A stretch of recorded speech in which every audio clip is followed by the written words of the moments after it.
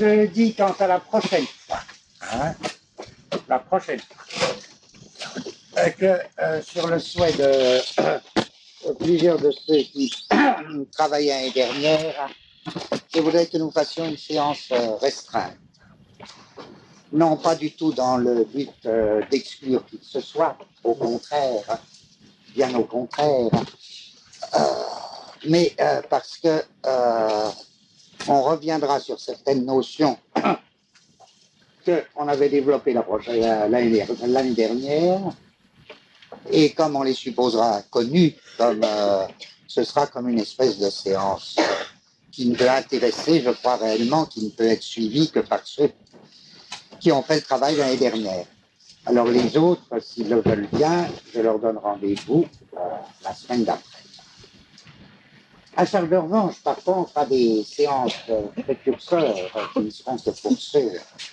Voilà. Ça ne sera pas comment. Bien.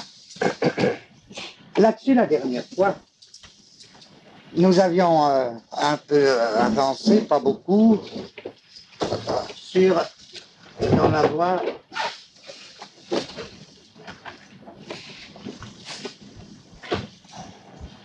d'un thème dont nous avions besoin, à savoir la possibilité de concevoir une coexistence dans un champ social, une coexistence et un empiètement de formations sociales très diverses.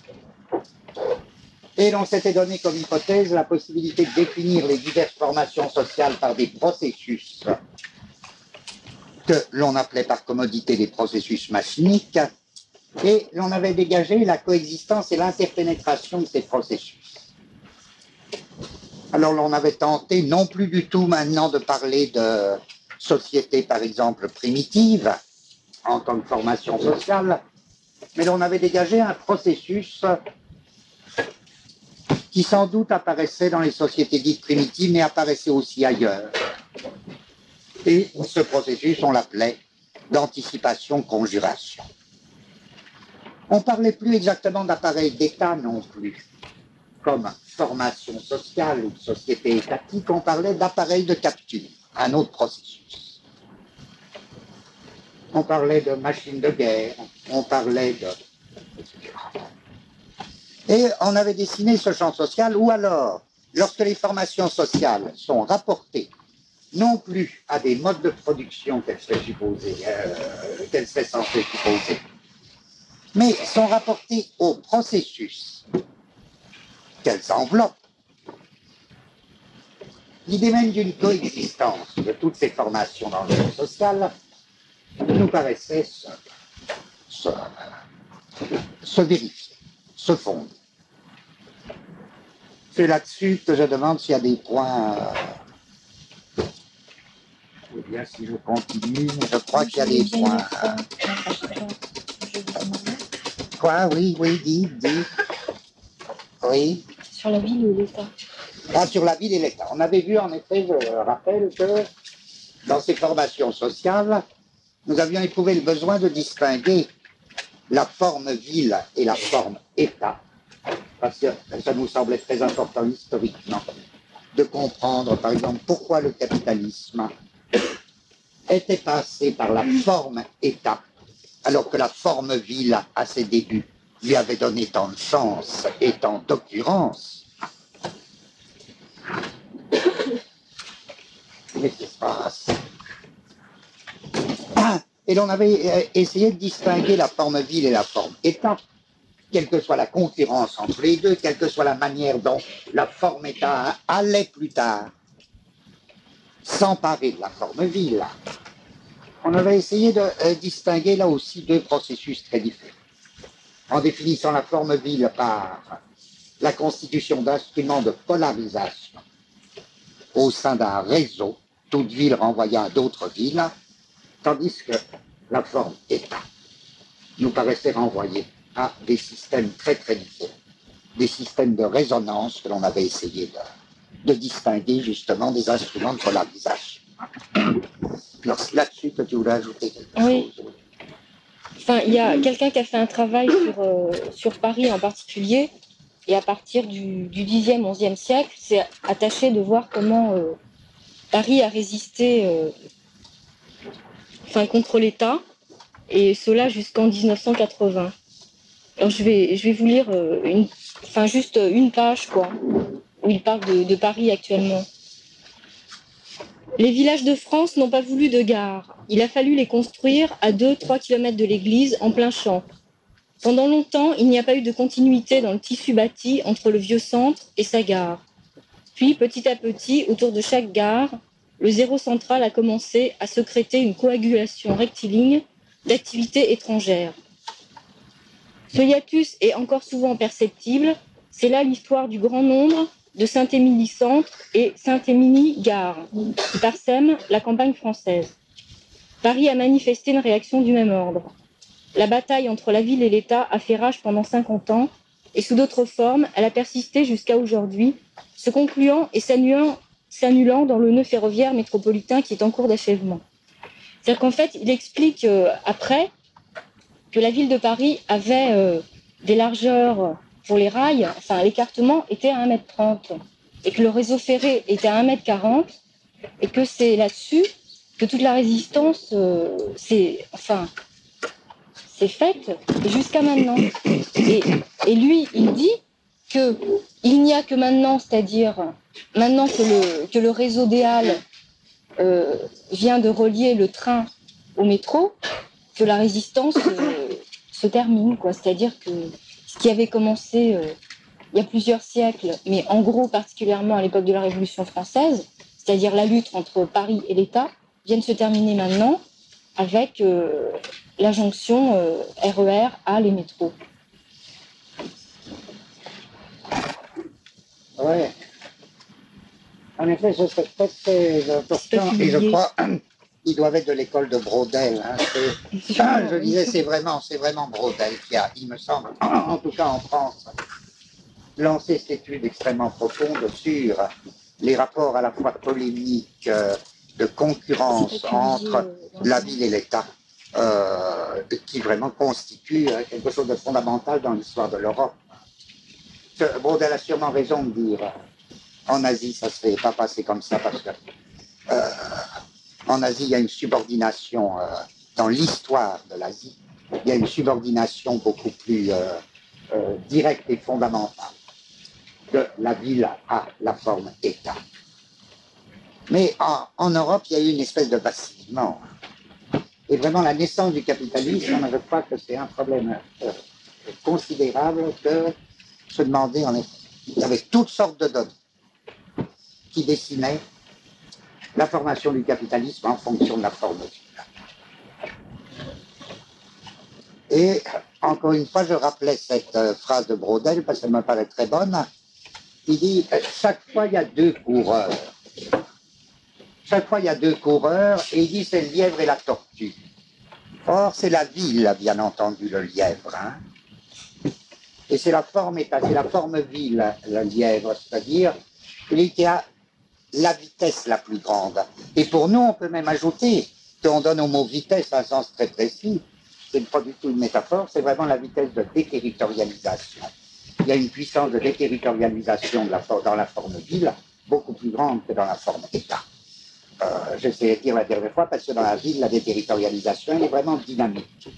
Tandis que la déterritorialisation d'État, elle est peut-être pas moindre, mais elle est statique. Or, on se dit, mais en effet, qu'est-ce qu'aurait été et comment se dessinait le capitalisme quand il est dans la mesure où il passe par la forme ville? Qu'est-ce qui fait qu'il a eu besoin de la forme État? Ou qu'est-ce qui fait qu'il a choisi la forme État? Ce sera très important pour nous d'essayer de préciser cette question. Là, je dis tout de suite une des hypothèses que je vois, qui me paraît une des plus importantes, je ne sais pas si je l'avais dite, c'est très lié à un thème voisin, que l'on rencontrera aussi, qu'on a rencontré l'année dernière, à savoir que, de toute manière, il y a nécessité, aussi bien pour la forme ville que pour la forme État, il y a nécessité de s'approprier, de capturer une machine de guerre. Or, pourquoi je dis ça? à ce moment-là, peut-être tout devient un tout petit peu plus clair. Il me semble que c'est une des raisons, je ne dis pas du tout la seule, mais à savoir que la forme ville n'est pas un bon instrument d'appropriation de la machine de guerre. C'est la forme État. Parce que c'est la forme État qui peut faire les investissements dans la guerre dite de matériel.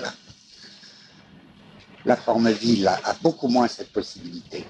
Une fois la forme ville, c'est pas qu'elle engendre pas et qu'elle s'approprie pas sa machine de guerre, mais elle a besoin essentiellement de guerre rapide. Elle a besoin de guerre rapide à base de mercenaires. Il est évident que la guerre, ou l'appropriation de la machine de guerre, s'est orientée vers de toute autre voie, à commencer par la construction nationale, du point de vue des hommes, par l'investissement matériel, du point de vue du capital. Et que c'est peut-être une des raisons principales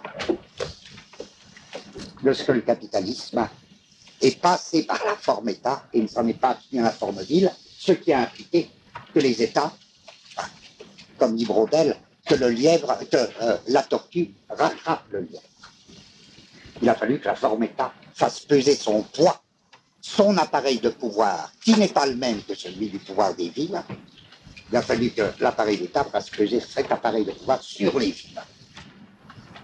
D'où en effet ce que confirme le texte que tu viens de lire, l'extraordinaire méfiance à la fois et des villes par rapport à la forme État et de la forme État par rapport aux villes. Oui, enfin, et qui est surtout lié à la circulation, justement. Oui, Enfin, oui, complètement, puisque les villes entendent que c'est des instruments de polarisation sur un réseau où la ville renvoie à une autre ville ou à d'autres villes. Elle est essentiellement pensée en termes d'entrée et de sortie. Essentiellement.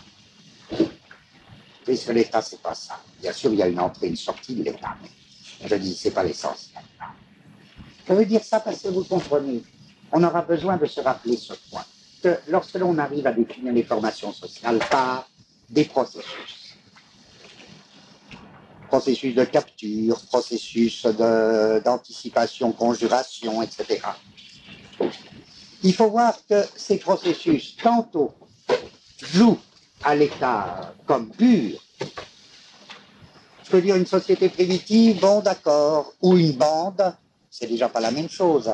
Mais ce sont des formations sociales où vraiment le processus d'anticipation, le mécanisme d'anticipation, conjuration, l'emporte sur tous les autres.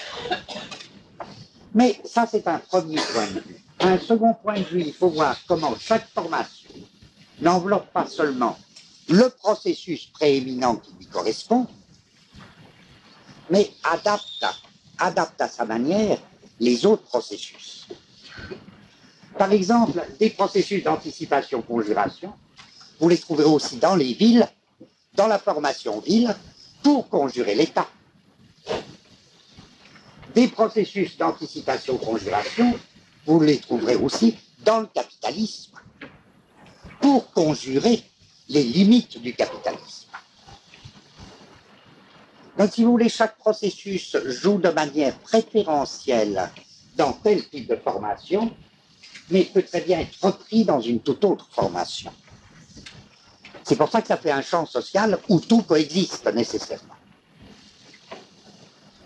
C'est bon. Bon. Alors on continue. Une question, Laurent, la semaine dernière. Ouais. Quand on parlait de dernier mot, de dernier vers, de dernier amour. Ouais. Dernier agencement chez Beckett. Dernier agencement chez Beckett. Oh, oui, pourquoi pas. Mais on va voir où on pourrait mettre le dernier chez Beckett. Oui, il y a un dernier amour qu'il appelle bizarrement premier amour, oui. Il y a tout ça, oui. Oh. Puis chez Laurence, quand on est une fois, il faut même que tu me départes de l'amour. Ah oui, ça c'est tout simple. Oui, ce qu'il veut dire, c'est pas tout simple.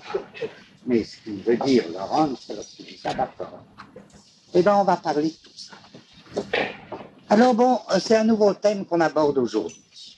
Je vous demande juste de sentir que ces thèmes sont très à la suite les uns des autres. Là, on se trouve dans la situation suivante. On se dit que notre tâche, aujourd'hui, ça devrait être de construire un modèle même très abstrait. Un modèle abstrait qu'on pourrait appeler modèle de l'échange primitif.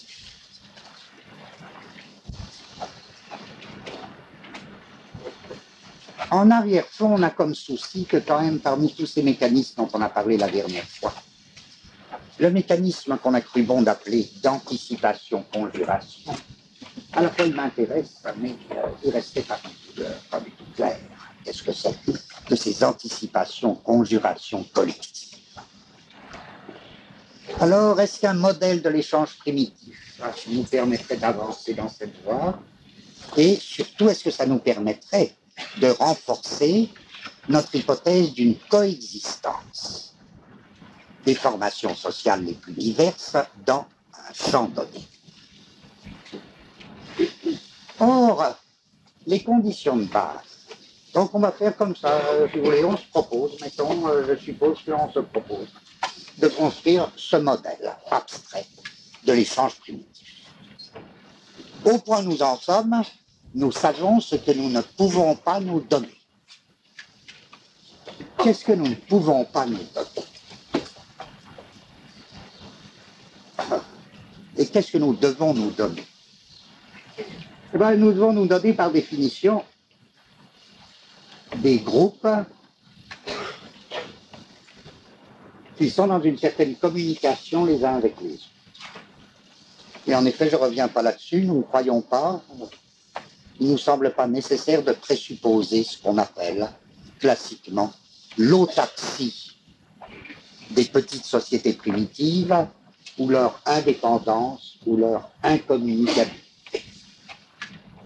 On suppose que des groupes primitifs peuvent être tout à fait en rapport les uns avec les autres, bien plus. Je suppose que c'est inévitable. C'est inévitable parce que les formations primitives coexistent déjà avec des États, avec des appareils d'empire. Que ces appareils d'empire impliquent et mettent les groupes primitifs en communication les uns avec les autres. Donc on a toute raison de penser qu'il y a des formules d'échange primitifs et pas des groupes indépendants. Bien plus, je me dis, il y a communication entre groupes étrangers dès qu'il n'y a même pas écriture. L'écriture, ça renverra à l'appareil d'État, à l'appareil empire. Mais dès qu'il y a parole, dès qu'il y a langage, quelque chose nous fait pressentir que finalement, le langage, j'entends y compris le langage oral, c'est pas du tout fait simplement pour ceux qui parlent la même langue. Je dirais même plus, le langage, il n'existe que dans la mesure où il y a déjà des contacts entre des gens qui ne parlent pas la même langue. Je veux dire, le langage est inséparable d'une fonction de traduction des langues et non pas d'une fonction de communication à l'intérieur d'une seule et même langue. Enfin, tout ça, on se donne ce minimum. Groupes primitifs en rapport les uns avec les autres. Mais il y a des choses qu'on ne peut pas se donner. C'est quoi? Si nous supposons qu'il y a des échanges primitifs, nous ne pouvons pas nous donner, premièrement, la préexistence d'un stock. Je dis les conditions du problème pour moi. Je n'avais aucun inconvénient à ce que parmi vous, il y en a qui disent « Ah ben non, le problème pour moi, il se pose autrement. » Je dis comment il se pose. Je ne peux pas me donner la préexistence d'un stock pour une raison très simple, c'est qu'on a vu les dernières fois, je reviens pas là-dessus, que loin que le stock présuppose un surplus, c'était le stock qui était constitutif du surplus et le stock était un acte de l'appareil d'État. Donc, si je cherche une formule des échanges primitifs qui coexistent, entendons-nous bien, coexistent avec des appareils d'État, mais qui ne constituent pas des appareils d'État, puisqu'ils vont à la fois anticiper et conjurer, vous vous rappelez, les appareils d'État, je ne peux pas supposer que l'échange primitif implique un stock. Je peux tout au plus dire qu'il implique une élasticité de l'offre et de la demande. Ça me suffit. Oui. Il y a une certaine élasticité de l'offre et de la demande, c'est-à-dire que tantôt ils mangent plus, ils mangent moins. Bon, donc ils peuvent échanger de la nourriture, etc. Mais je réclame aucun stock préalable, je réclame juste des données dites, j'emploie là un terme d'économie politique courant, d'élasticité d'offre et de demande. Donc, l'échange primitif, je dis, impossible de se donner un stock pour l'échange. Deuxième chose, impossible de se donner un équilibre ou un équivalent monétaire ou d'un autre type. Pour la même raison. Encore une fois, ces formations primitives coexistent avec l'appareil d'État, mais impliquent d'autres processus. Or, on a vu que non moins que le stock était un acte de l'appareil d'État. Le marché, la monnaie, sont des actes de l'appareil d'État. Et en ce sens, on a déjà mis en question, sans encore le justifier suffisamment, on a mis en question l'idée que la monnaie puisse trouver une origine dans le commerce, c'est-à-dire dans des formes d'échange généralisées, pour dire non, de toute manière, s'il y a une origine de la monnaie, c'est du côté de l'impôt, c'est-à-dire d'un acte fondamental de l'État qu'il faut la chercher. Donc, pas moyen de se donner équilibre, équivalent ou existence d'un marché. Enfin, troisièmement, pas question non plus de se donner l'hypothèse d'une intervention dans l'échange primitif d'un travail ou d'un temps de travail. Un travail nécessaire ou d'un temps de travail socialement nécessaire à la production des objets échangés. Pourquoi? Parce que là aussi, l'année dernière, on l'avait déjà développé, mais on aura retrouvé sous un autre aspect cette idée. Pour une raison très simple, c'est que ces formations dites primitives ne fonctionnent pas sur le régime du travail, qui est un régime d'activité très spécial. L'année dernière, on avait essayé de préciser, on avait trouvé, faute de mieux, la formule de action continue ou activité à variation continue que l'on opposait à l'activité du type travail. Mais en effet, il nous semblait, et il faudra mieux l'expliquer peut-être aujourd'hui, il nous semblait que de toute manière, le travail n'était pas une activité naturellement déterminée, mais était une détermination très particulière de l'activité, un modèle auquel on soumettait l'activité, et ce on nous paraissait une fois de plus l'appareil d'État. À savoir, c'est l'appareil d'État qui soumet l'activité au modèle travail. Donc, pas question d'invoquer un temps de travail qui servirait de critères de comparaison possible entre échanges, entre objets échangés au niveau d'un échange distributif. Donc, vous voyez, je continue mon hypothèse tout à fait abstraite.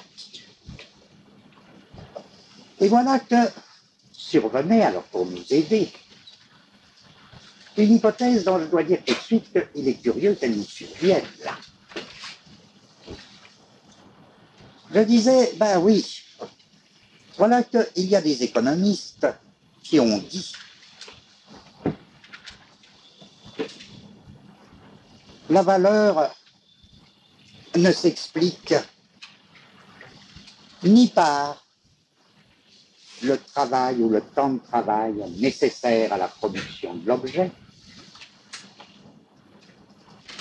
ni par l'utilité de l'objet. Vous voyez ? Donc, il s'oppose et à la valeur utilité et à la valeur travail. Et il dit cette formule mystérieuse, la valeur se réfère à l'utilité du dernier objet. Alors, je dis tout de suite, ce qui est curieux, c'est que cette thèse, le dernier objet étant l'objet marginal, est bien connue sous le nom en économie politique de marginalisme ou néoclassicisme. Et que cette théorie a eu et conserve encore une importance fondamentale. Je dis qu'elle a été évidemment élaborée pour rendre compte du capitalisme et du marché capitaliste. Mais les théories ont des aventures, comme tout. Ce ne serait pas invraisemblable que, par exemple, une théorie inventée pour tel secteur, pour rendre compte de certains phénomènes du marché capitaliste, notamment de l'équilibre des prix en régime capitaliste, se retourne et se découvre avoir un champ d'application dans les formations non capitalistes. Donc on peut toujours se poser cette question, est-ce que l'objet marginal, l'idée du dernier objet, est-ce que ça ne trouverait pas une application très curieuse dans des formations dites primitives, hein? Est-ce que ça ne va pas nous aider, c'est ma question, dans notre hypothèse? Je cite un texte d'un manuel, pas du tout d'un grand économiste, d'un manuel qui expose le marginalisme. Je lis lentement.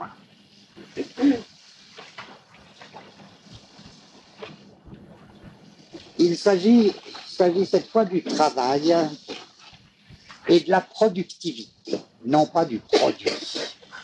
Il s'agit de la productivité du travail et du travailleur.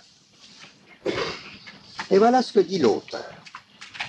Soit un éleveur de moutons, voyez, tout simple, il faut que l'exemple soit très clair. Soit un éleveur de moutons qui se demande si son personnel de pâtre est suffisant. Il peut s'apercevoir que s'il louait un pâtre de plus, sans faire par ailleurs aucun changement dans son outillage ou dans ses constructions, il met ça entre parenthèses, je le souligne pour l'avenir, pour mon avenir. Voyez bien les conditions. Vous avez l'entrepreneur éleveur, qui se dit, est-ce que j'ai assez de pâtre? Voilà la question. Et il se dit, peut-être que je pourrais louer, c'est-à-dire salarier, un pâtre de plus, sans faire aucun changement dans mon outillage, ni dans mes constructions. Il faudrait ajouter, ni dans mes terres.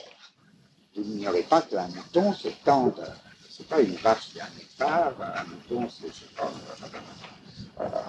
c'est la surface de terre est aussi censée rester la même. Donc, sans faire aucun changement, est-ce qu'il peut prendre un pâtre de plus? C'est une question que il faut se mettre pour comprendre. Tout souvent, on aura à dire plus tard sur le capitalisme. Il faut toujours se mettre aussi à la place d'un patron. Alors, voilà le patron de mouton. Hein. Est-ce que j'engage quelqu'un de plus? Une fois dit qu'il ne s'agit de rien changer dans son entreprise. Sentez que déjà, on a quelque chose. Je voudrais aller très lentement aujourd'hui et que vous me suiviez très bien. Commence à se dessiner une notion de seuil. Tous les patrons connaissent ça. Tous les patrons disent ça. Il y a même une règle fameuse qui est quelque chose comme la règle des 50. Il y a toujours un seuil dans une entreprise.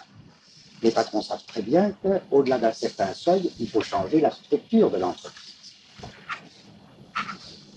Par exemple, il y a un seuil à partir duquel, si vous engagez une personne de plus, vous avez sur le dos, en tant que patron, un comité d'entreprise. Vous me direz, c'est pas grave. C'est pas grave. Oui, non. Bon, il y a aussi des seuils où la comptabilité ne peut plus être faite de la même manière. Il faut que vous changiez, je dirais. Il y a des seuils au-delà desquels l'agencement tout entier doit changer. Voyez donc que mon patron de mouton, là, il est en train de se dire, est-ce que je peux engager un berger de plus sans changer mon agencement? C'est-à-dire sans augmenter ma propriété, sans changer les constructions, etc. Vous voyez le problème? Je continue. Il peut s'apercevoir que s'il louait un pâtre de plus sans faire par ailleurs aucun changement, le troupeau serait mieux soigné. Le nombre des agneaux en pourrait être augmenté. Et l'on serait en mesure, c'est-à-dire lui, il serait en mesure d'envoyer ainsi au marché 20 moutons de plus chaque année. Supposons qu'il s'aperçoit de ça. Sans changer l'agencement de mon entreprise, si j'engage un type de plus, je peux avoir 20 petits agneaux de plus à envoyer au marché. Voyez, hein, vous me suivez. Si vous ne comprenez pas, vous ne comprendrez pas les autres. Je ne sais pas. Jusque-là, ça va. Le produit net du travail de ce pâtre supplémentaire sera donc en quantité de 20 moutons. Or, hein, puisqu'avec le pâtre supplémentaire, le type, sans rien changer, peut faire 20 petits moutons de plus, le produit net du travail de ce pâtre sera donc en quantité de 20 moutons. Et en valeur, du prix que ces 20 moutons vaudront au marché. Tout ça est limpide. Si l'éleveur peut embaucher le pâtre supplémentaire pour un salaire tant soit peu inférieur, c'est-à-dire tant soit peu inférieur au prix des 20 moutons, prix des 20 moutons moins X. Si l'éleveur peut embaucher le pâtre supplémentaire pour un salaire tant soit peu inférieur au prix des 20 moutons, il le fera. Sinon, il s'abstiendra de l'engager. C'est les règles de base d'une entreprise. Ce berger que l'on est sur le point d'embaucher, ça commence, le texte commence à devenir intéressant. Là, le patron, c'est dans sa tête, il évalue. Est-ce que je peux engager un type? Est-ce que ça va est-ce qu'il va me rapporter 20 moutons? Est-ce que je peux le payer un peu moins ou beaucoup moins que le prix des 20 moutons au tarif du marché? Ce berger que l'on est sur le point d'embauche, c'est le berger marginal. C'est le berger limite. Voyez pourquoi il est marginal ou limite? Parce que si ce dernier berger est engagé, et si l'on engageait encore un autre berger après ce dernier, à ce moment-là, il faudrait que l'agencement change. C'est pour ça que la parenthèse est essentielle. C'est le berger limite compte tenu de l'agencement considéré. Le type, il peut toujours engager encore d'autres bergers. À ce moment-là, lui, il faudra de nouvelles terres, de nouvelles constructions. Il faudra qu'il change la nature de son agencement d'exploitation, la nature de l'entreprise. Comprenez, donc là, on en est à un dernier berger au sens de le dernier avant que l'agencement ne soit forcé de changer. Le dernier avant que l'agencement ne soit forcé de changer. C'est ce qu'on appellera le marginal, ou l'objet limite, ou le personnage limite.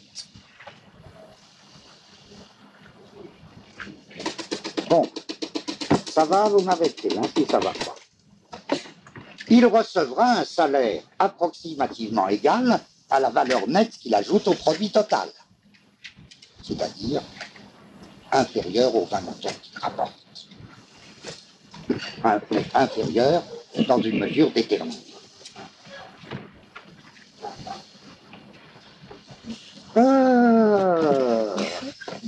Voilà. Mais, si nous supposons que tous les bergers de l'entreprise, celui-là, le berger marginal, c'est une belle notion, le berger marginal. C'est curieux, ça. Bon, alors, ça doit déjà, vous sentez qu'on va en venir, qu'on va en revenir à nos problèmes que j'invoquais la dernière fois, plus concrets, là, le café, le dernier verre, mais je me dis l'ouvrier de la dernière heure. Il faudra aller voir, faudra retourner dans cette parabole-là de l'ouvrier de la dernière heure et voir si, non pas du tout si c'est du marginalisme, c'est pas comme ça qu'on travaille, mais s'il y a moyen de faire pas du tout une assimilation entre un texte du Nouveau Testament et un texte de l'économie politique, ça aurait aucun intérêt. Mais si on ne peut pas sauter de l'un à l'autre, faire des ruptures qui vont enrichir cette notion de dernier. Mais enfin, voilà. Si nous supposons que tous les bergers de l'entreprise, celui-là, et ceux qui avaient été engagés précédemment, c'est-à-dire toute la série toute la série des pâtres engagés successivement, jusqu'au pâtre marginal. Si nous supposons que tous les bergers de l'entreprise, celui-là et ceux qui avaient été engagés précédemment, sont interchangeables, c'est-à-dire si on ne se donne pas l'hypothèse d'un berger génie. S'ils sont interchangeables, nous devons penser que tous toucheront nécessairement le même salaire. Et ce qui veut dire, si vous avez compris cette phrase, tous toucheront nécessairement le même salaire. C'est formidable. Il est en train de nous dire, et de quel droit est-ce qu'il peut nous dire ça? Il nous dit, le salaire des bergers précédemment engagés dépend de l'évaluation du salaire du berger marginal. Alors vous me direz, mais le berger marginal, il n'est pas encore engagé. Évidemment, il n'est pas encore engagé. Sur toute la série est déterminée par l'évaluation par l'entrepreneur du salaire du berger marginal. Et le salaire des pâtres des bergers précédents, sur toute la série, va être déterminé par le salaire du dernier des bergers possible. Encore une fois, comment est-ce que je peux dire dernier objet possible, je peux le dire puisque j'appelle le dernier objet possible, non, le dernier berger possible, le dernier berger, avant que l'agencement ne soit forcé de changer. Un berger de plus, outre le dernier berger, l'agencement n'est plus possible. Il faut un autre agencement. Donc, c'est l'évaluation du salaire du berger marginal qui détermine le salaire de tous les bergers existants. Vous saisissez? Bon. C'est pas étonnant que ce soit des Anglais qui ont essayé. C'est très rigolo. Et donc, cet auteur qui fait de résumé des thèses marginalistes peut conclure, c'est ça qui m'intéresse, la productivité de l'ouvrier marginal, à savoir son pouvoir sur 20 petits moutons. La productivité de l'ouvrier marginal détermine ainsi non seulement le salaire de cet ouvrier marginal, c'est tout simple, mais celui de tous les autres. Bon. Là, on a pris le problème de la productivité et du salaire. Et il ajoute entre parenthèses, de même que lorsqu'il s'agissait de marchandises, et sans doute au niveau de la marchandise, c'est encore plus clair, j'ai donc pris un cas plus difficile, donc si vous le comprenez, vous comprenez à plus forte raison pour la marchandise. De même que lorsqu'il s'agissait de marchandises, l'utilité du dernier seau d'eau, ou du dernier sac de blé commandait la valeur, non seulement de ce seau ou de ce sac, mais de tous les autres seaux ou de tous les autres sacs composant le stock. Nous barrons le dernier bout composant le stock ici, puisqu'il ne convient pas, ça ne change rien. La valeur de tous les seaux d'eau et de tous les sacs de blé est déterminée par l'objet marginal, c'est-à-dire par la valeur déterminante du dernier seau d'eau et du dernier sac de blé. Vous me direz, dans ce cas-là, on comprenait vaguement ce que c'était que le dernier dans le cas du pâtre, mais on ne comprend plus peut-être dans le cas du seau d'eau.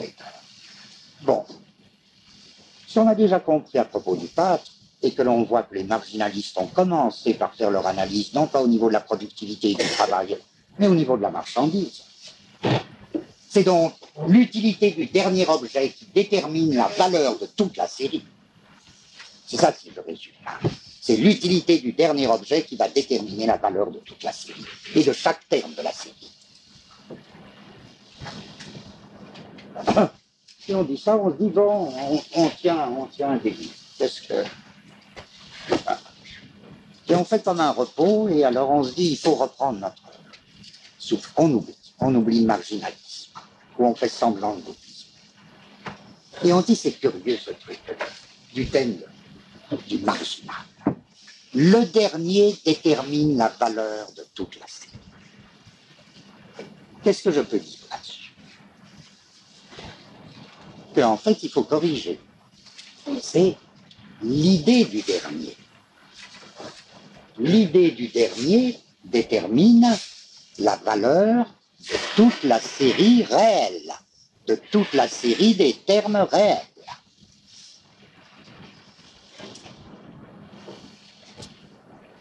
Pourquoi? Parce qu'on l'a très bien vu, et là c'était très clair dans l'exemple du pâtre. C'est pas au moment où le dernier pâtre, le pâtre marginal, est effectivement engagé, qu'il va devenir déterminant du salaire. C'est le salaire de tous les pâtres précédents réellement engagés qui est déterminé par l'idée de la productivité du pâtre marginal, c'est-à-dire du dernier pâtre engageable sans que l'agencement change. En d'autres termes, voilà déjà quelque chose qui m'importe énormément. C'est, je formulerai alors plus précisément mon hypothèse.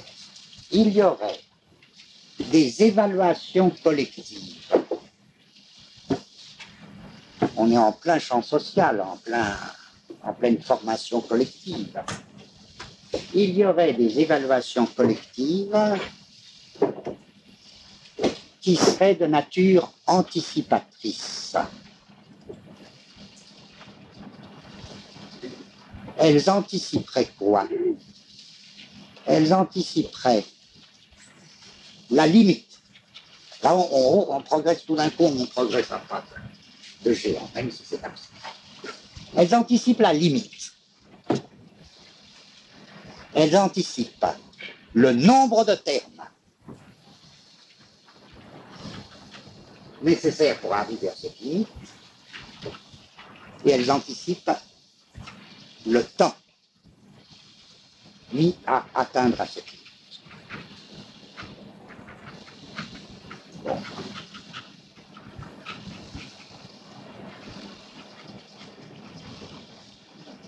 Pourquoi est-ce que cette évaluation collective est anticipante? Après tout, c'est un sujet philosophique qui nous importe, enfin même du point de vue de l'histoire de la philosophie. Je cite pour mémoire un très beau texte de Kant, que certains d'entre vous connaissent, sur les anticipations de la perception. Et dans ce texte, Kant essaie de montrer que la perception a une structure telle qu'elle comporte au moins, elle qui est tout entière liée à l'expérience. On ne perçoit que quelque chose qui est donné dans l'expérience, sinon on conçoit, on ne perçoit pas. Et bien qu'il y a pourtant une donnée que Kant appelle a priori, c'est-à-dire indépendante de l'expérience, qui intervient dans la perception. Une seule. Et c'est cette donnée qui constitue l'anticipation de la perception. Et cette donnée, c'est que, quelle qu'elle soit la perception, a nécessairement une quantité, une grandeur intensive. Bon. Je dis, peut-être qu'on rencontre un tout autre niveau, mais peut-être que là aussi le croisement se fera entre ce problème de l'anticipation dans le jugement, et là on tient vraiment sous un tout autre aspect, on tient un problème de l'anticipation dans l'évaluation collective. Et l'on dit l'évaluation collective, c'est, et on appellera, on la quitte à dire ensuite, ah non, on s'est trompé, ça n'était qu'un cas, il y a d'autres évaluations collectives. Et pour le moment, je peux déjà dire, j'appellerai l'évaluation collective une évaluation qui porte sur l'idée d'un dernier objet, de l'objet marginal. Et par là même, sur le nombre des termes de la série pour arriver à ce dernier objet et le temps nécessaire pour y arriver. Vous voyez, pourquoi ça m'intéresse? Ça m'intéresse énormément, puisque les autres années, j'y trouverais comme une confirmation, mais à laquelle les autres années je ne pouvais pas penser. Puisque, les autres années, on n'a pas cessé, par exemple, de tourner autour de la notion d'agencement, hein, très souvent. Et j'essayais de dire, l'agencement, un agencement, ce qui me paraît meilleur que la notion de comportement, finalement, on agence, on ne se comporte pas. Eh bien, c'est très différent comme notion en même temps. Eh ben, j'essaie de dire, un agencement, ça a toujours deux faces. Ça a comme, en très gros, ça a une face, et ces deux faces, l'une ne dépend pas de l'autre. Elles sont en présupposition réciproque. Il y a tout agencement a un aspect physique, ou même il faudrait dire, pour durcir le mot, physicaliste, et il a un aspect sémiotique ou sémiologique. C'est-à-dire, il est à la fois agencement machinique et agencement d'énonciation. Pourquoi que je fais cette parenthèse? Parce que là, j'ai une vraie... Et ces deux aspects ne sont pas du tout symétriques. Ils ne se correspondent pas du tout terme à terme. Dans tout agencement, vous trouverez un système de formulation et d'énoncé. Et vous trouverez un système de choses et de mélange de choses. Or là, dans l'agencement primitif, dont je m'occupe en soi, qu'est-ce que je trouve? Je trouve bien l'aspect, comment dire, chose, physique, physicale, à savoir la série des hommes, des êtres ou des objets.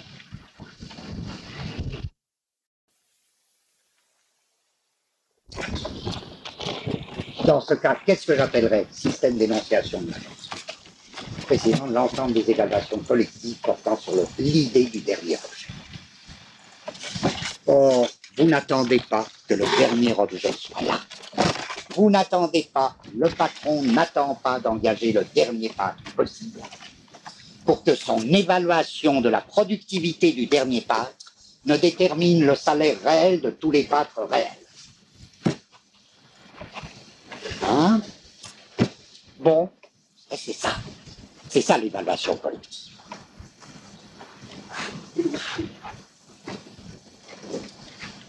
Or, là, je touche bien un problème. Quel problème je touche? Parce que, par rapport au schéma de la théorie de la valeur travail, ça va devenir plus concret. Il faut me supporter. Par rapport à la théorie de la valeur travail, remarquez qu'il y a bien un problème commun auquel l'économie politique, et c'est même ce qui la rend, à mon avis, intéressant du point de vue d'une théorie des énoncés, une théorie de l'énonciation, l'économie politique, fatalement, rencontre ce problème, quelle que soit sa conception de la valeur.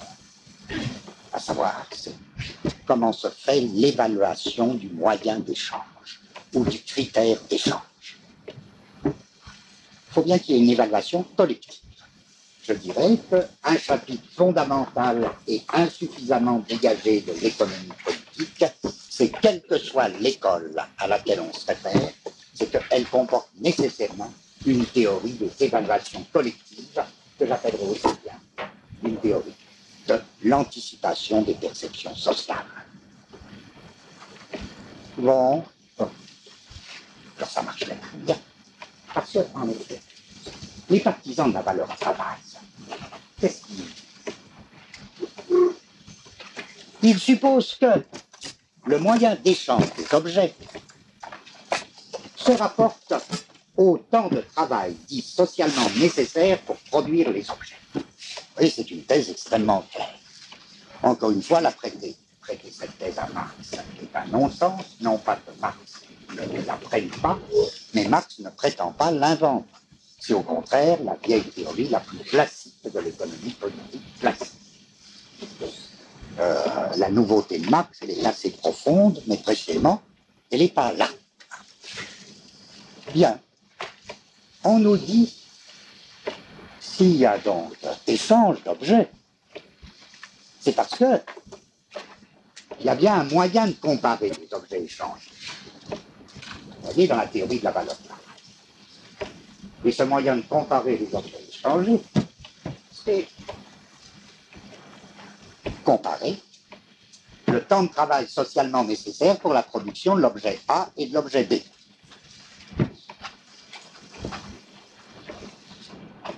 Je suppose que l'objet A prenne le double du temps, il vaudra 2 objets B. Bon, tout simple. Vous voyez que la théorie de la valeur travail implique quand même, on ne suppose pas que ces sociétés, par exemple des systèmes, ni même un état du travail, qui soit un travail mécanisé. Or, si on ne suppose pas une mécanisation, une quantification dite scientifique, pseudo-scientifique du travail, le temps de travail socialement nécessaire implique et renvoie immédiatement à une évaluation collective et du travailleur et de l'entrepreneur et de la collectivité elle-même. Ah oui, ça prend. Tu emploies avec une hache en acier, ils vont pas faire des mesures quand même.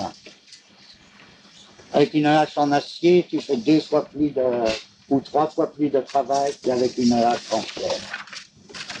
C'est une évaluation collective qui porte sur le temps de travail. Ça suppose le régime travail. Bon.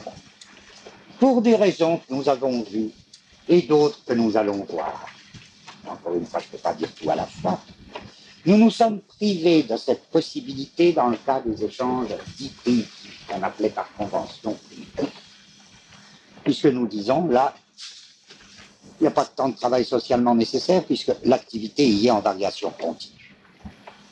Donc, il n'y a absolument rien qui corresponde au temps de travail. Pourtant, là, je cite pour mémoire, pour que, par souci de... Bien sûr, je sais qu'il y a certains ethnologues qui ont tenté d'appliquer des critères, même très quantitatifs, de temps de travail aux sociétés primitives.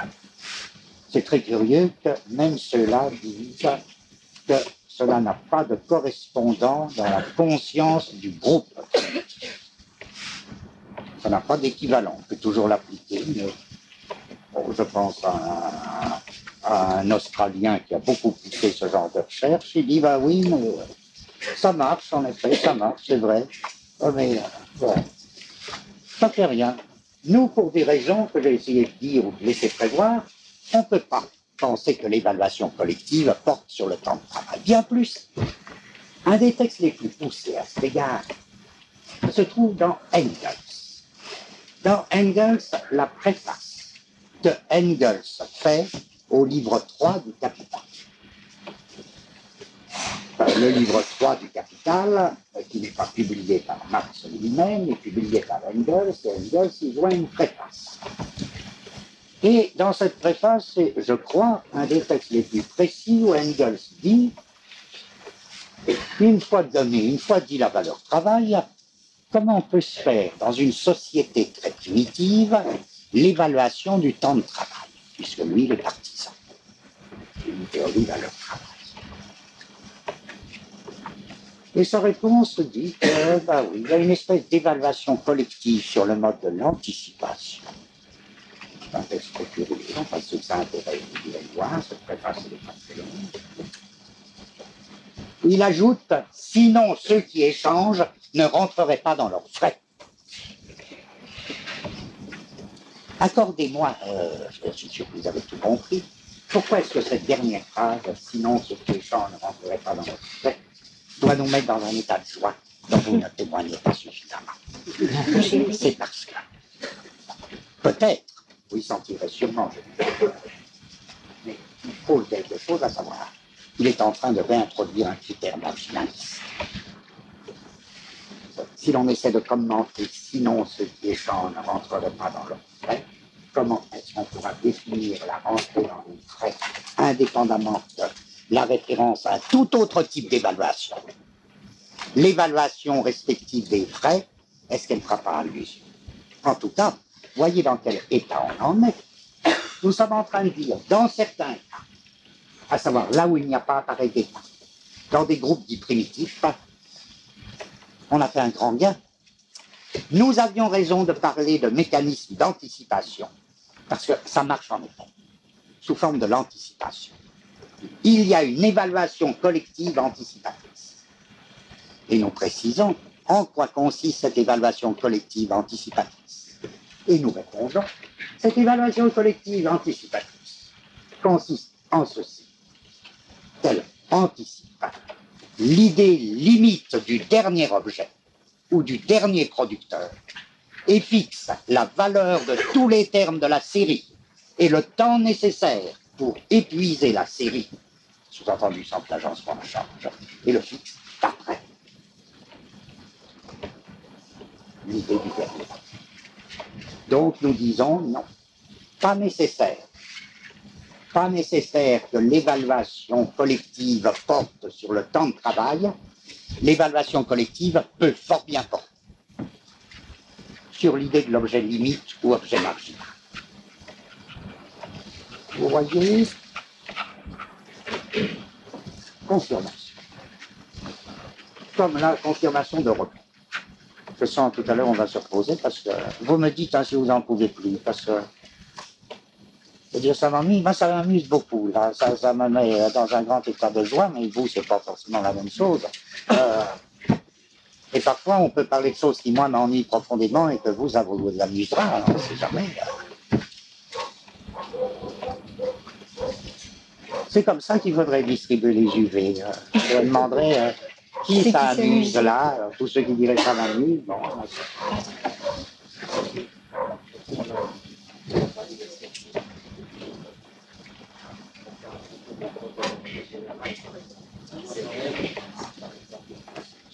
chaque année, fait un bilan, on fait des ratios déterminés gratuitement de ce qui s'appelle seuil, c'est-à-dire accélérer la croissance sans changer la structure. C'est ça, bien sûr. La question du temps, c'est ça. Je résumerai la ce qu'il y a. comptabilité analytique, qui est connectée industrielle, Tout à fait. Les bilans, ils sont complètement... Oui, ils remarquent qu'en effet, dans toute entreprise, précisément ce qu'on appelle les opérations de comptabilité, et notamment l'exercice du bilan, la confection du bilan, fait appel précisément à tout ce système qui implique, et qui se fait toujours en fonction d'un seuil, au-delà duquel toute l'entreprise devrait changer de structure. Notamment la masse salariale, je suppose, ce qu'on appelle une masse salariale, etc. Je crois qu'il y a ici quelqu'un qui serait beaucoup plus savant que moi, on ne peut pas beaucoup parler de cette... Ce qui est important, c'est qu'est-ce que le salariat au temps, par exemple. Dans la comptabilité générale, pour un salarié, pour accélérer la croissance sans augmenter les frais. Oui, bien sûr. Sans changer, c'est pas tellement sans augmenter les frais, c'est pire qu'augmenter les frais. Ça, dans la comptabilité analytique, c'est le temps, c'est-à-dire l'analyse. Par exemple, l'analyse va déterminer que l'ouvrier travaille que 7 heures, alors qu'il peut travailler 8h40. Tu as raison, tu as d'autant plus raison que l'importance, en effet, là, de cette comptabilité fait intervenir, en effet, le facteur durée. Il y a le facteur nombre d'éléments de la série. Ce qu'on est en train de faire, c'est une théorie de ce qu'on pourrait appeler les groupes cercales. Mais on appellerait ça précisément en empruntant le mot à Sartre, mais en lui donnant un sens complètement différent. C'est des groupes sériels et des opérations sérielles. Il faut intervenir nombre de termes de la série, objet limite, idée de l'objet limite et temps mis à. Et en effet, il a raison d'insister sur le facteur temporel dans la comptabilité. Au fond, on imaginerait une thèse, l'idée de temps dans la comptabilité. Ah oui, ce serait une belle thèse. Oui, hein, je crois, non, certainement. Mais enfin, ceux qui auraient tort à parler l'a dit. Mais ça, c'est vrai. Tu as fait de la comptabilité? Tu sais ce que tu vas faire, hein? Bah, quoi, c'est... Tu serais prêt là? Ouais. Tu serais prêt tout de suite? Ça va être formidable. Je vais continuer mes exemples concrets. Si tu veux même aller à côté, réfléchir un tout petit peu, comment juste nous expliquer, parce que là ça m'intéressait beaucoup, vous expliquer dans un quart d'heure, j'irai te chercher. Tu vas pas, nous expliquer justement le facteur temps dans la comptabilité analytique, dans une comptabilité d'entreprise. Tu pourrais? Tu peux? Alors, tout de suite, ça serait mieux comme ça à mon avis, c'est là. C'est là. Alors justement, ou bien tu te bouches les oreilles, hein, tu n'écoutes plus, tu réfléchis, ou bien tu t'en vas. Juste pour te donner le temps, merveille. Alors, on oublie ça, hein, parce que c'est quand même un peu... Je dis, il y a un second point. Voilà, mon premier point, c'était, vous voyez, cette évaluation collective qui est dès le début. Ah si, je précise, parce que il y a, pour ceux qui voudraient pousser ça dans un sens philosophique, vous voyez qu'un tel c'est bien, hein, on a un sens comptable grâce à lui. Moi, je pense bien un sens philosophique. Il faudrait reprendre ceux qui ont connaissent Kant, le texte de Kant, à mon avis, sont complètement pas plus, c'est pas son anticipation. En fait, s'il y a une quantité intensive de la perception, c'est parce que la perception sociale est fondamentalement sérielle et travaille en fonction de l'objet limite. Mais c'est donc pour une autre raison que c'est pourquoi. Non, il ne faut pas dire ça, Kant ne se trompe jamais, la vie et tout ça, il tout ça. Alors, comprenez-moi ce que je voulais dire. Oui, il y a tout le marginalisme a une théorie complètement folle, puisqu'ils sont tous fous, voilà, tous complètement folle sur précisément la théorie de l'évaluation et du tâtonnement. Et vous voyez qu'en un sens, si on aime ça, c'est bien très rigolo, puisque là, l'opposition entre les partisans de la valeur travail et les marginalistes prend un sens très très concret. Ils sont tous les deux d'accord, encore une fois, pour dire il y a nécessité. Rien ne se ferait dans le champ social, ni productivité, ni échange des produits, s'il n'y avait pas des mécanismes anticipateurs d'évaluation collective.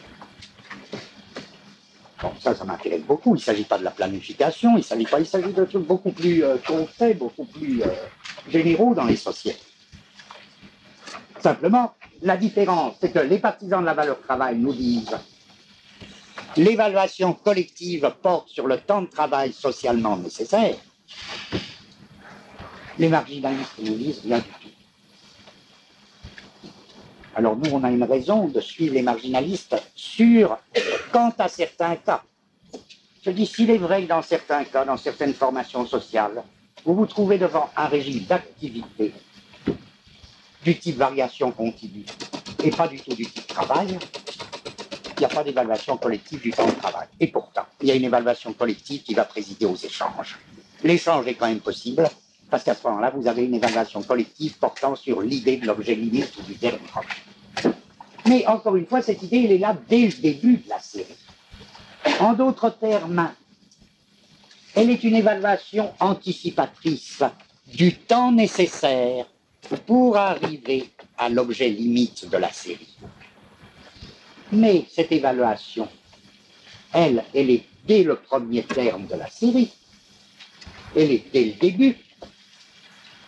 En d'autres termes, elle est beaucoup plus rapide que le temps nécessaire pour arriver au dernier terme de la série. Bien plus, elle est nécessairement plus rapide que le temps nécessaire pour passer du terme 1 au terme 2 de la série.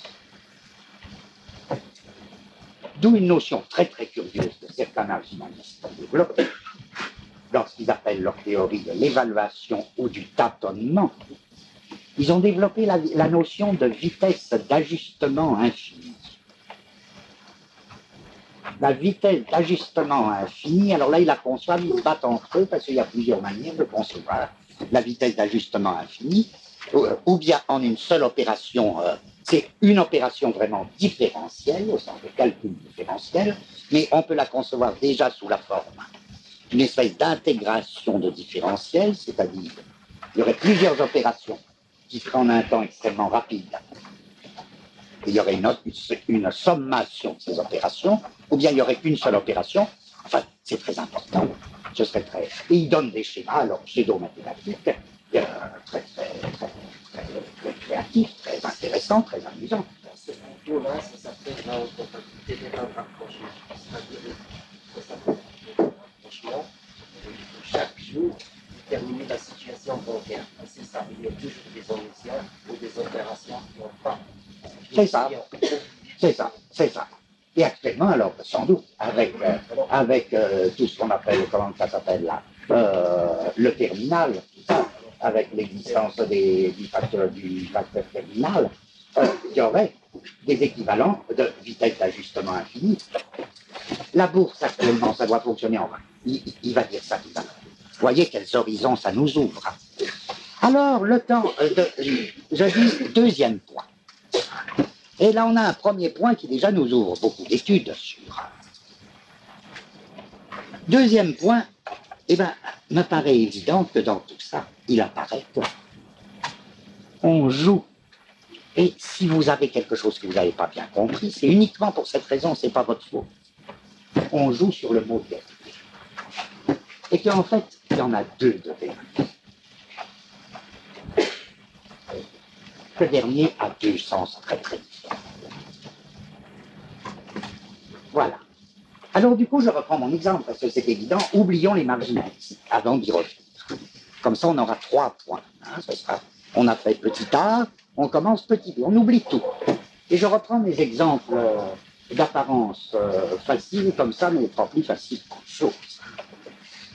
Je veux dire, je disais, prenons à la lettre le mot dernier, qu'est-ce que c'est le dernier verre? Au café, c'est un agencement. Agencement, les hommes au café. Midi moins 25. Midi moins 25 déjà. Et ben, les hommes au café, c'est un agencement. Ou bien je disais une scène de ménage, à première vue ça paraît comme ça un événement. Non, c'est un agencement à voir la manière dont, dans certains ménages, elle se répète et elle remplit une fonction sociale très précise. On fait sa scène. Hein. Si on n'a pas fait sa scène, ça ne va pas. Donc, je dis à ce moment-là, c'est même plus une habitude, quoi. C'est vraiment un agencement fonctionnel. Je m'en tiens à ces deux exemples, on peut les multiplier. Ou bien, je cite pour mémoire, parce que j'en aurai très besoin plus tard, la dernière violence. Bon, j'ai le dernier vers dans l'agencement café. Vous voyez, je cherche les exemples, mais vous, il faudrait en trouver d'autres, mais dans d'autres domaines. Le dernier vers dans l'agencement café, le dernier mot dans la scène de ménage, Guise de terre à la pelote dans un jeu, oui. Là, c'est un cas très complexe, oui, oui. Et puis, la dernière violence, qu'on laisse de côté parce que c'est plus tard qu'on en aura besoin. Eh ben, je dis tout de suite qu'est-ce qui se passe. Lorsque les hommes sont calmes, j'essaie de raconter l'histoire courante, une histoire courante. Ils sont au café. Chacun, il demande un verre. Hein. Ils sont 4. Hein, mais... Non, non.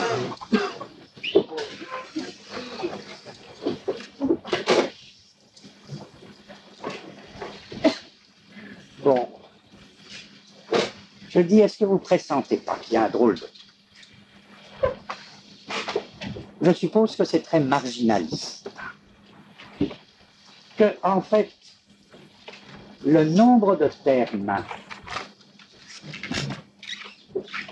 c'est-à-dire le nombre de vers, et la durée pendant laquelle il reste au café, bien sûr, est soumise à toutes sortes de facteurs. Nécessité de rentrer à la maison pas trop tard.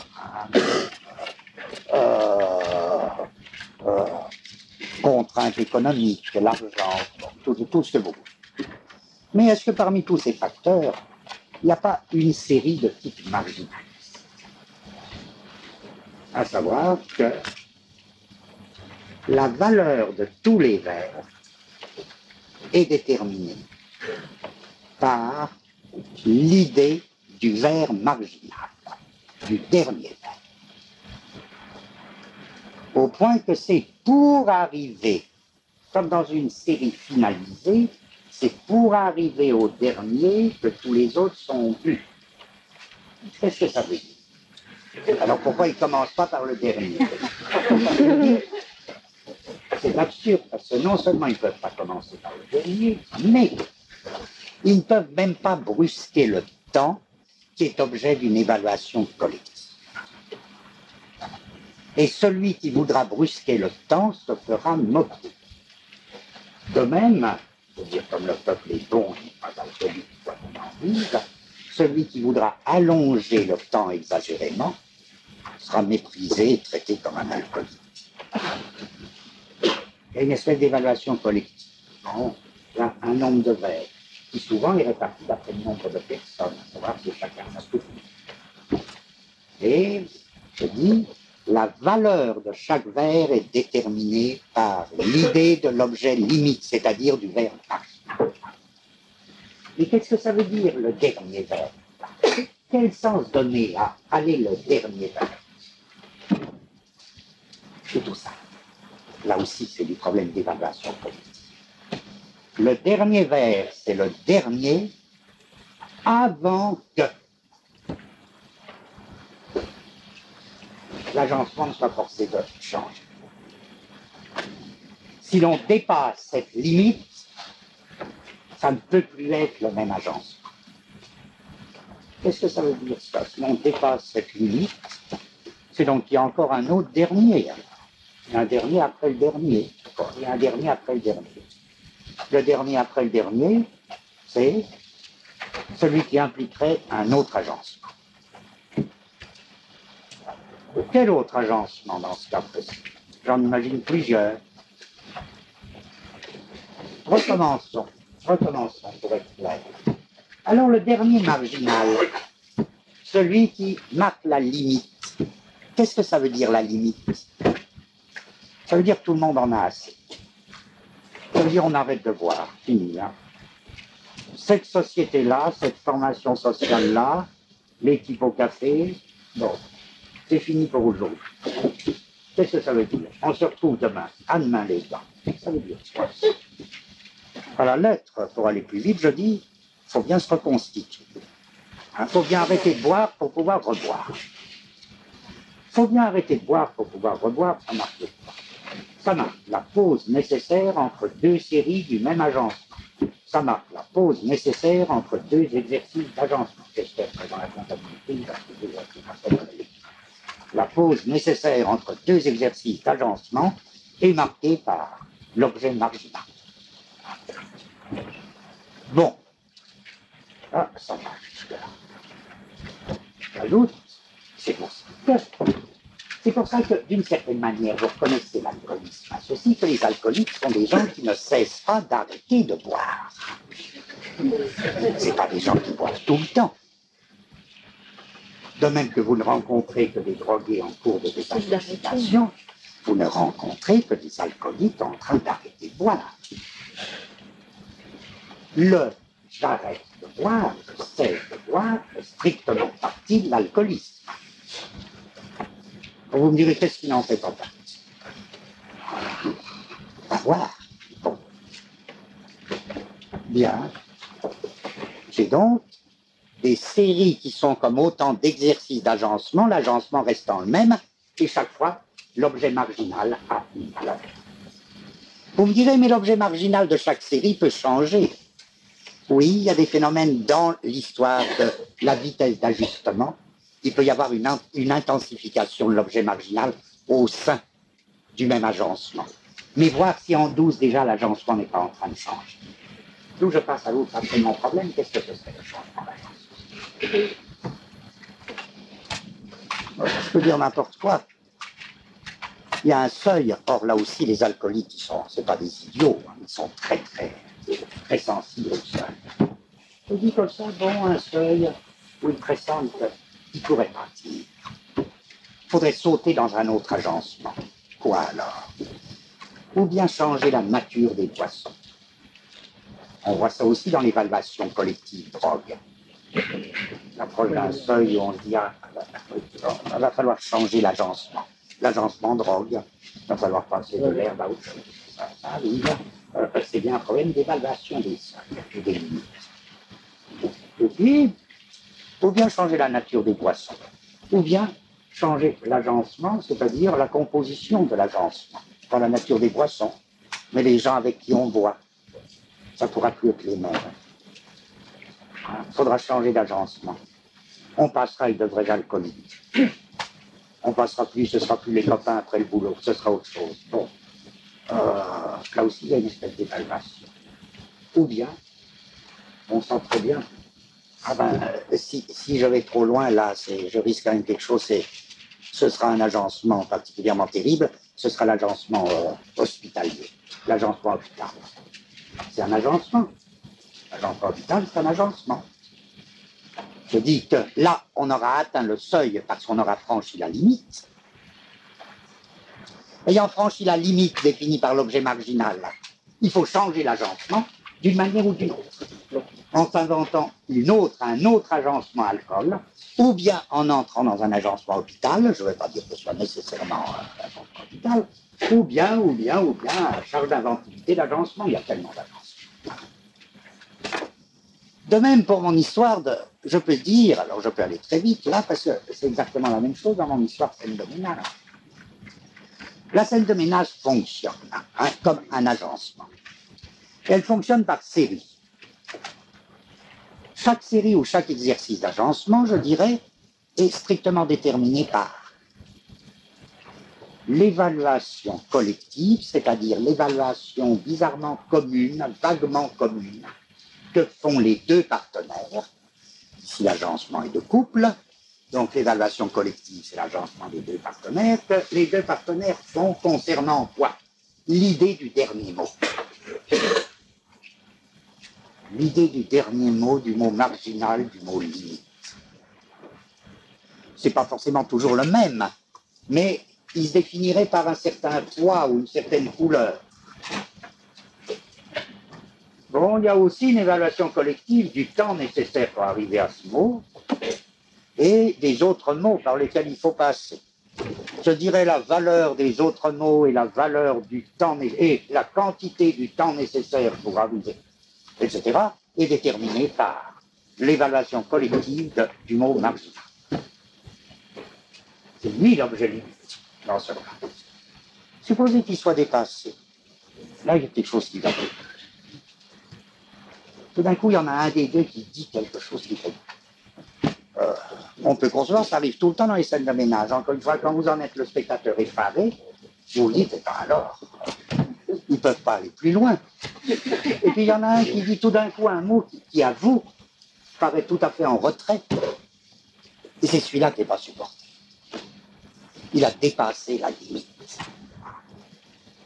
Il a dépassé... Il a dépassé justement, il est sorti de l'espèce d'accord impliqué par l'évaluation collective. À ce moment-là, c'est tout l'agencement qui change. À savoir, on entre dans l'agencement en divorce, l'agencement en séparation, c'est un autre agencement. C'est plus l'agencement de couple, c'est un agencement, un autre. Bon, qu'est-ce que je suis en train de dire? Je suis en train de dire que le dernier au sens de marginal, ça ne veut pas dire ultime, ça veut dire en fait avant-dernier.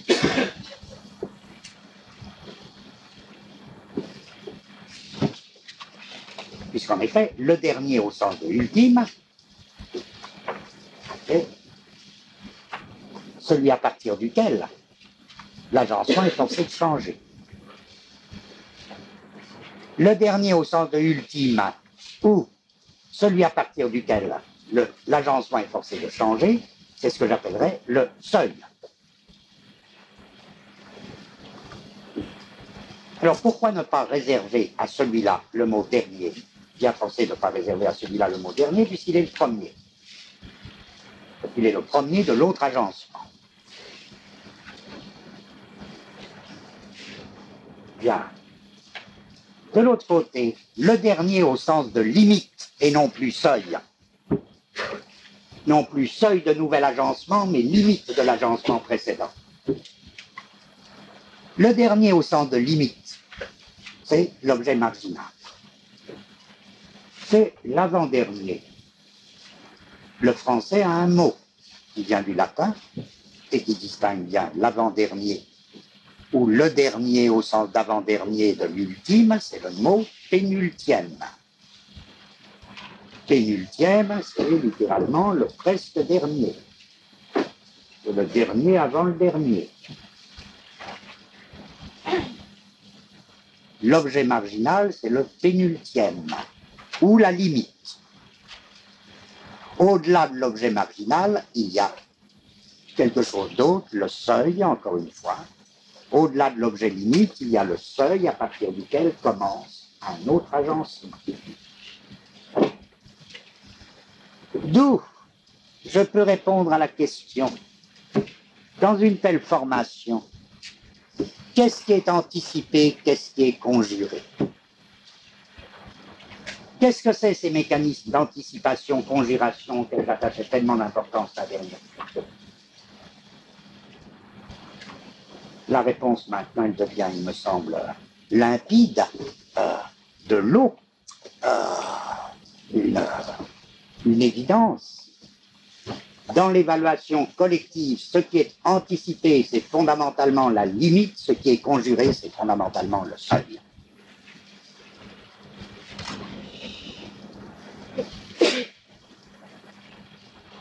Et l'évaluation collective réunit indissolublement l'anticipation et la conjuration, et ne peut pas anticiper la limite sans conjurer le seuil, ni conjurer le seuil sans anticiper la limite. D'où comment fonctionne, j'ai plus qu'à appliquer ça et j'ai fini mon problème. Supposons alors un mode abstrait, vraiment j'insiste sur abstrait, d'échange primitif. Voilà ce qui se passe. Je prends deux groupes. Un groupe de cueilleurs. Ils cueillent des graines sauvages. Vous vous rappelez, je tiens mes conditions, je ne donne pas un groupe d'agriculteurs. Car je ne sais pas si vous sentez que l'agriculture est incapable d'entrer dans ces schémas de série. Si vous sentez ça, vous avez tout compris. Pourquoi que l'agriculture ne peut pas entrer dans ces schémas de série? Pourquoi elle renvoie nécessairement un appareil d'État? Nous verrons bien plus tard, mais vous devez déjà le sentir. Donc en tout cas, je ne me demande pas ça, je me dis, voilà mon petit groupe de cueilleurs. Ils cueillent des graines sauvages, c'est pas les autres.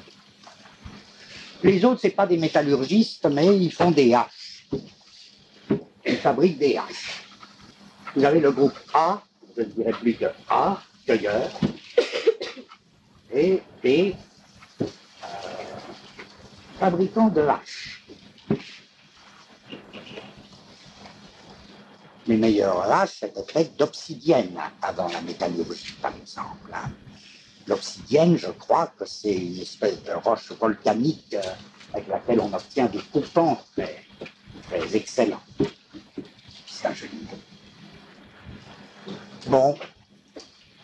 Je dis l'échange primitif, aucun besoin de comparer des temps de travail. Aucun besoin de se dire quel est le temps de travail pour cueillir, quel est le temps de travail pour fabriquer la hache d'obsidienne. Et puis comparer les deux. Comment voulez-vous que ce soit possible? Là, je prends un exemple qui convient parfaitement. Et ces deux groupes, ils ne parlent même pas la même langue. Qu'est-ce que vous voulez qu'ils comparent? En plus, la cueillette, c'est une activité typique à variation continue. Par exemple, les femmes vont à la cueillette, et puis elles chantent, puis elles bavardent, et puis elles reprennent la cueillette. C'est ça qu'on appelle une activité à variation continue. Il n'y a pas de mesure dans le travail. Pour le fabricant de haches, il ne va pas comparer. C'est même une idée qui fait rire les primitifs. Comparer le temps mis à cueillir des graines sauvages et le temps mis à fabriquer une hache. La santé, alors comment ils vont faire l'échange? En revanche, ils ont une évaluation collective. Nous supposons qu'elle ne peut pas porter sur le temps de travail qui présupposerait même un langage commun qu'ils n'ont pas. On suppose que c'est même deux tribus assez lointaines, pas de même formation culturelle, pas de même langage. Bon, ils s'échangent des graines contre des haches. Je dis, comment peut se faire l'échange? Ben, nous le savons maintenant. Nous le savons. Nous le savons. La question de savoir si jamais quelqu'un s'est servi de cette méthode pour échanger quoi que ce soit, c'est une autre question. Mais moi, je crois, oui, je crois qu'on le fait tout le temps comme ça. Le groupe A. Vous vous rappelez, dans votre tête, le groupe A, ça doit être celui qui donne des graines et qui reçoit des haches.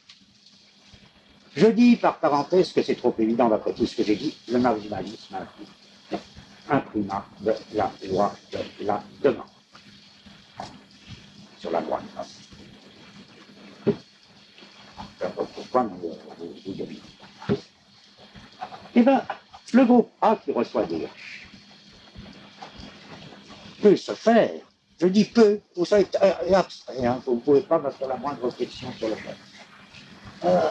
Le groupe A peut se faire une idée de la dernière quantité de haches qui le forcerait à changer son agencement. Et cette idée, il faut l'avoir dès le début. Évaluation collective de la dernière quantité de haches qui le forcerait à modifier la structure de son agencement de cueillette. Qu'est-ce que ça veut dire, ça?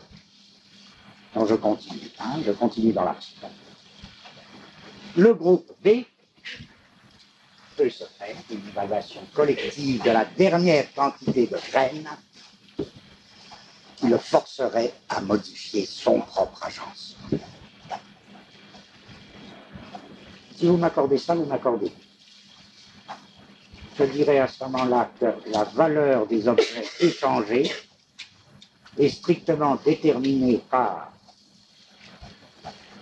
les deux objets limites pour chaque groupe respectivement, la hache marginale pour le groupe qui donne des graines sauvages, la graine marginale pour le groupe qui donne des haches.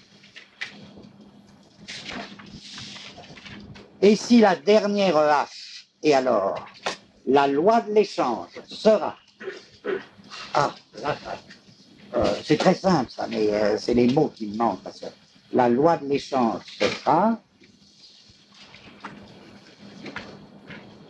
la dernière hache, c'est-à-dire qui force le groupe, je ne sais plus quoi, à changer d'agencement, qui forcerait le groupe, au-delà de laquelle le groupe serait forcé de changer d'agencement, égale la quantité de graines qui forcerait, au-delà de laquelle l'autre groupe serait forcé de changer son propre agencement.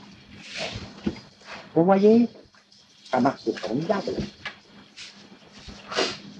On ne peut pas se tromper avec ce système. Pourquoi? Parce que qu'est-ce qu'il y a de bien? Il n'y a jamais de comparaison directe. C'est un échange indirect. Chaque groupe évalue respectivement pour son la valeur de son objet marginal.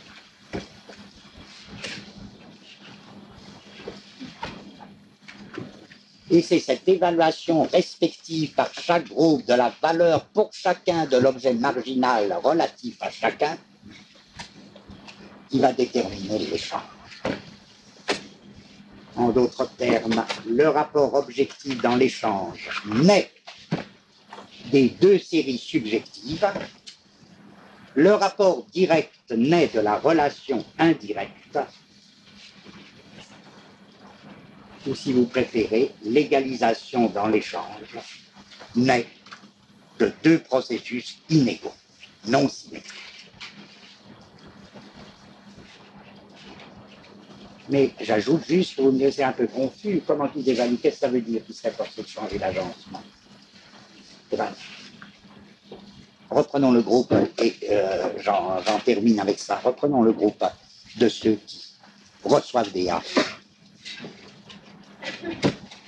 Au-delà de la hache marginale, ou bien ils n'ont rien à en faire. Ils gardent le même agencement, mais ils n'ont rien à faire de la dernière hache. Ils n'ont pas à s'en servir. Donc, l'échange perd tout intérêt. Il ne se fait plus. C'est le temps de la pause, avant que recommence une autre série, les haches s'étant usées. C'est exactement le temps de la pause au café. Ou bien ils sont forcés de changer d'agencement, ça voudrait dire quoi? Abandonner l'itinérance. Abandonner l'itinérance de cueillette.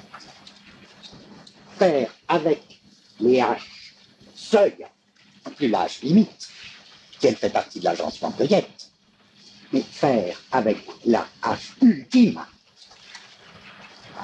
avec l'âge seuil, quoi, du débroussaillage.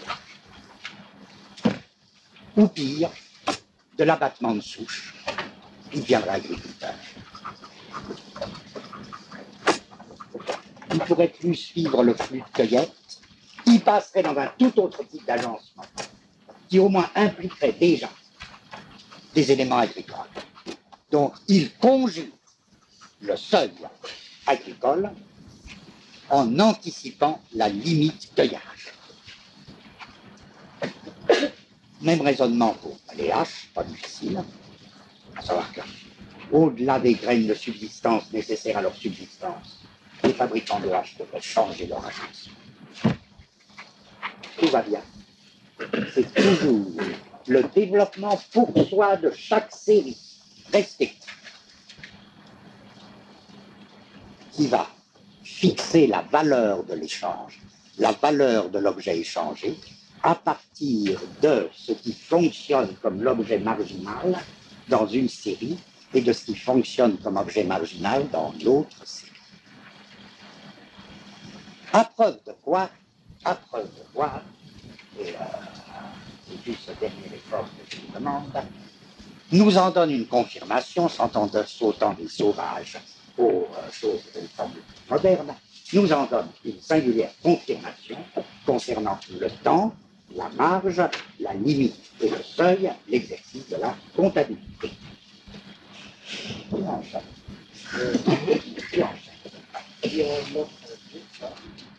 Avant, tu enchaînes. Et tu parles fort, là, si tu parles le plus fort. Par exemple, il y a des lignes que la quantité change, ce seuil change par rapport à la les agriculteurs font les choses. C'est que s'ils donnent une quantité moins, c'est-à-dire qu'il n'a pas récolté. D'accord. Ça, je traduirais dans mon langage en disant les exercices d'agencement, les exercices successifs d'agencement, chaque agencement primitif forme une série. Et il se reproduit après une pause. Chaque série est donc un exercice d'agencement. Il est évident que les exercices d'agencement sont variables. Non, ce que je voudrais que tu dises très vite, là quand même pour frapper, c'est ton histoire importance du temps et de l'évaluation de la durée dans la comptabilité. Au besoin, si vous n'entendez pas, je répéterai si je ne vais pas parler fort.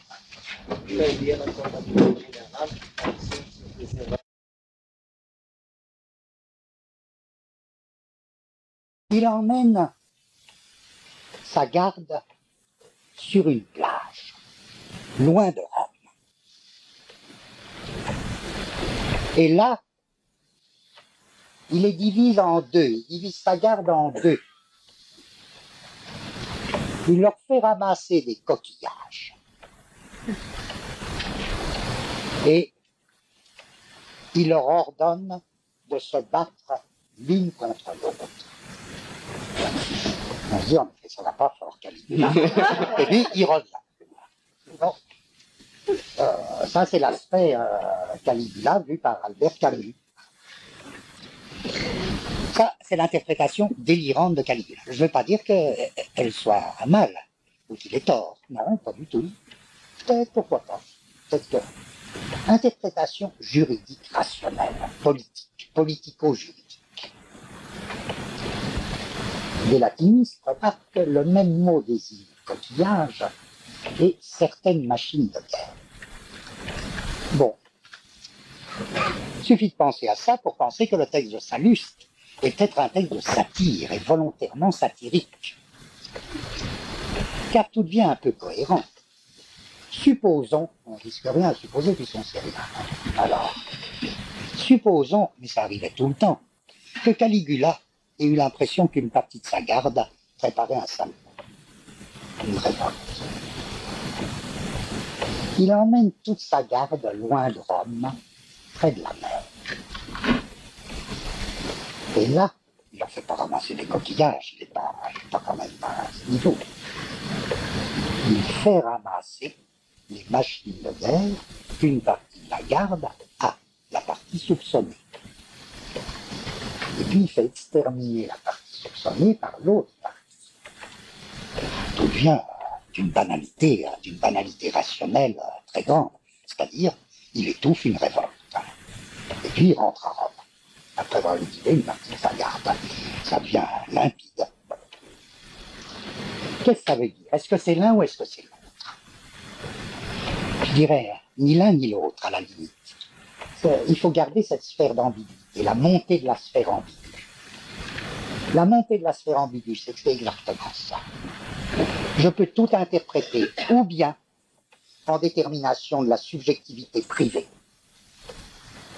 c'est-à-dire la folie, le plus privé de la subjectivité, ou bien en détermination publique objective.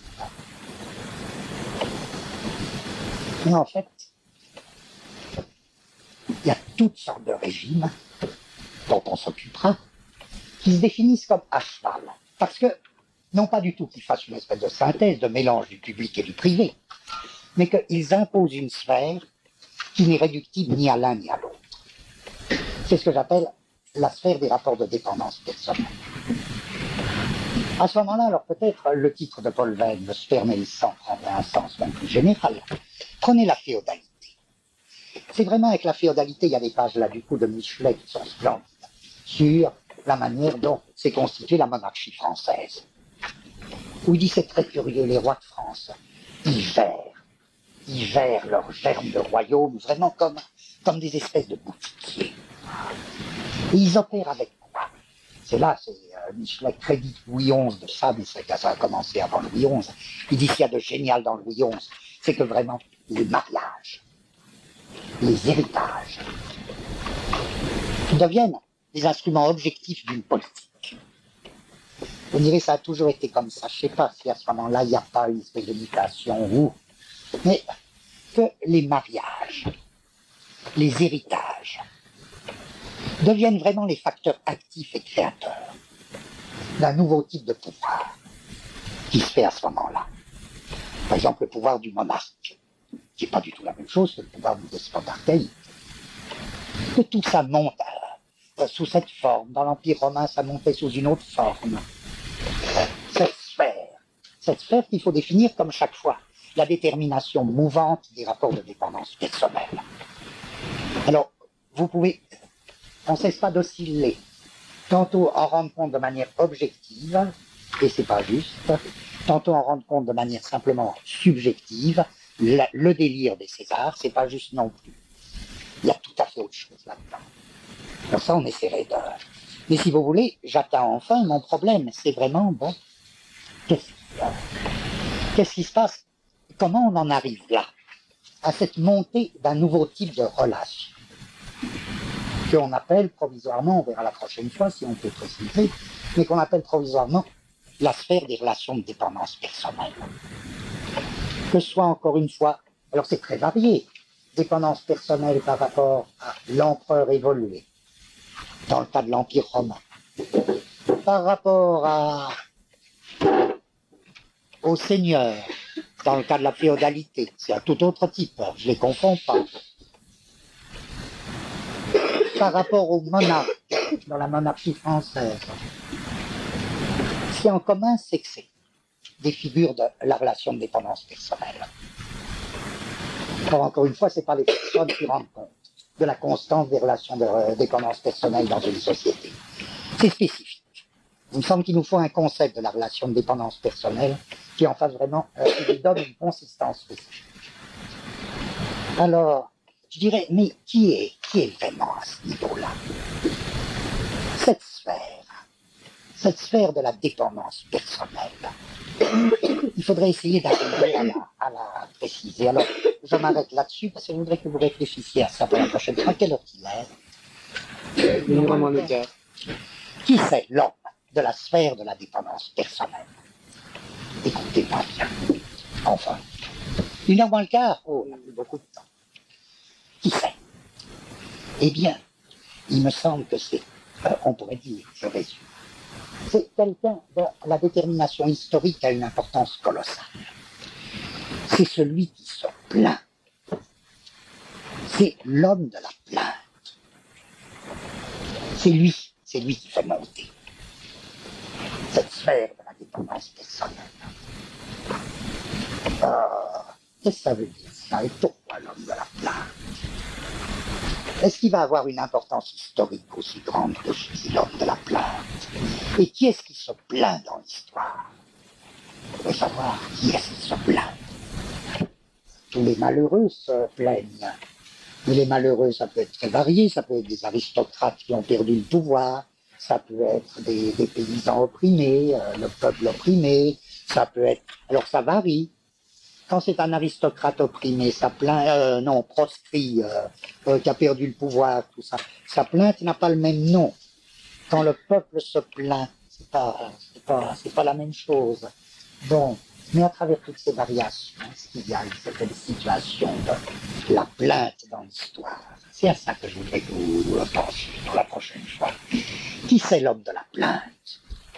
Je prends une hypothèse d'un auteur que je trouve très très fort, un marxiste hongrois, spécialiste de l'Empire chinois dont j'ai parlé une autre année, qui s'appelle Tökei. T-O-K-E-I. Beaucoup de choses de lui sont ou bien traduites, enfin publiées en français. Je pense à un texte très beau de lui, d'une quarantaine de pages. Naissance de l'élégie chinoise. Naissance de l'élégie chinoise. Et la thèse de Tökei, c'est que l'élégie chinoise, l'élégie c'est quoi? C'est l'art de la plainte. L'élégie, c'est le chant du deuil. Et ça traverse l'histoire de l'élégie. Bien plus, ça traverse les valeurs lyriques de l'élégie, qui sont les grands poètes lyriques. Il y a des poètes tragiques, il y a des poètes épiques, mais le lyrisme, c'est fait de quoi? Le lyrisme, ça a une sorte de deux tonalités fondamentales. La tonalité satire et la tonalité élégie. Et ce n'est pas les mêmes rythmes. Il y a des rythmes satiriques, il y a des rythmes élégiaques. Par exemple, pour ceux qui se rappellent des traités de versification, ce qu'on appelle le diptyque. Le diptyque est un rythme typiquement élégiaque, inventé par des poètes dits élégiaques. Parfois, c'est les mêmes poètes qui ont une partie de leur œuvre en satire, une partie de leur œuvre, mais c'est les deux grands pôles du lyrisme. Ça continuera jusqu'à Victor Hugo, ces deux grands pôles lyriques.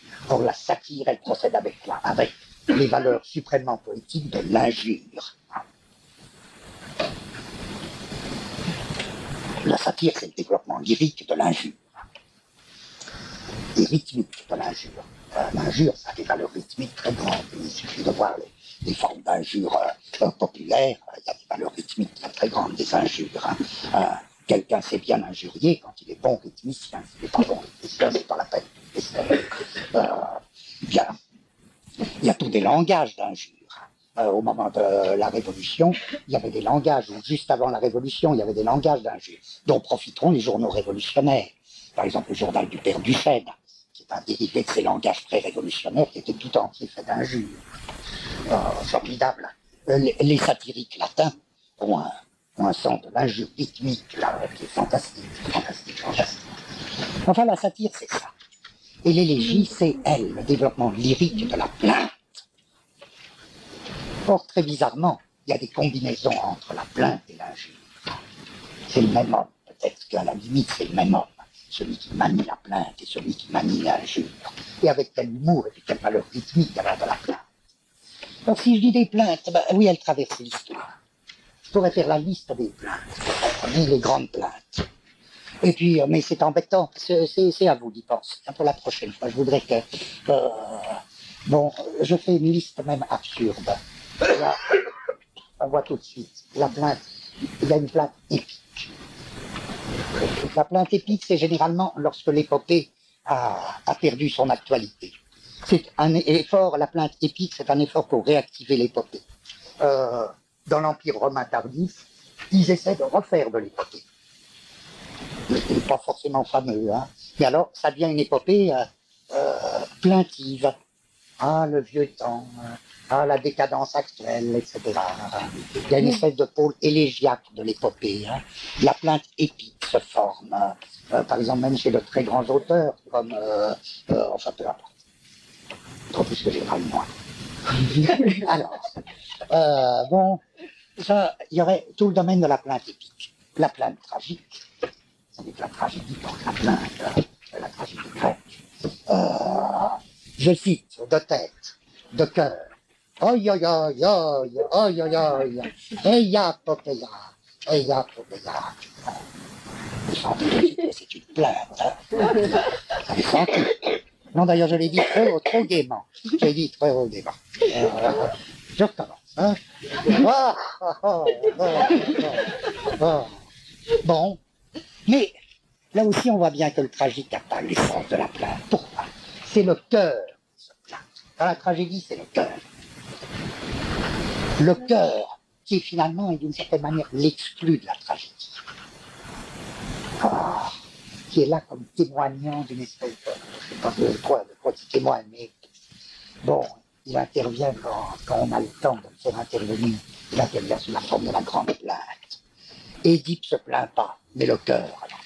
Oh, qu'est-ce qui lui arrive, hein, pauvre Édipe, qu'est-ce qui va lui arriver, oh.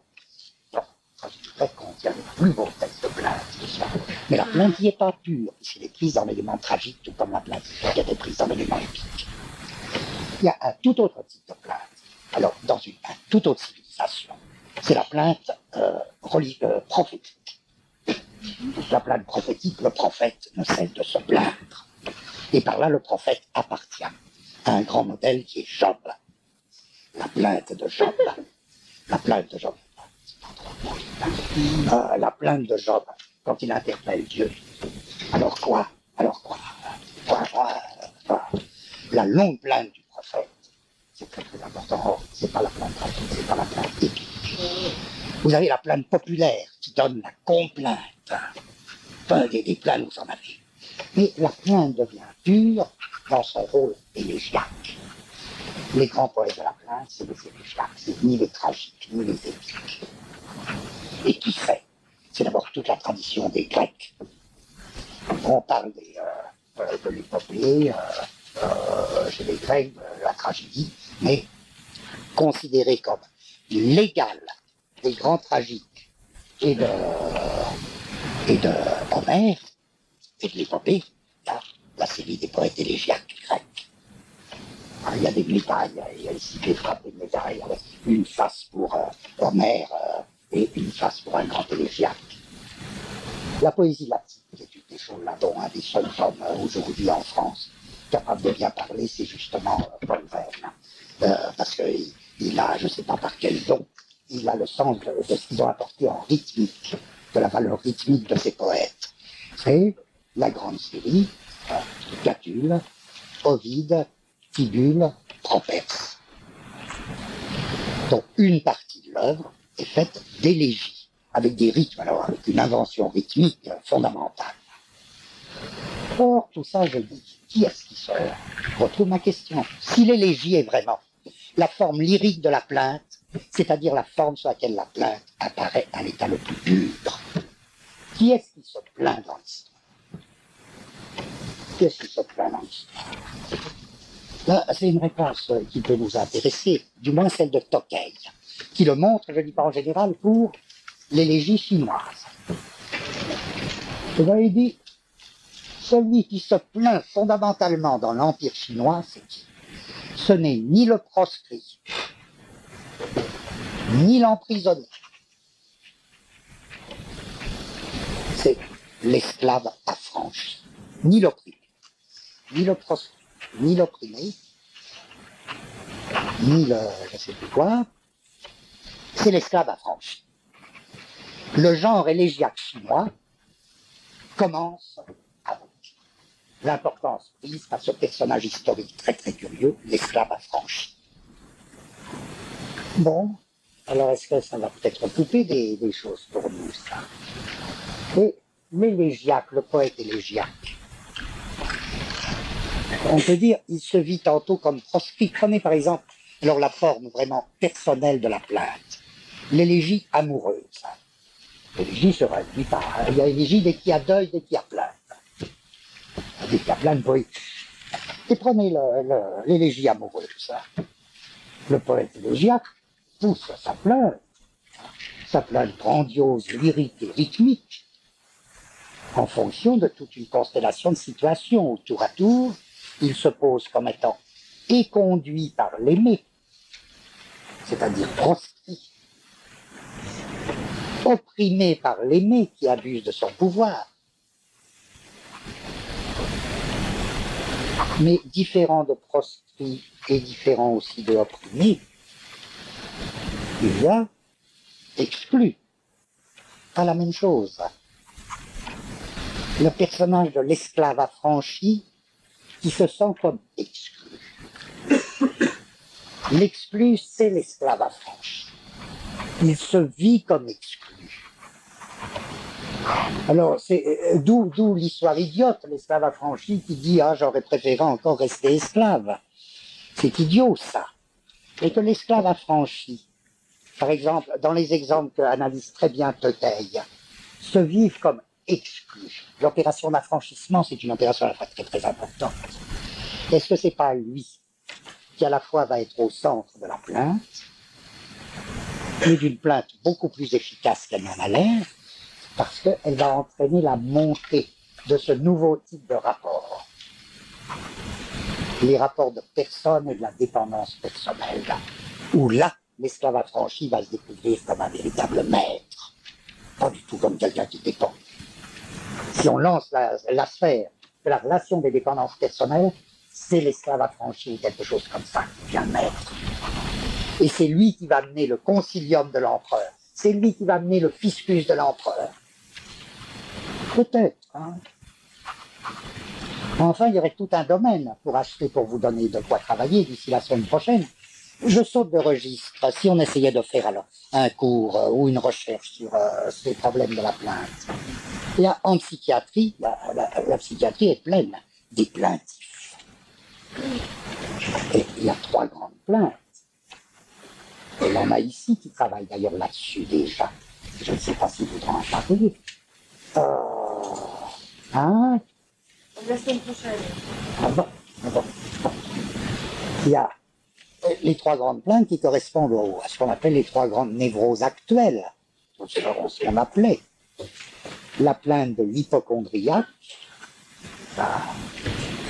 la plainte du mélancolique et la plainte du dépressif. C'est pas du tout la même. C'est pas la même. La plainte dépressive, il faudrait inventer des valeurs rythmiques. C'est pas les mêmes valeurs rythmiques, c'est pas les mêmes rythmes. Alors, ce serait trop facile, une hypothèse facile, donc on peut pas. Mais ça aurait été bien. C'est que la vraie plainte, ce serait celle du mélancolique, hein, parce que c'est lui qui se vit comme exclu. C'est-à-dire que l'hypocondriaque, c'est pas la plainte pure, parce que lui, il se vit beaucoup plus comme proscrit. Le dépressif, il se vit beaucoup plus comme opprimé, emprisonné. C'est tellement facile que c'est faux. Hein, ça peut pas être vrai. Donc, alors, on tire un trait, voilà, bon. Vous réfléchissez à ça, on en est là. Voilà.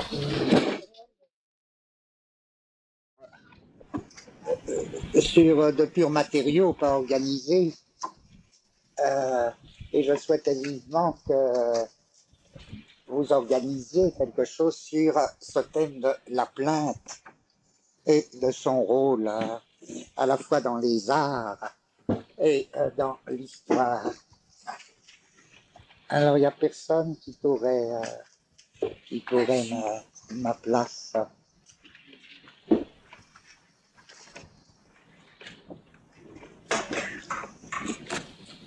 Hein? Vous avez de la mauvaise volonté, quoi.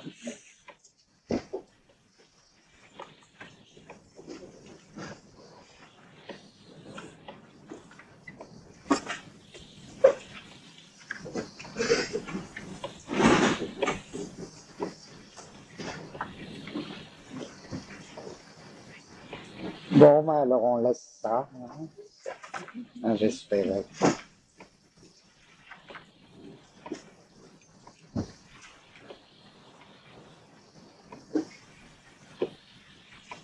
Sur ce qu'on a fait les dernières fois, il n'y a pas de problème, il n'y a pas de... Non. Mes appels les plus habiles restent bien. Et moi, ça tombe mal parce que j'ai pas grand-chose à dire aujourd'hui, alors. Bon, eh ben, on y va. Il y a quelqu'un qui veut parler?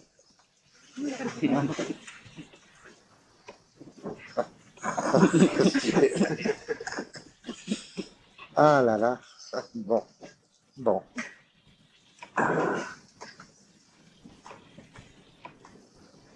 Ce qu'on a vu l'année dernière fois, c'est, j'arrive pas à le dire assez concrètement, c'est une certaine comparaison, une certaine description de type d'agencement. Et en quoi c'est dans notre sujet, cette comparaison, cette espèce d'étude descriptive, c'est vraiment de la description quand nous en sommes, description de type d'agence. Et ce que je retiens pour notre sujet, qu'est-ce que c'est que l'appareil d'État, c'est-à-dire quel type d'agencement, ça veut dire un État. Ce que je retiens et ce à quoi je tiens, parce que ça me paraît un peu, c'est que on est arrivé à distinguer ces deux agencements.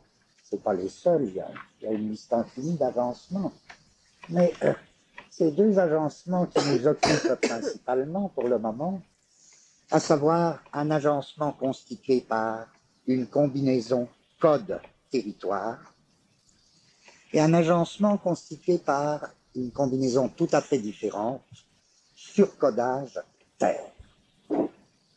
Et on a vu que la Terre, elle était toujours dans un certain décalage avec le territoire, tout comme le surcodage était une opération tout à fait différente de celle des codes. Bon, c'est là-dessus que je voudrais, je sais pas, je voudrais revenir un tout petit peu parce que ça me paraît très, ça me paraît, à la fois je n'arrive pas à le dire assez concrètement et je sens qu'il y a toutes sortes d'applications concrètes. Je dis, dans notre vie, on passe notre temps, ou de longs moments de notre temps, dans le régime d'agencement code-territoire. Et soit collectivement, soit personnellement, on passe beaucoup de temps à coder des territoires. Et ce qui m'importait, c'était qu'un certain nombre de notions étaient nécessaires pour définir cet agencement-là. Et ces notions, on a vu, c'était quoi?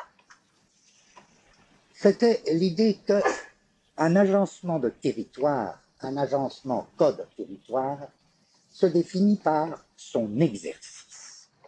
C'est un agencement d'exercice. C'est-à-dire que lorsque un exercice d'agencement est fini, on recommence ailleurs en changeant de territoire. Si bien que c'est un agencement d'itinérance. C'est l'agencement de l'itinérance. D'autres années, on a essayé de distinguer nomadisme et itinérance. C'est pas du tout pareil. Mais l'itinérance, c'est bien l'état de celui qui suit un flux de territoire en passant d'un territoire à un autre, d'après les codes. Donc un agencement d'exercice ou un exercice d'agencement, mais un exercice d'agencement ne vaut que dans ce type d'agencement, agencement d'exercice. Un exercice d'agencement se définit précisément par tant que je reste sur ce territoire, et puis après, je ne change pas d'agencement, je porte mon agencement sur un autre territoire. Si bien que, second point, chaque agencement de ce type, code territoire, avec l'itinérance d'agencement correspondante, avec l'itinérance correspondante, se définira par ce qu'on appelait une limite. Sur un territoire, l'agencement est véritablement sériel et la série se définit par une limite. Cette limite, on a vu, c'est le dernier objet. Le dernier objet, ce qu'on appelait, en termes marginalistes, l'objet marginal, ou le dernier objet réceptible. En fonction de quoi réceptive? Mais en fonction de l'agencement. Je veux dire, au-delà de ce dernier objet, il y a bien sûr d'autres objets seulement. Il ne pourrait être capté, il ne pourrait être investi que si l'on changeait la nature de l'agencement. Donc, dans cet agencement de territoire, il est toujours tendu vers sa limite, vers l'évaluation du dernier objet, et en même temps, il conjure l'au-delà, c'est-à-dire ce qui serait encore après l'objet qui ne serait saisissable que dans un autre agencement. Alors, j'ai pris des exemples stupides comme le dernier verre, le dernier mot, le dernier verre au café, c'est-à-dire le verre marginal, le dernier mot dans une discussion, dans une scène de ménage. Je pense, pour rendre ça encore plus clair, si vous voulez, je reprends un exemple où ça me paraît très très évident. Les agencements, par exemple, les agencements de Proust dans l'affaire du temps. Proust, il a une idée, comme ça je ne dis pas qu'elle a une valeur universelle, elle vaut pour lui, quoi. Il a une idée, c'est que finalement, dans le domaine des amours, tout amour poursuit d'une certaine manière sa propre fin, sa propre règle. Il répète sa propre limite. Bon, une idée, elle est belle, comme ça, il vit comme ça. Il explique très bien, par exemple, son amour pour Albertine, cesse pas dès le début de répéter la fin de cet amour. Alors, c'est pas une répétition du passé, c'est comme une espèce de pro-répétition. Donc, tout l'amour est orienté vers une série, laquelle série se définit par une limite. Cette limite, c'est la rupture, la fin de cet amour. Et cet amour, au moment le plus vivant, répète à sa manière la rupture à venir. Bon. Il est triste, mais enfin, je trouve que c'était difficile à vivre. Bon, alors on voit bien, là, je dirais, ça c'est un exercice d'agencement. Bien plus, un même amour peut comporter plusieurs exercices. Par exemple, dans le cas de Proust, il y a 2 amours successives pour Albertine, pour la même personne. Bien. Vous voyez ce que j'appellerais un exercice d'agencement. Ça implique un certain territoire. Ça se fait dans certains lieux. Albertine est liée à des lieux, tout ça. Et cette série-là, la série Albertine, ou les 2 séries Albertine, sont orientées vers la limite.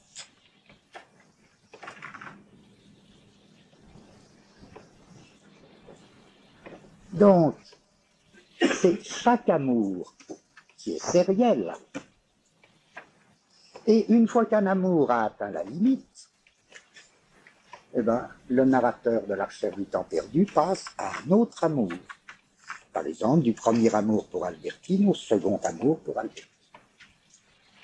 Vous voyez, dans chaque fois, l'exercice d'agencement est défini par une série orientée vers une limite. Et puis, il y a, mais il ne faut pas dire que c'est après, tout ça coexiste étonnamment, il y a comme une autre dimension.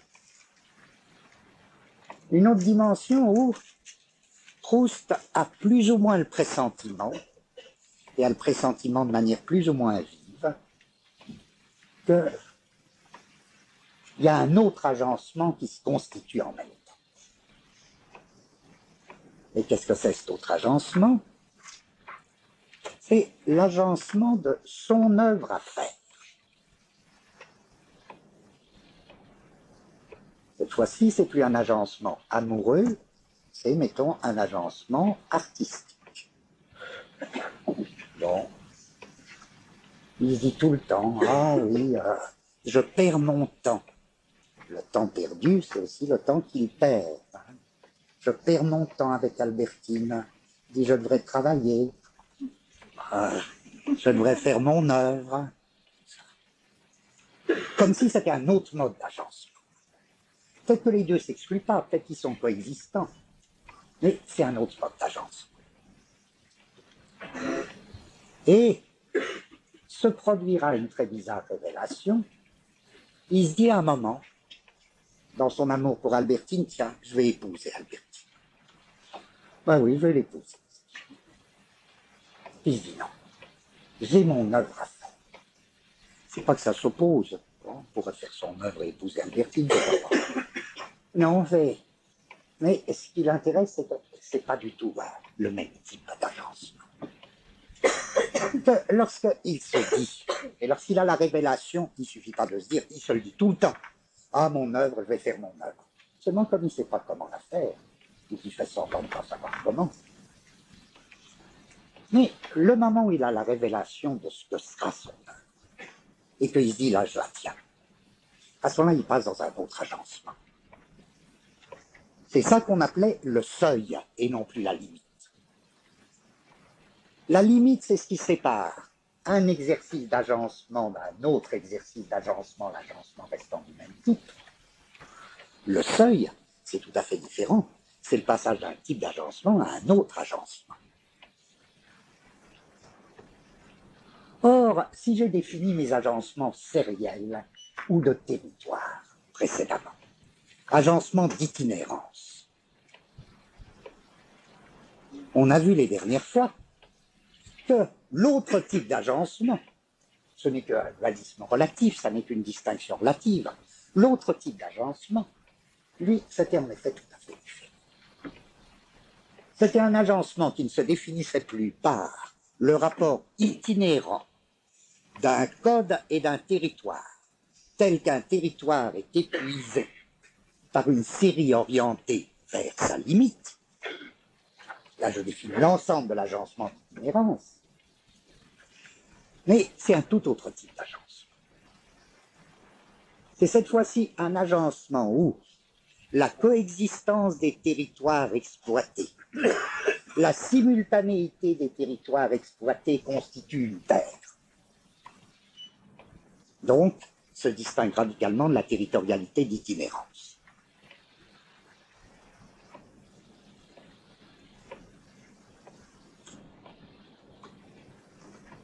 Et où cet ensemble, il ne s'agit plus d'une série, il s'agit d'un ensemble de territoires exploités simultanément. Ce que je dis vaut pour l'agriculture, mais vaudrait également pour tout autre domaine. Le territoire étant pas fondamentalement un territoire agricole, ça relève, ça l'est pas forcément. Cette fois-ci, il y a ensemble de territoires exploités simultanément, et c'est ça qui définit une terre. Et en même temps, cette considération d'ensemble, cette coexistence des territoires, va renvoyer non plus à un code d'itinérance, mais à un surcodage de sédentarité. Et c'est là que l'on découvrait l'agencement qui correspond à appareil d'État, par opposition à l'agencement des groupes itinérants.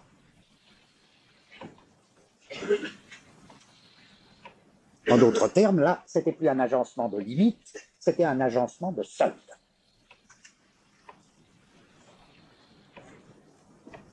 Or, cet agencement de seuil, et je dis bien, il coexiste avec les autres agencements. Ce n'est pas le même type. Je ne peux pas dire on passe des agencements d'itinérance à l'agencement État. On a vu, dans le champ social, il y a une espèce de jeu de coexistence de tous ces agencements. Donc, si j'essaie de le définir d'après les résultats de la dernière fois, cet agencement appareil d'État, tel qu'on l'a pour le moment.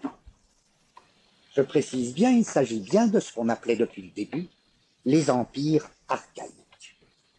Il s'agit des empires archaïques. Et on a vu, je vous rappelle, que ces empires archaïques, il faut de plus en plus, d'après les résultats de l'archéologie, en repousser la date. C'est même pas comme on croyait du milieu du néolithique, c'est vraiment le tout début du néolithique et même, ils doivent résulter du paléolithique. C'est-à-dire, si vous voulez, ils se forment entre 10 000 et 7 000 avant Jésus-Christ. Enfin, ils se forment dans les traces qu'on en a. Comment est-ce que je peux les définir? Eh bien, d'après nos résultats la dernière fois, je crois qu'il faut faire intervenir pour décrire, si je voulais faire une description de cet agencement empire archaïque, il me faudrait deux dimensions. Suivant une dimension, cet agencement a deux aspects.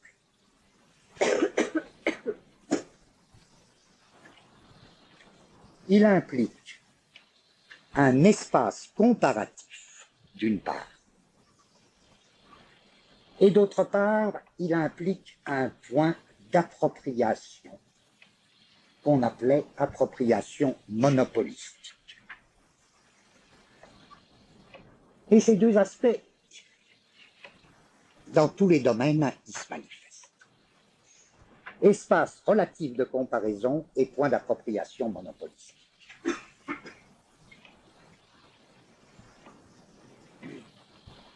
Et on a vu la dernière fois que le second aspect, le point d'appropriation, était plus profond, c'est-à-dire en fait déterminé. L'espace de comparaison suppose le point d'appropriation.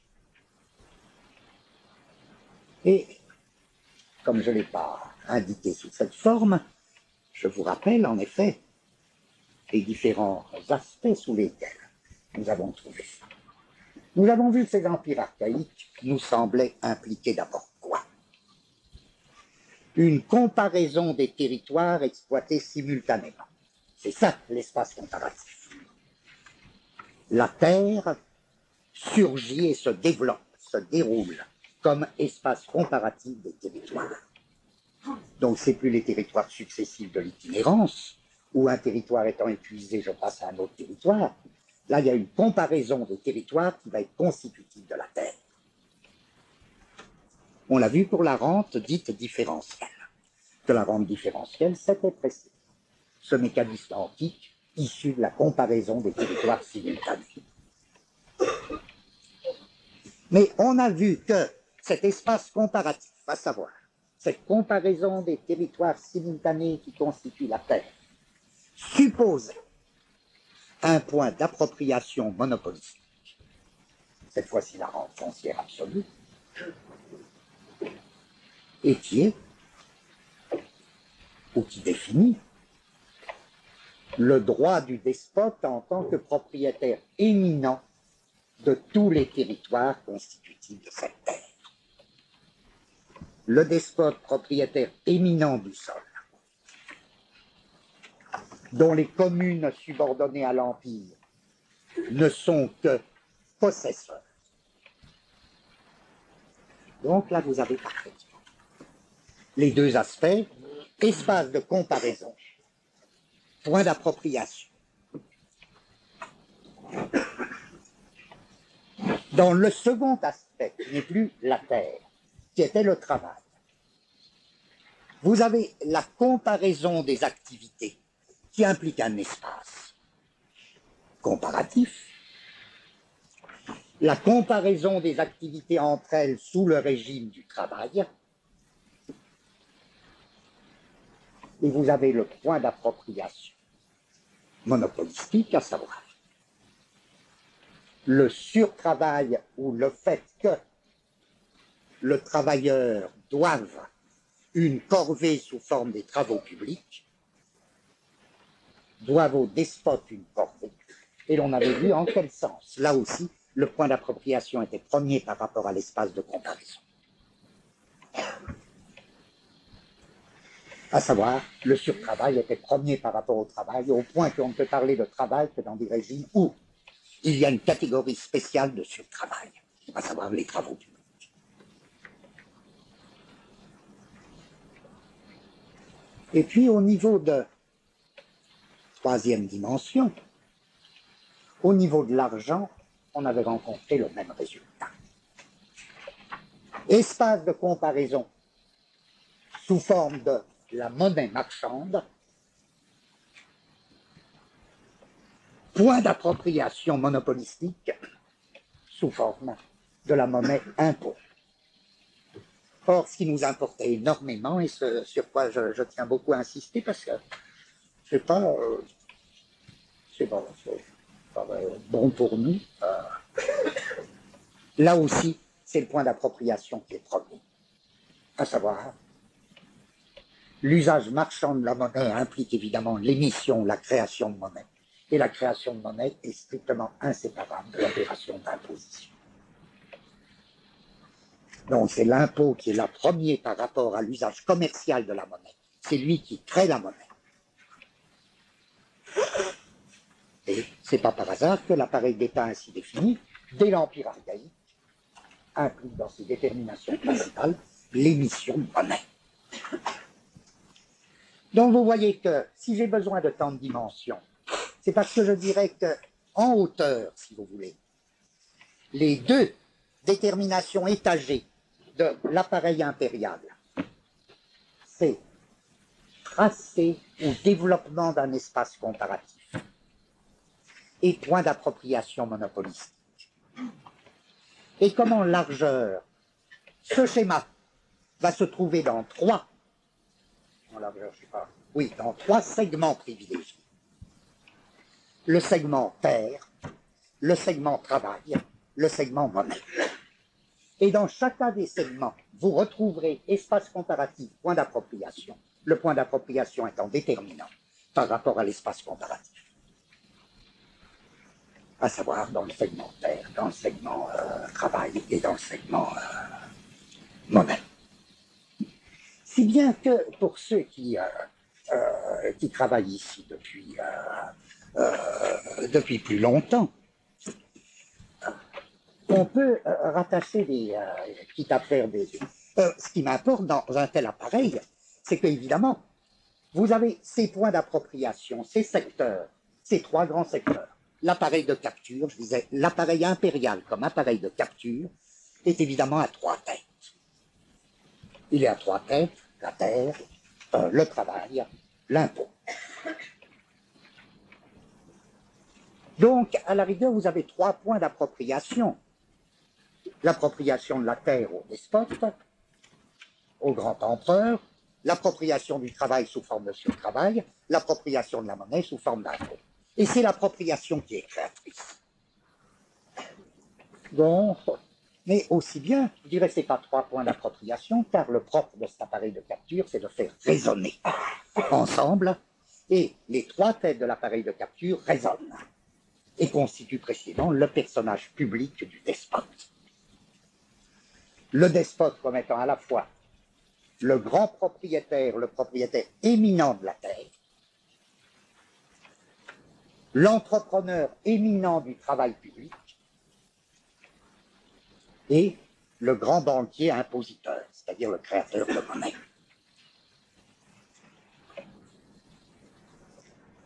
Alors, je peux dire que dans un tel système, tout est public. C'est ça que je voudrais que vous compreniez bien. Tout est public par définition. Il n'y a strictement aucune sphère du privé. Comme dit Marx quand il décrit ce type d'empire, vous avez à la base des communes qui sont surcodées par l'empire,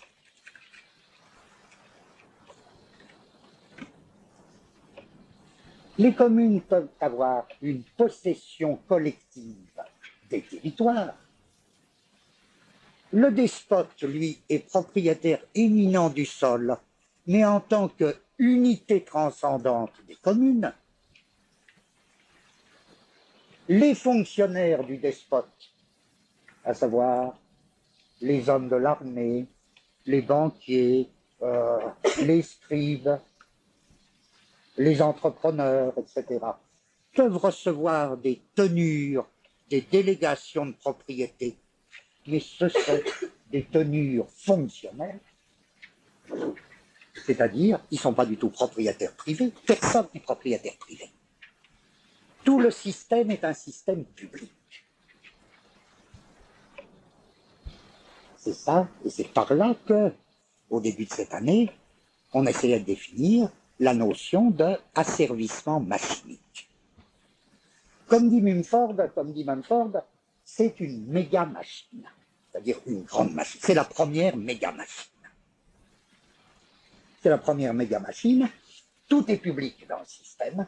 Et vous voyez qu'on peut le définir vraiment comme une méga machine, une machine d'asservissement, au sens où c'est un appareil de capture à trois têtes, les trois têtes résonnantes. Et à aucun moment, je ne peux assigner une sphère qui déborde le public. C'est un appareil public. J'ajoute, oui, pour faire le lien donc avec des recherches qu'on avait faites une toute autre année, vous vous rappelez que là ça m'intéresse que, si vous voulez, à 2 années de distance, ou à je sais même plus, peut-être plus, on retrouve quelque chose qui, d'un tout autre point de vue, nous apporte une confirmation au besoin. Je rappelle, pour ceux qui n'étaient pas là du tout, qu'une année on s'était occupé d'une notion qui était celle de visage. On s'était demandé qu'est-ce que c'est au juste un visage. Et on s'était dit, ben voilà, un visage, c'est pas une chose personnelle. En effet, il y a des sociétés qui comportent du visage, et il y a des sociétés qui ne comportent pas de visage. Un visage, c'est un système de fonction collective, de fonction sociale. Peut-être qu'il y a des types très différents de visages. Notamment, peut-être que, par exemple, les fameuses histoires, les prétendus primitifs et leurs réactions devant les photos, peut-être que ça ne veut pas dire grand-chose, parce que à quoi ils réagissent? Est-ce qu'ils réagissent à la magie de l'appareil photographique, ou bien est-ce qu'ils réagissent à tout à fait autre chose? À savoir qu'il y a quand même quelque chose d'assez dément dans cette abstraction du visage dans nos sociétés. Très bizarre.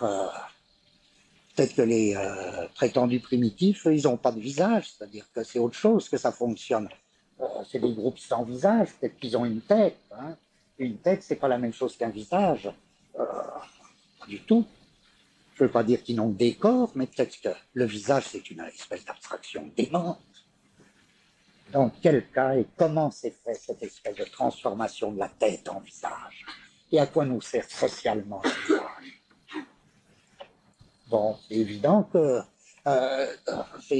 c'est très difficile même de parler du rôle du langage dans les sociétés si on ne tient pas compte de ceci, que tout langage est indexé sur un visage. Toutes les histoires du signifiant, on ne voit pas très bien, on ne voit vraiment pas ce que ça peut vouloir dire si ce n'est pas indexé sur du visage. Tiens, le langage, c'est pas l'abstraction que les linguistes, que certains linguistes disent. Tiens, aujourd'hui, il n'a pas l'air de bonne humeur. Oh, il n'a pas l'air en forme. Quand j'entre dans cette salle avec le vœu dément que vous allez parler, je me dis, tiens, est-ce qu'ils vont parler? Alors, vous réagissez, il va encore nous faire chier, tout ça. Bon, tout ça, c'est très indexé sur les visages, mais qu'est-ce que c'est cette espèce, à la lettre, de érection du visage dans certaines sociétés, pas dans toutes? Bien. Pourquoi je rappelle ça? C'est qu'à ce moment-là, on avait essayé, puisque, à supposer que le visage ne soit pas du tout une chose personnelle, que ce soit vraiment une fonction de certains groupes, donc qui remplissent certaines fonctions sociales, on s'était demandé de quelle machine il dépendait. Et on s'était dit, pour faire du visage, pas tellement compliqué. Pour faire du visage, la première façon de faire du visage, c'est quoi? Et on avait cherché, on était arrivé à une espèce de machine très abstraite du visage. Et cette machine abstraite du visage, c'était exactement, on s'était dit, ben oui, ça donne pas un visage concret, mais si j'essaie de dégager une sorte de diagramme abstrait du visage, il me suffit de 2 éléments. Trou noir, mur blanc. Un trou noir se déplace sur un mur blanc. Alors ça ne ressemble pas à du visage, mais ça c'est le diagramme abstrait du visage. Depuis, j'avais pas encore eu ces documents, ça, je ne sais pas si. Depuis, en tout cas, ça a été très... je pense à un livre qui a récemment paru, un livre cadeau merveilleux, parce qu'il a plein de belles reproductions. C'est un livre d'un type qui est devenu, qui s'est fait, et qui maintenant est devenu véritablement très spécialiste, d'un petit truc minuscule, à savoir les rouleaux protecteurs en Éthiopie. C'est une chose très particulière, les rouleaux protecteurs en Éthiopie. Les rouleaux protecteurs en Éthiopie, c'est des trucs sur parchemin. C'est une espèce de magie populaire, très très populaire. chez les pauvres agriculteurs, mais qui a en même temps des ascendances très lettrées. C'est une chose très curieuse. Je vous renvoie au livre qui s'appelle, oui, Rouleau protecteur en Éthiopie ou Rouleau magique, je ne sais plus, en Éthiopie, édition du Seuil, l'auteur étant Jacques Mercier. Et donc sur parchemin, il y a des dessins. Évidemment, l'influence byzantine est très grande. Si vous vous rappelez des visages byzantins, vous voyez, c'est bien ce qu'on appelait le visage de face. Et le visage de face, c'est quoi? Avant tout, c'est un œil noir, deux, d'accord, par redoublement, mais pas seulement deux, ça peut être quatre, ça peut être... Sur les rouleaux protecteurs, ils mettent des yeux partout. Et c'est ça qui va déterminer. C'est ça l'acte essentiel. Et Jacques Mercier le confirme. Ce qui va déterminer tout le rythme, c'est pas du tout les motifs décoratifs qui vont unir les yeux, c'est cet essaimage de trous noirs. 2, 4, infini. Et vous avez la surface du parchemin, la répartition des trous noirs, et à partir de là, la constitution de visage, à, comme on dit, œil de braise. Si vous vous rappelez le dernier Négus avait évidemment une cour de magiciens. Et cette cour de magiciens le rendait extrêmement redoutable. Mais si vous vous rappelez les yeux du dernier Négus, Dieu, comme on dit, des yeux de braise, sauf que la braise n'est pas noire, mais parfois ça peut être des yeux rouges. Et ces yeux sont précisément les yeux de la tradition éthiopienne de Salomon, à savoir les yeux de l'ange ou du démon. Or là, on voit très bien ce système du visage impérial. Le visage byzantin est encore une grande stylisation du visage impérial. C'est le visage vu de face, à savoir trou noir, qui se déplace sur une espèce de surface blanche. Pourquoi je rappelle ça? Parce que je dis, c'est en effet le visage public, tout est public dans l'Empire archaïque. Tout est public sans mérite, parce qu'il n'y a pas encore de sphère publique. Tout est public. Or, la formule ou l'illustration de cet appareil de capture, c'est exactement ça. Point d'appropriation monopolistique qui se déplace dans un espace comparatif. Donc là, pour mon plaisir, c'est pour ça que je reprenais tout ça, pour mon plaisir, d'un tout autre horizon, il me semble que nous trouvons une confirmation.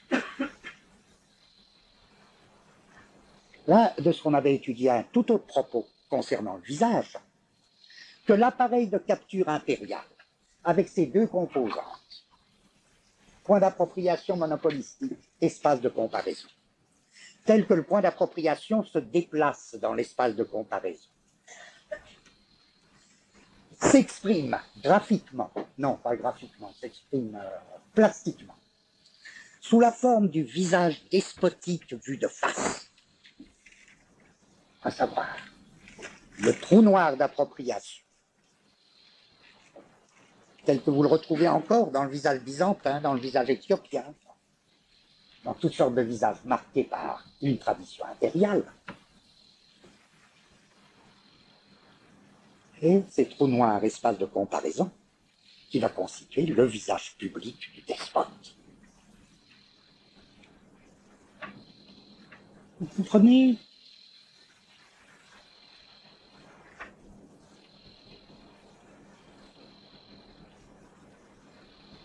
Alors, ce qui me paraît très important, encore une fois, c'est de voir en sens que, à la fois l'appareil de capture, cet appareil de capture impérial, on pourra lui assigner tel aspect, et d'une certaine manière, tous ces aspects résonnent ensemble.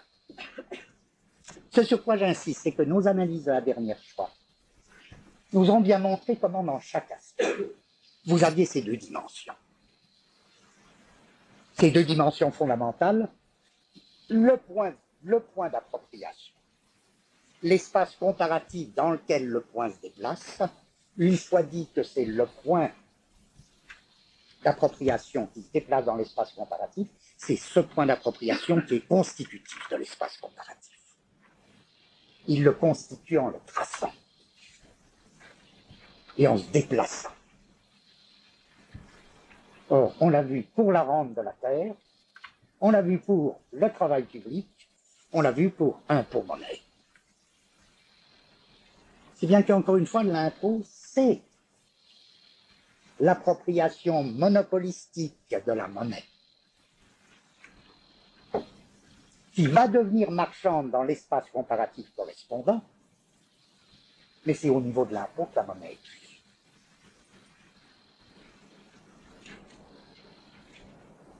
Donc, tout va bien, quoi.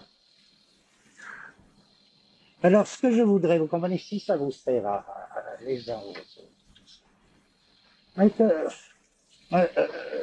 dans ce schéma précis, bon, je ne vais pas plus loin parce que je ne vois pas, mais suivant votre travail à vous, en effet, que ce soit là, je fais, la dernière fois, je faisais un appel pour que vous réfléchissiez au thème de la plainte, mais là, il faudrait lier en effet ces productions, par exemple, production technique du visage, l'Empire archaïque comme étant producteur d'un type de visage, le visage despotique,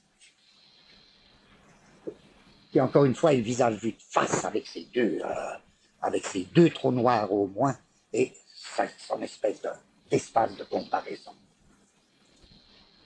Et puis, ou bien que, suivant, que vous voyez aussi bien au niveau de la terre et de la rente de la terre, ou bien au niveau de l'impôt et de la marchandise.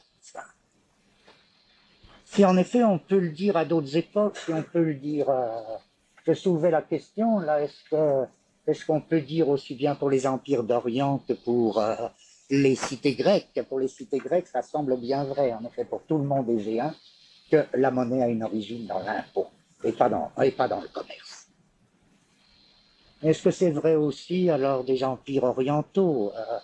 Moi je crois que c'est vrai encore une fois pour une raison très simple, qui est que dans tous les empires archaïques, le commerce est avant tout surcodé, c'est-à-dire c'est l'empereur qui en a l'exclusivité, au moins du commerce extérieur. Dès lors, la manière dont, par exemple, je pense au cloisonnement du commerce dans l'Empire chinois, à tout l'effort de l'Empire chinois pour surcoder le commerce, pour l'empêcher d'avoir son autonomie, c'est vraiment, il est objet, par rapport à l'empereur, il est objet d'une appropriation monopolistique. Dès lors, même pour l'Orient, il me semble que la valeur marchande de la monnaie est subordonnée à l'émission de monnaie qui ne se fait qu'en fonction de l'impôt. Il n'y a pas de contrôle du commerce sans impôt. Alors il faudrait voir dans de toute autre direction. Là, il y a Éric Allier qui travaille sur une chose très intéressante et que moi je ne connais pas du tout, qui est le mercantilisme, qui donc renvoie à de tout autre régime. Mais est-ce que dans le cas du mercantilisme, quel rapport on trouverait entre le mercantilisme, c'est à la fois une théorie économique et une pratique, surtout une pratique qui a eu beaucoup d'importance en Europe, et qui donne un certain rapport, qui instaure un certain rapport commerce-impôt. De quel type, et est-ce que ça confirmerait notre analyse là? Tu veux pas parler, t'as pas envie là-dessus? Mais dans l'inspiration, non? Non, comme tu veux, hein, comme tu veux. C'est-à-dire, si, parce que c'est très compliqué, vous comprenez, c'est en même temps que le commerce se divise précisément dans son espace comparatif en commerce intérieur et commerce extérieur, mais l'impôt aussi, il se divise en impôt direct et impôt indirect. Les deux dualités se correspondent évidemment pas du tout. L'impôt indirect, il me semble très intéressant l'impôt indirect, parce qu'il permettrait de saisir quelque chose peut-être que l'impôt direct cache. L'impôt direct, il n'est pas constitutif, pas plus que la rente. L'impôt direct, il est un peu du type de la rente, je veux dire qu'il n'entre pas dans la détermination du prix d'une marchandise. Mais l'impôt indirect, lui, il entre dans la détermination du prix.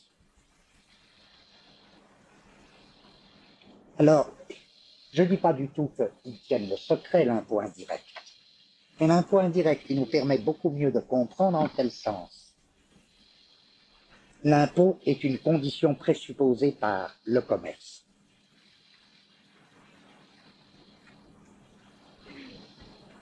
C'est au niveau de l'impôt indirect que là, dans nos sociétés modernes, on pourrait retrouver un lien d'après lequel on pourrait confirmer que la relation commerciale présuppose l'imposition.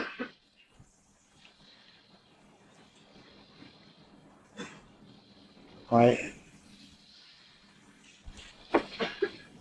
Oui, tu préfères en parler une autre fois.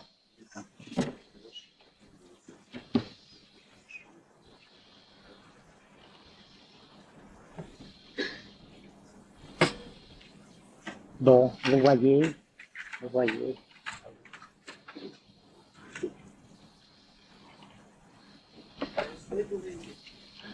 Oui.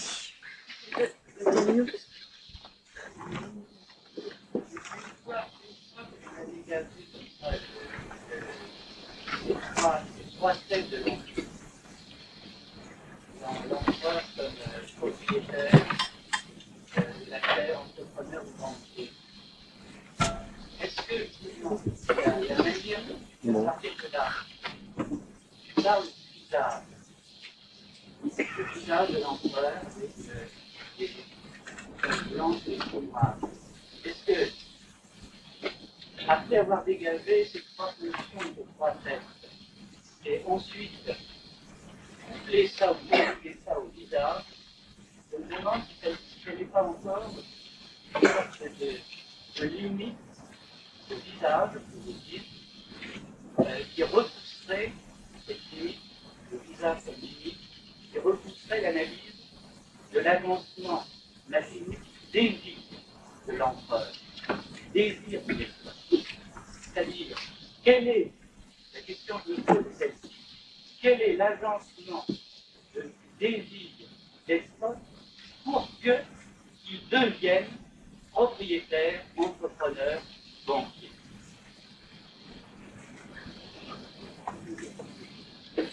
Je comprends ta question, oui. De même, ça revient également, par exemple, on pourrait reposer la même question après Marx, l'analyse qu'il fait du capital, dans les trois livres du capital, quel est finalement le désir que, non pas que le capital induit, mais quel est justement le désir dont le capital lui-même se déduit.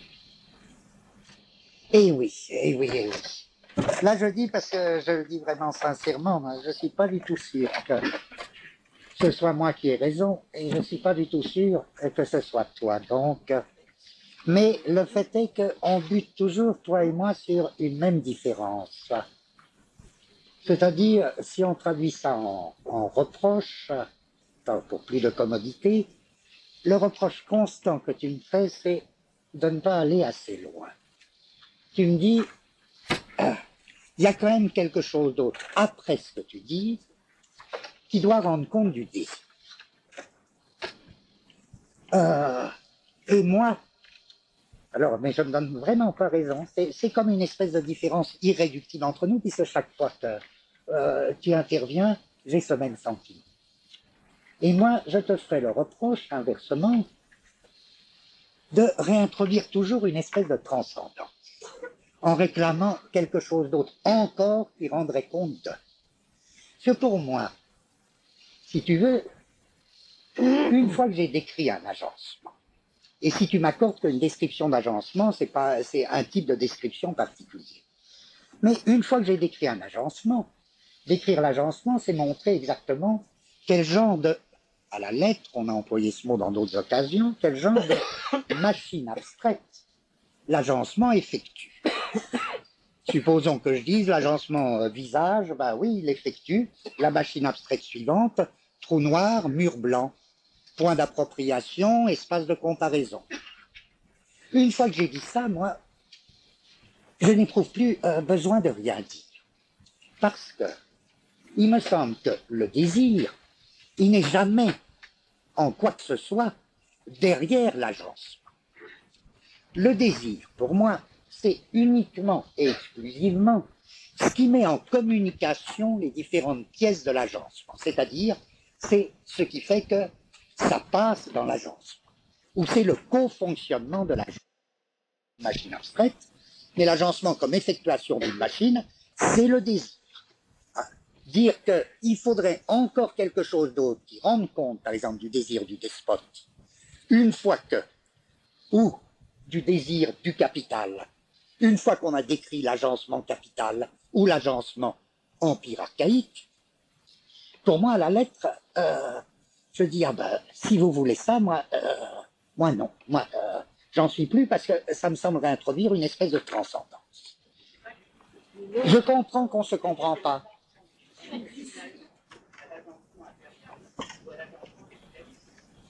Ça ne peut pas simplement, sauf, à mon avis, à rester dans une analyse incomplète, on ne peut pas simplement dire le désir fait circuler des pièces de la vie.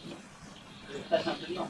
Tu vois, si je ne me trompe pas, comtesse, tu me dis bien. Ça ne veut pas dire en même temps que le désir se réduit à faire fonctionner l'agencement, par exemple, impérial capitaliste. C'est d'ailleurs pas la même chose. Pour moi, si. Pour moi, si. Le désir, ça veut dire ça fonctionne. Parce que tu penses que l'agencement impérial, c'est la même chose que l'agencement capitaliste. Pourquoi tu me fais dire ça? Puisque c'est pas du tout c'est pas le même désir. Non, notre différence, elle n'est pas là. Alors, seulement, dans l'agencement impérial et dans l'agencement capitaliste, on peut parler peut-être, c'est une hypothèse de forme, on peut peut-être parler d'un agencement de désir qui ne serait pas du tout transcendant à l'agencement justement impérial ou à l'agencement capitaliste, mais qui s'analyserait du fonctionnement même de cet agencement et qui pourtant permettrait de parler d'un agencement de désir comme agencement, comme ceux qui agencent justement l'empire ou le capital. Donc c'est pas du tout sur le détour d'une transcendance que justement je pose cette question ou cette interrogation. C'est la transcendance, on a rien à tout. Et ne devient pas désagréable. Non, tu comprends. Moi, je me dis, donc tu réclames un quelque chose de plus.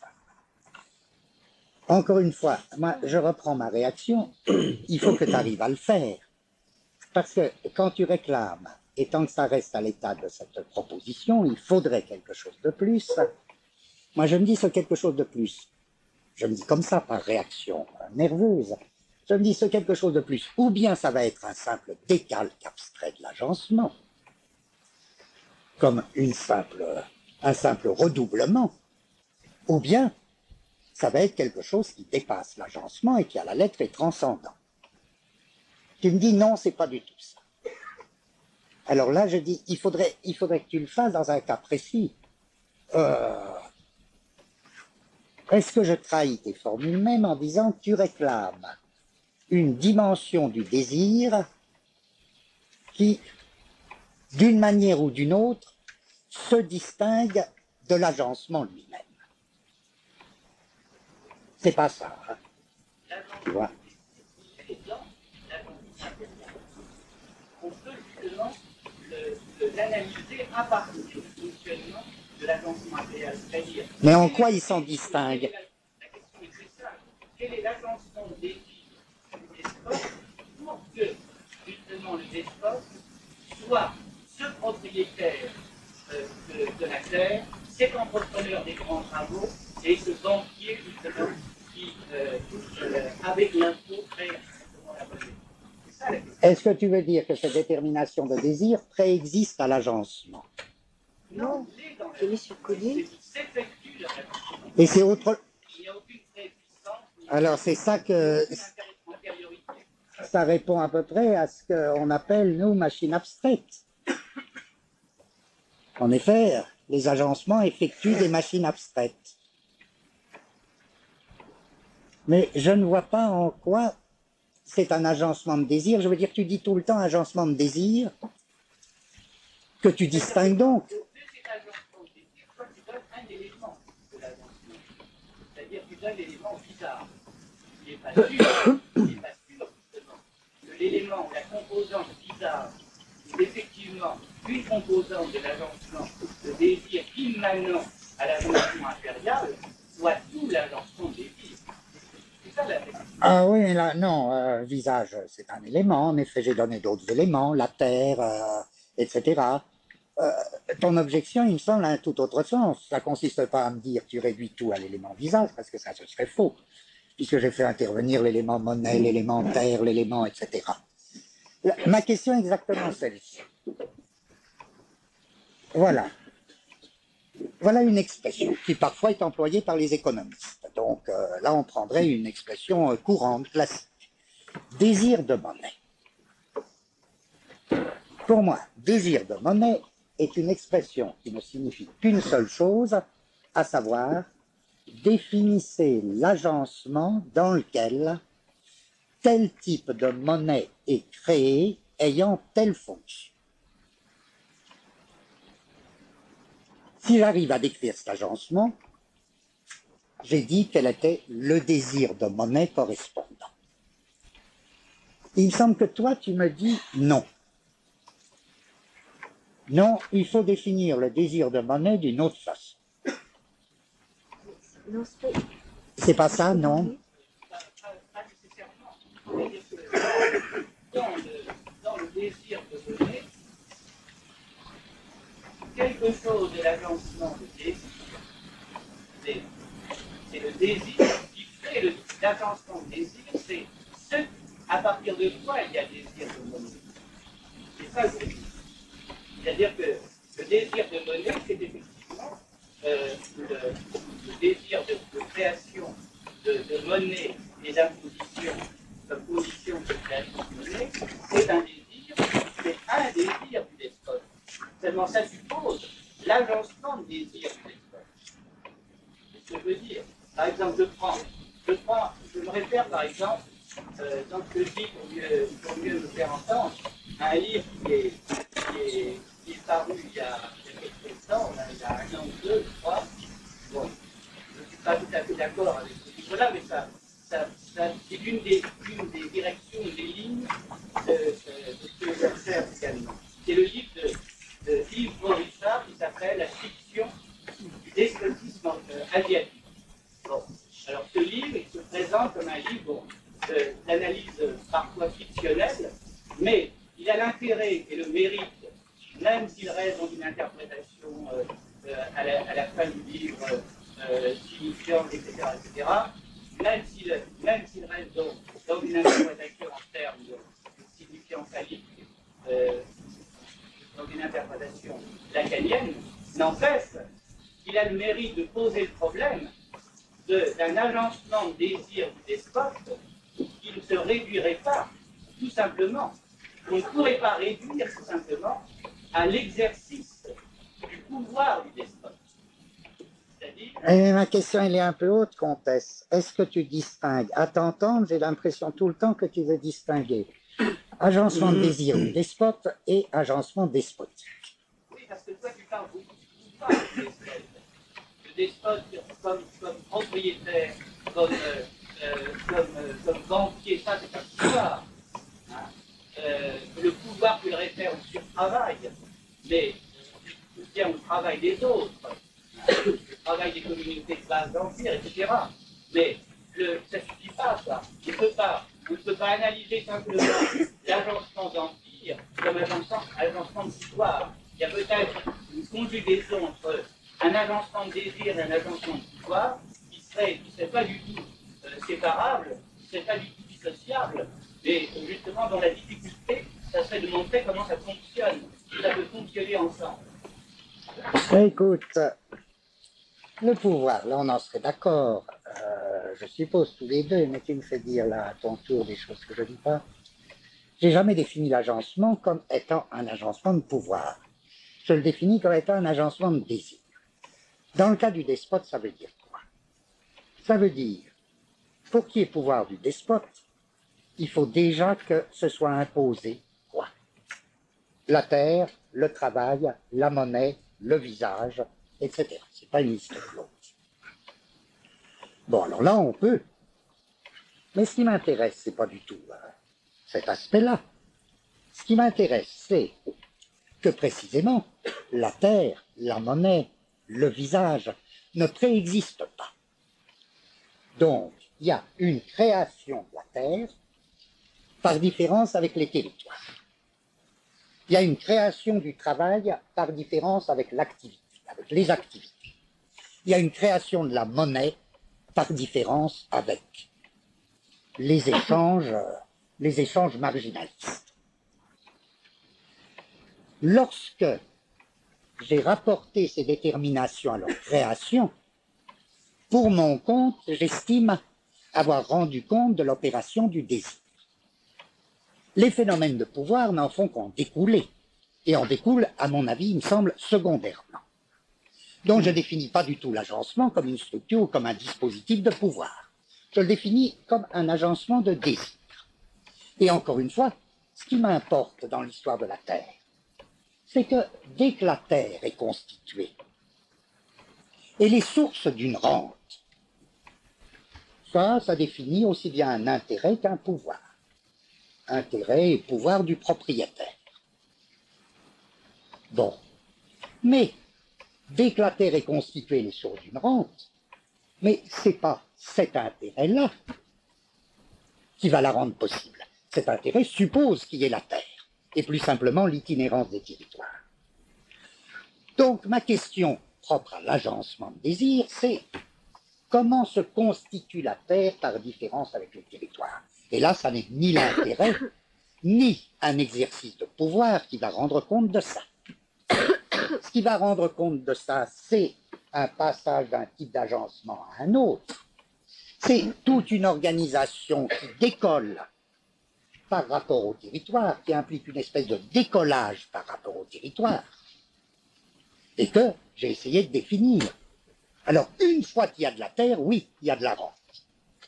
Mais si tu veux, pour moi, ce qu'on pourrait presque appeler les actes poétiques d'agencement, à savoir les véritables créations, sont par nature toujours premiers par rapport aux déterminations pratiques d'agencement du type intérêt et pouvoir. Alors c'est pour ça que moi, j'ai aucun besoin de rechercher quelque chose en plus, de quelque manière que tu prennes en plus. Ouais. Est-ce que c'est clair au moins? Ça va, c'est pas très clair. Tu voulais dire quelque chose? Oui, c'est-à-dire... Je voudrais parler d'un bouquin japonais qui a justement expliqué sur l'origine de l'État au Japon. Mais c'est un bouquin quand même qui rejette toutes les théories matérialistes sur l'origine de l'État. Et donc il explique, le titre de ce bouquin, c'est sur l'illusion commune, ou le fantasme commun. Et l'auteur, il a utilisé comme document des mythes japonais et les contes. L'auteur, il s'appelle Yoshimoto. Et il a utilisé donc les mythes japonais et les contes ethnologiques.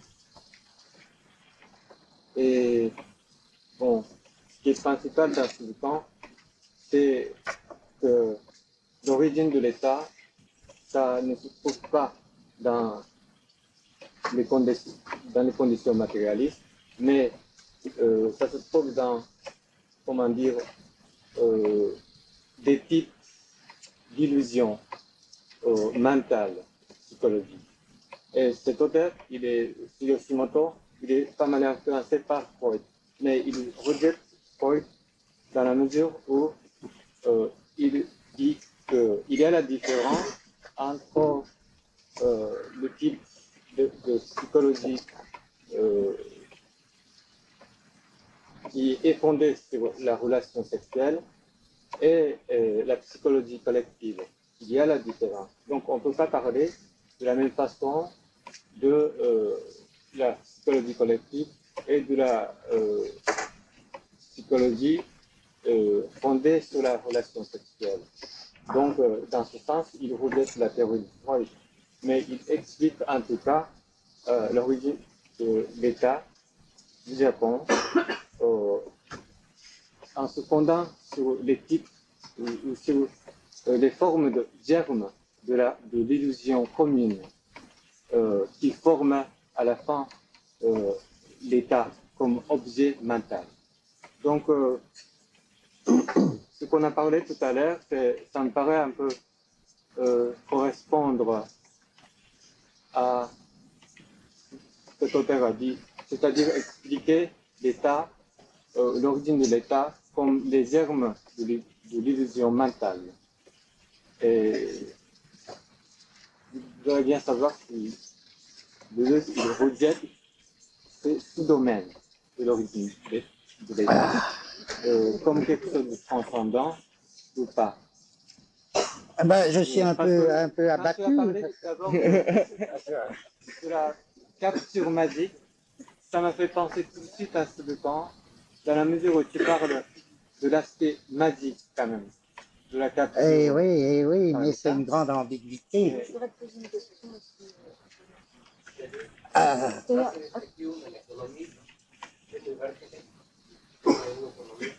Quoi? Qu'est-ce que tu dis?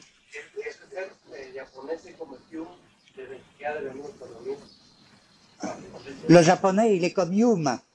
Ça devenu économique. Je sais pas. Je sais pas. Attends, tu veux dire quelque chose? Oui. Je voulais te demander, enfin, quand tu dis, cette capture, c'est que par exemple, quand on est, on est déjà attrapé, c'est-à-dire on est déjà dedans. Est-ce que cette chose-là qui fait marcher ça, est-ce que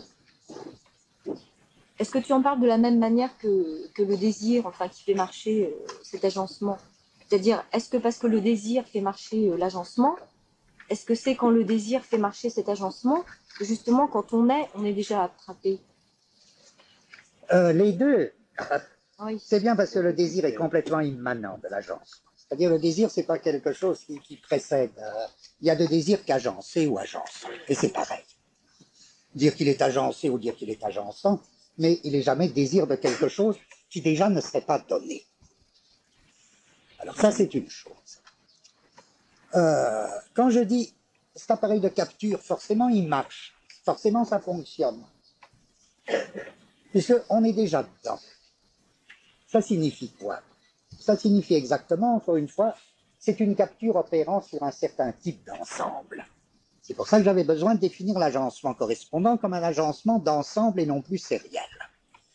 C'est une capture qui opère sur certains types d'ensembles. Or, vous ne pouvez pas définir ces ensembles sans déjà qu'il intervienne le mécanisme de capture qui va opérer sur eux. Donc c'est forcé. Ça signifie simplement que dans l'agencement, c'est bien le désir qui est la circulation. C'est l'opération de la circulation même sur laquelle il n'y aurait pas d'agencement.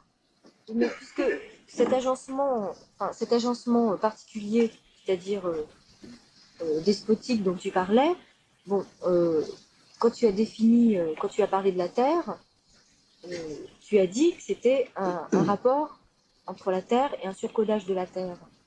Et du territoire, oui, Oui, et un surcodage de territoire, ça. Oui. Mais le surcodage, c'est-à-dire, est-ce qu'il n'a pas aussi... enfin, moi, quand Georges parle, enfin, c'est ça que j'entends, mais je ne sais pas s'il serait d'accord. Est-ce que ce surcodage, il n'intervient pas aussi dans la manière dont le désir permet que les parties de l'agencement se mettent en... Bien sûr que si, dans ce cas. Oui. Dans le cas d'agencement de surcodage, il intervient, bien sûr. Il est strictement partout dans l'agencement. Il est partout. Ce qui m'inquiète plus, c'est évidemment là où il y a une grande ambiguïté. C'est quant à ce que tu viens de dire. Ce qui me trouve beaucoup, c'est que dans tous les schémas que je propose, il n'y a jamais aucune référence à quoi que ce soit qui soit de la nature illusion. Ou même réalité mentale. Aucune. Alors, quand j'ai employé à la suite de Dumézil la notion de capture magique, ça ne renvoyait pas du tout à un domaine qui serait celui des croyances ou des illusions. Pas du tout. Magique était un mot commode et provisoire pour distinguer ce type de capture d'autres types de capture. On disait par exemple, oui, il y a une capture de guerre, mais ce n'est pas du tout la même que la capture d'État.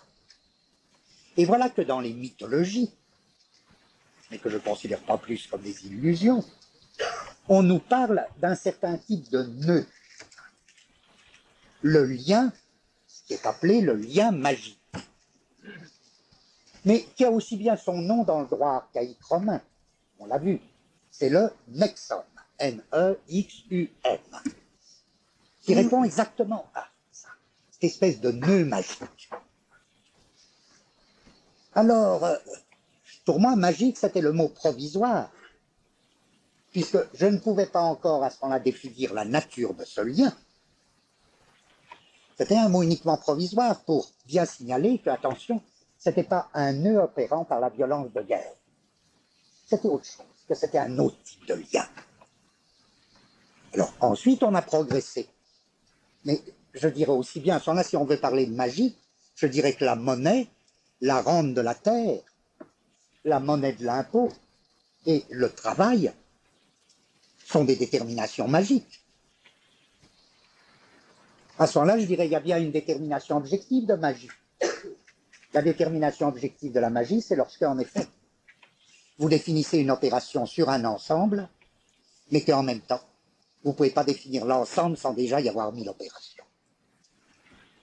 Là, il y a une espèce de nœud qu'on pourra appeler magique. Mais en fait, il est parfaitement objectif dans tel agencement. Vous me direz, mais c'est contradictoire. Un ensemble tel qu'on ne puisse pas le définir indépendamment de l'opération qui porte sur l'ensemble. Je dirais non, c'est pas contradictoire, puisqu'il ne s'agit pas du tout d'une définition universelle. Il suffit de définir précisément l'agencement qui rend cela possible. Ouais. Eh ben, oui.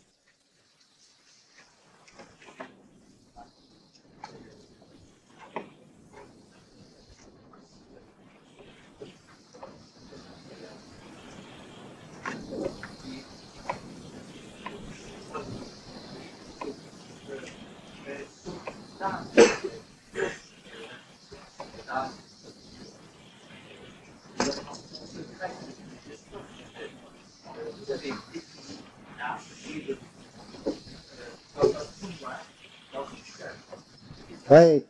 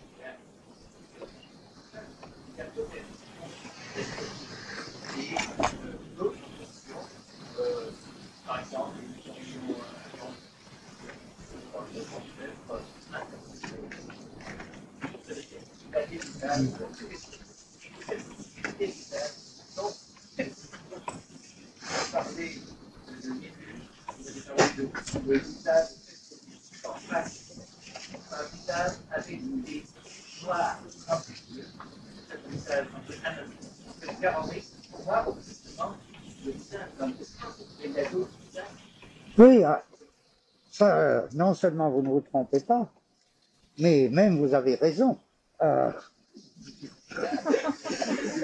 Je veux dire, il va de soi que dans la perspective de l'Empire archaïque, n'est pas du tout épuisé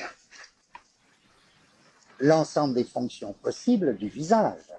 Bien plus, l'art correspondant, cet empire archaïque et l'art qui lui correspond, ne crée ou n'agence, ça revient au même, n'agence qu'un certain type de visage.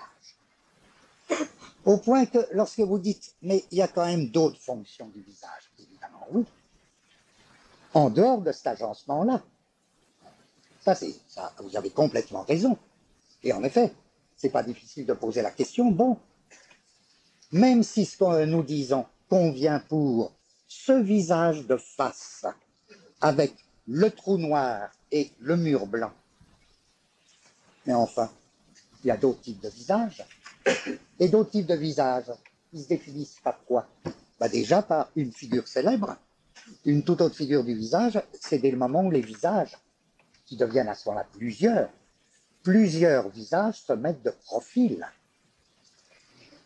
Plusieurs visages de profil, ça ne répond absolument pas. J'insiste là-dessus, c'est qu'une méthode comme celle qu'on cherche, d'analyse d'agencement, permet tout de suite d'exclure. Si on me dit, mais qu'est-ce que tu fais de plusieurs visages de profil?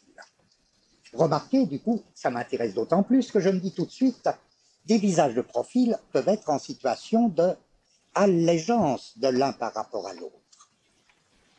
Par exemple, un roi assis, et puis un chevalier qui arrive, et puis le roi a le visage des 2/3, le chevalier a le visage d'un quart, je ne sais pas quoi, et l'un fait allégeance à l'autre.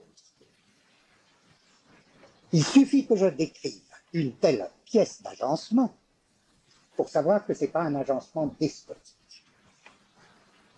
Pas un agencement despotique. Pourquoi? Ben, comme ça, parce que ça m'arrange, d'accord. Le visage despotique est pas... Mais vous sentez bien que les mots sont assez riches. On a déjà distingué, par exemple, on ne confondra surtout pas le despote de l'Empire archaïque avec le tyran de la cité grecque. Aucun rapport. On ne confondra pas le tyran de la cité grecque avec un dictateur actuel. Ça, ou alors, on mélange vraiment tout. Ce que j'ai défini comme visage despotique, et là vous avez complètement raison de me dire, d'accord, mais ça n'est absolument qu'un cas d'agencement, un type de visage. C'est ce visage de face et qui n'a pas d'interlocuteur ou qui n'a pas de répondant décrit, indiqué. Le visage byzantin vous voit de face, c'est vous, spectateur extérieur, qui est son répondant. Qu'est-ce qui le montre? C'est que précisément toute la profondeur byzantine est entre ce que vous voyez et vous qui voyez. Lorsque, au contraire, vous vous trouvez devant un agencement, l'agencement peut être très impérieux. Par exemple, bon, il y a le Christ et des apôtres. Il y a un roi et des sujets. Je peux dire, c'est tout ce que vous voulez, mais ce n'est pas un agencement despotique, ça. Ça peut être un agencement monarchique, ça peut être un agencement... Ça fait partie, en tout cas, d'un tout autre monde. La preuve, c'est qu'à ce moment-là, la profondeur, elle sera intégrée dans le rapport d'un visage avec l'autre. Elle ne sera plus entre le visage vu de face et vous qui regardez, comme dans une œuvre byzantine, elle sera complètement intégrée dans l'œuvre. On ne dira pas pour ça que c'est un progrès. On dira que c'est un tout autre agencement. Alors, les cas intéressants quant à la question que vous posez, c'est est-ce qu'il n'y aurait pas des cas extraordinairement mixtes à cheval? Évidemment, si. Je veux dire, prenons la longue histoire, puisque dans cette histoire du visage là que je reprenais, le Christ a eu un rôle fondamental du point de vue pictural, du point de vue plastique. Si vous prenez le visage du Christ, vous savez, d'abord qu'il dépend à quel moment, mais mettons même le Christ crucifié. Vous avez des Christs presque byzantins, c'est-à-dire où là le Christ participe encore d'un visage impérial archaïque. Ça, c'est Dieu le Père derrière le Christ. Mais le Christ garde toutes sortes d'éléments byzantins. Et là, le Christ, c'est comme une plaque tournante. On voit aussi qu'avec le Christ apparaît un tout autre type de visage. Et toutes les transitions de l'un à l'autre. À savoir, déjà, le visage du Christ est un peu détourné ou complètement de profil à la limite, et dès lors est mis en rapport avec d'autres visages. sans que ça exclue, encore une fois, les rapports d'allégeance, les rapports de commandement. Mais ce ne sont plus des rapports despotiques. Ça peut être des rapports d'une autre nature. Encore une fois, la question, c'est pas si ça s'adoucit, ça s'adoucit pas. Mais c'est à tout autre type de visage. L'année où on s'était occupé du visage, c'est pas ceux qui étaient là, mais là je le rappelle juste pour mémoire, on avait pris l'exemple d'un tableau qui est très bien commenté par un critique qui s'appelle Jean Paris. Un tableau Del Duccio, qui montre le Christ et deux apôtres, et qui est précisément un tableau charnière, un tableau plaque tournante. Car l'un des apôtres a encore un visage de tradition byzantine, et c'est justement celui qui regarde de face.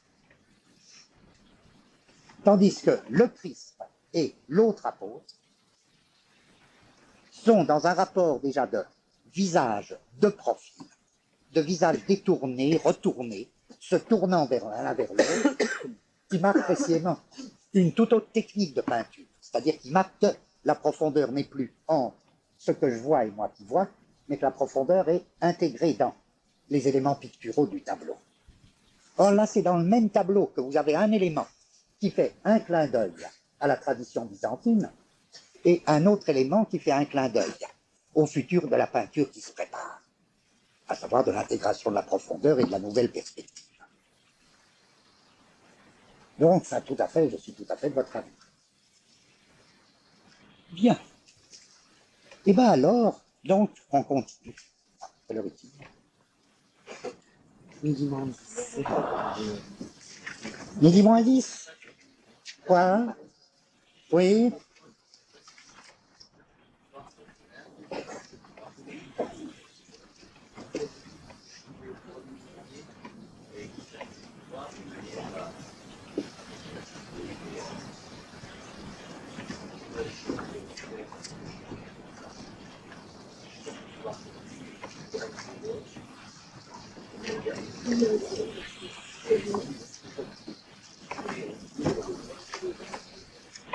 Ouais.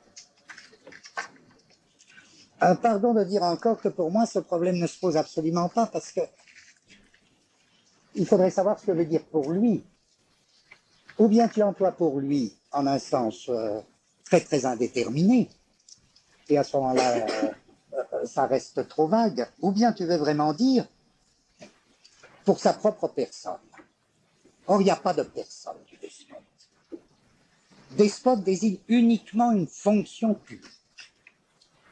Donc, dire le despote chercherait, par exemple, cherche-t-il le pouvoir pour lui,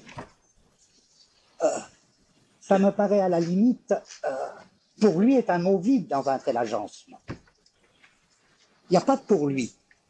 La question sur laquelle on bute maintenant, c'est en effet, quand est-ce que va naître une catégorie du type le pour soi? Quand est-ce que naît cette catégorie du pour soi, qui implique évidemment une sphère du privé? Comme le despote est une fonction publique, comme il règne sur des communautés qui n'existent que collectivement, il n'y a absolument pas de pour soi, il n'y a pas de sphère du privé. C'est un agencement qui exclut toute sphère. Alors je dis, à ce niveau, despote renvoie exclusivement, il me semble que Marx et même Engels le disent très bien dans leur texte sur l'Empire asiatique. C'est pas du tout une personne qui prend le pouvoir. C'est bien plutôt du type, si j'essaie de tout résumer, vous ne pouvez pas définir, par exemple, la fonction terre dans sa différence avec la fonction territoire, sans que, comme corrélat de la terre, il y ait une fonction despotique. Mais ce n'est pas une personne, c'est une fonction. Alors, il n'a pas du tout pour soi, pas plus que le fonctionnaire n'a pour soi. Donc, quand je dis tout est public, je veux dire, les communautés possèdent en collectivité le sol, la terre. Le despote est le propriétaire éminent, mais pas pour soi. C'est-à-dire que c'est sa fonction même qui définit l'unité, l'unité transcendante des territoires simultanément considérés. Chaque territoire est occupé, mettons, par une commune, qui en a la possession collective. Le despote n'est absolument pas différent, il n'est absolument pas une personne distincte de la fonction suivante, l'unité des territoires qui constitue la terre. C'est pas une personne du tout. Il n'a pas de pour soi. Donc il ne cherche pas pour soi ou pas pour soi le pouvoir. D'abord le pouvoir, j'en ai jamais parlé du pouvoir. C'est pas du tout. Les agencements que j'essaie de décrire, c'est absolument pas des dispositifs de pouvoir. Le pouvoir en découle. Le pouvoir en découle toujours et il en découle secondairement. Et c'est tel type de pouvoir. Les fonctionnaires de leur côté, comme représentants du despote, soit au niveau de la terre, soit au niveau de la monnaie, soit au niveau du travail. Entrepreneurs, banquiers, propriétaires, ne sont pas propriétaires pour eux-mêmes, ils sont uniquement propriétaires de fonctions. C'est en tant qu'ils sont fonctionnaires du despote qu'ils ont le bénéfice de tel sol, ou plutôt du revenu de tel sol travaillé par les communautés, possédé par les communautés. Donc c'est comme une espèce de propriété publique à 3 étages. Possession communale des territoires. Propriété éminente du despote. Propriété déléguée des fonctionnaires. Mais à aucun moment il n'y a le moindre propriétaire privé dont vous pourriez dire c'est un pour soi.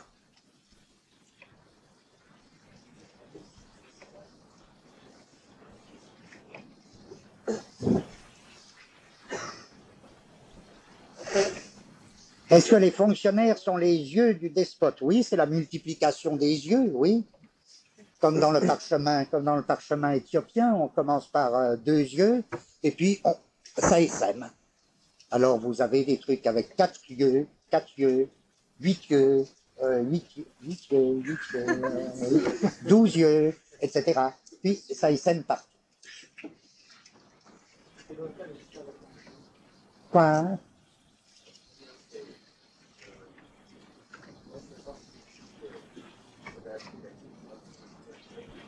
Là, oui.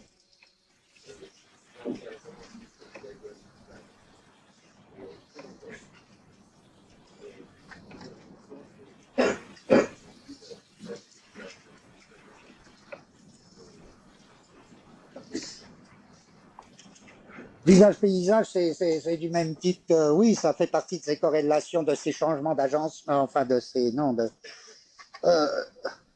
si on admet que, en effet, il peut très bien y avoir une tête, et même une tête humaine, qui ne soit pas constituée sur le mode du visage. De la même manière, il y a des milieux et même des milieux humains qui ne constituent pas forcément des paysages. Alors, c'est peut-être dans le même agencement que les têtes sont érigées en visage et les milieux érigés en paysage. Et en effet, c'est évident que la transformation des milieux en paysage implique précisément ce qu'on appellera un aménagement du territoire. En ce sens, on pourrait dire que la première transformation des milieux en paysage, elle se fait avec les travaux publics. Il n'y a pas de paysage s'il n'y a pas de travaux publics. C'est le travail public qui constitue les milieux en paysage. Donc là, on voit très bien que ça peut être de la même façon que le système corps-tête se transforme au produit du visage en entrant dans un nouvel agencement. Et c'est en même temps que les milieux produisent du paysage sous l'action des travaux publics. Si tu veux, moi je dirais à la limite, oui, la naissance du paysage, c'est un truc, c'est en effet, lorsqu'on construit des pyramides dans le désert, tout un aménagement du désert, là, qui va transformer le désert de milieu en paysage. Bon, actuellement, la transformation des milieux en paysage, bon, elle est achevée depuis longtemps, mais elle continue, elle se recrée perpétuellement. Oui, mais je ne crois pas qu'on puisse définir en sens, il y a une corrélation évidente entre visage et paysage. Ça appartient au même agencement. Oui. J'entends pas.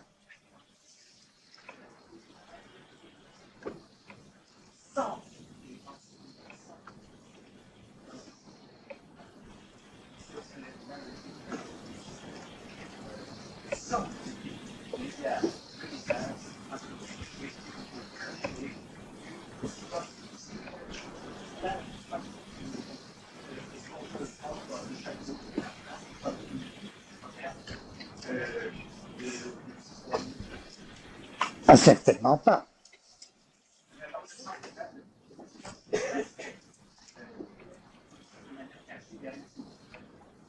Oui, mais vous comprenez. Alors, soit l'exemple de Kafka. Je dis bien que dans une analyse fondée sur les agencements, les choses sont extrêmement compliquées parce que c'est évident que dans la réalité concrète, tout se mêle. Vous avez des agencements qui sont, les agencements concrets, ils sont toujours mixtes. Simplement, ils ont des dominantes. Dans le thème de Kafka, par exemple, dans les thèmes de Kafka, on voit très bien où sont les mixtes. Mais justement, si Kafka est tellement moderne, c'est parce qu'il se réfère à d'autres agencements, il se réfère à des agencements actuels, il ne se réfère pas à des agencements aussi archaïques que ceux dont on parle pour le moment. Mais quand même, si, je prends un exemple bien connu, c'est la muraille de Chine. La muraille de Chine décrit typiquement la construction de la muraille de Chine dans les conditions supposées d'un empire archaïque. Or, sa réponse à un schéma kafkaïen que vous retrouvez très souvent, c'est le schéma de la pyramide.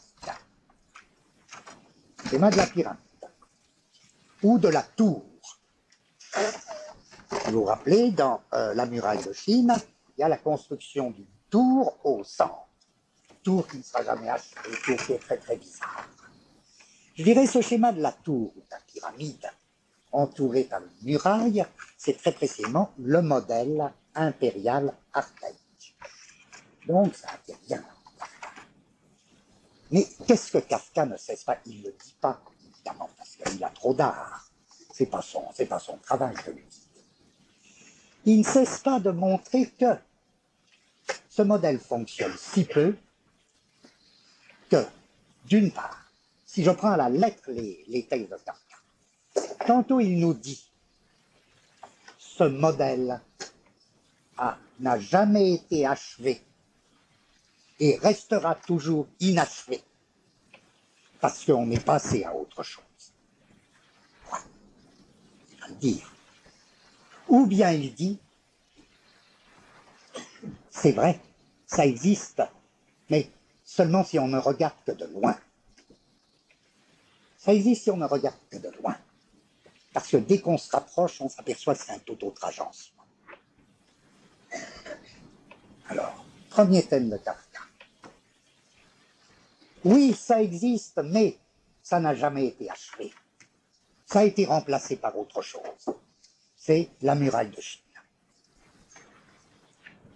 En effet, les nomades sont venus, etc., etc. Par où sont-ils venus? Ils sont déjà là avant qu'on ait compris comment. L'empereur de Chine n'est plus le despote, puisqu'il en est réduit à se cacher derrière ses persiennes et ses rideaux. Pendant que sur la place de la ville, il y a les nomades qui campent et leurs chevaux carnivores qui mangent la viande. C'est beau ça. Bon, voilà, ça c'est une première note de Kafka. Deuxième note de Kafka. Ça n'est vrai que de loin. Et vous voyez bien que les deux, ça n'est vrai que de loin. Pourquoi? Là, c'est le grand exemple du château. De loin, K voit le château. Et le château répond absolument de loin au modèle impérial archaïque. Grande tour, espèce de pyramide, bureaucratie céleste, fonctionnaire du despote, etc. Mais plus K se rapproche, et en fait il ne peut pas se rapprocher, Donc ça devient encore plus compliqué que ça. Plus il s'aperçoit que ce qu'il a pris de loin pour un château, ou pour une espèce de clocher, ou pour une tour, est en fait un ensemble de petites masures raccordées les unes aux autres en longueur. Le texte est formidable, cette espèce de transformation optique du château, en espèce de un ensemble de bicoques, d'autant plus inquiétant. Bon, alors ne tombons pas dans le qu'est-ce que ça veut dire, mais enfin par commodité, disons qu'est-ce que ça veut dire. C'est que, comprenez, on est déjà dans un tout autre agencement. Kafka s'est simplement installé à la charnière des deux. Ce n'est plus l'agencement tour-pyramide, c'est l'agencement, cette fois-ci, couloir. Couloir infini en longueur, et non plus tour transcendante en hauteur.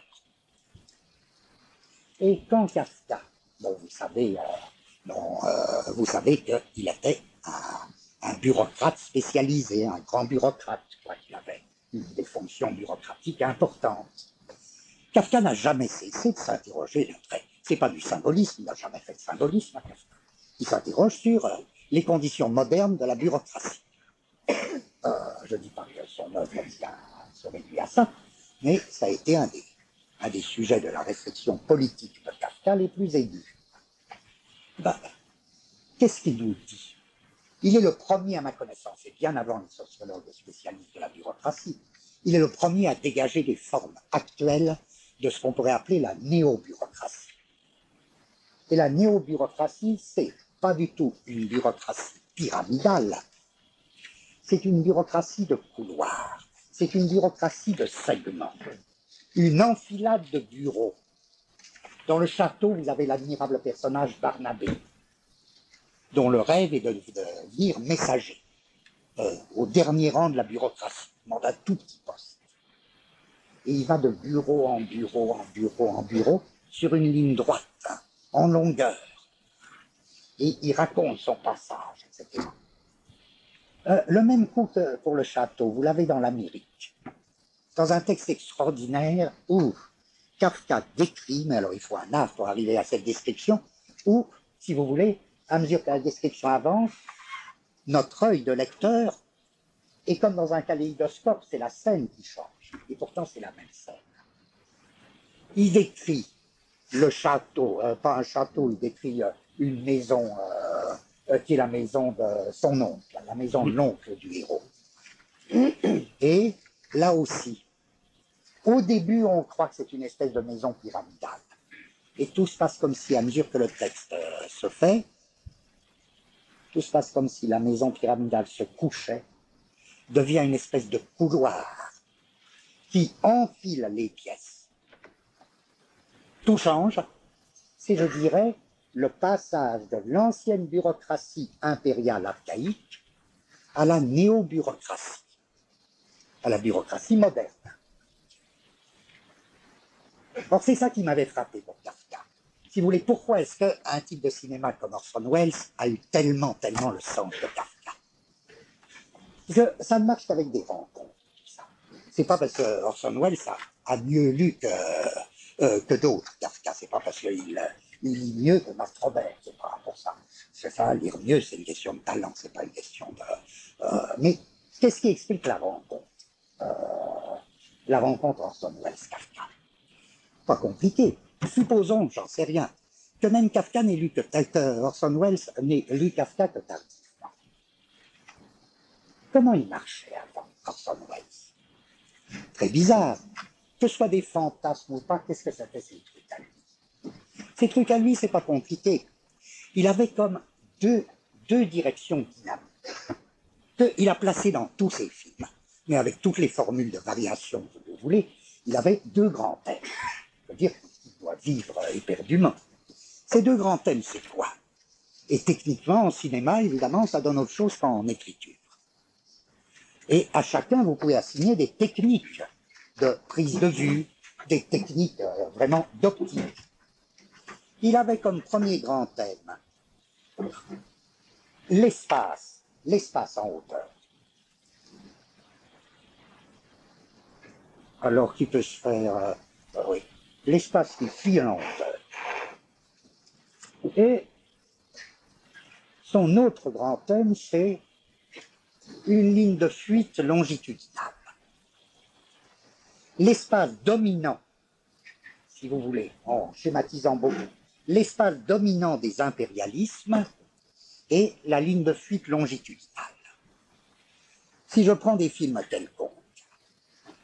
pas quelconques par la qualité, mais des films comme ça au hasard de Wells, c'est évident que dès ces premiers films, ces deux espaces ou ces deux éléments spatiaux entrent dans des combinaisons incroyables. Je veux dire, la beauté de ce qu'il en tire, de ces deux grands axes d'espace, c'est fantastique. Si je prends un film qui n'est pas d'Orson Welles, le fameux Troisième Homme, en quoi on voit qu'il ne s'est pas contenté de jouer, mais qu'il a inspiré évidemment le film, qu'il a inspiré les images, que c'est signé Welles. Pas compliqué. C'est l'extraordinaire vie et habileté, c'est pas du copiage.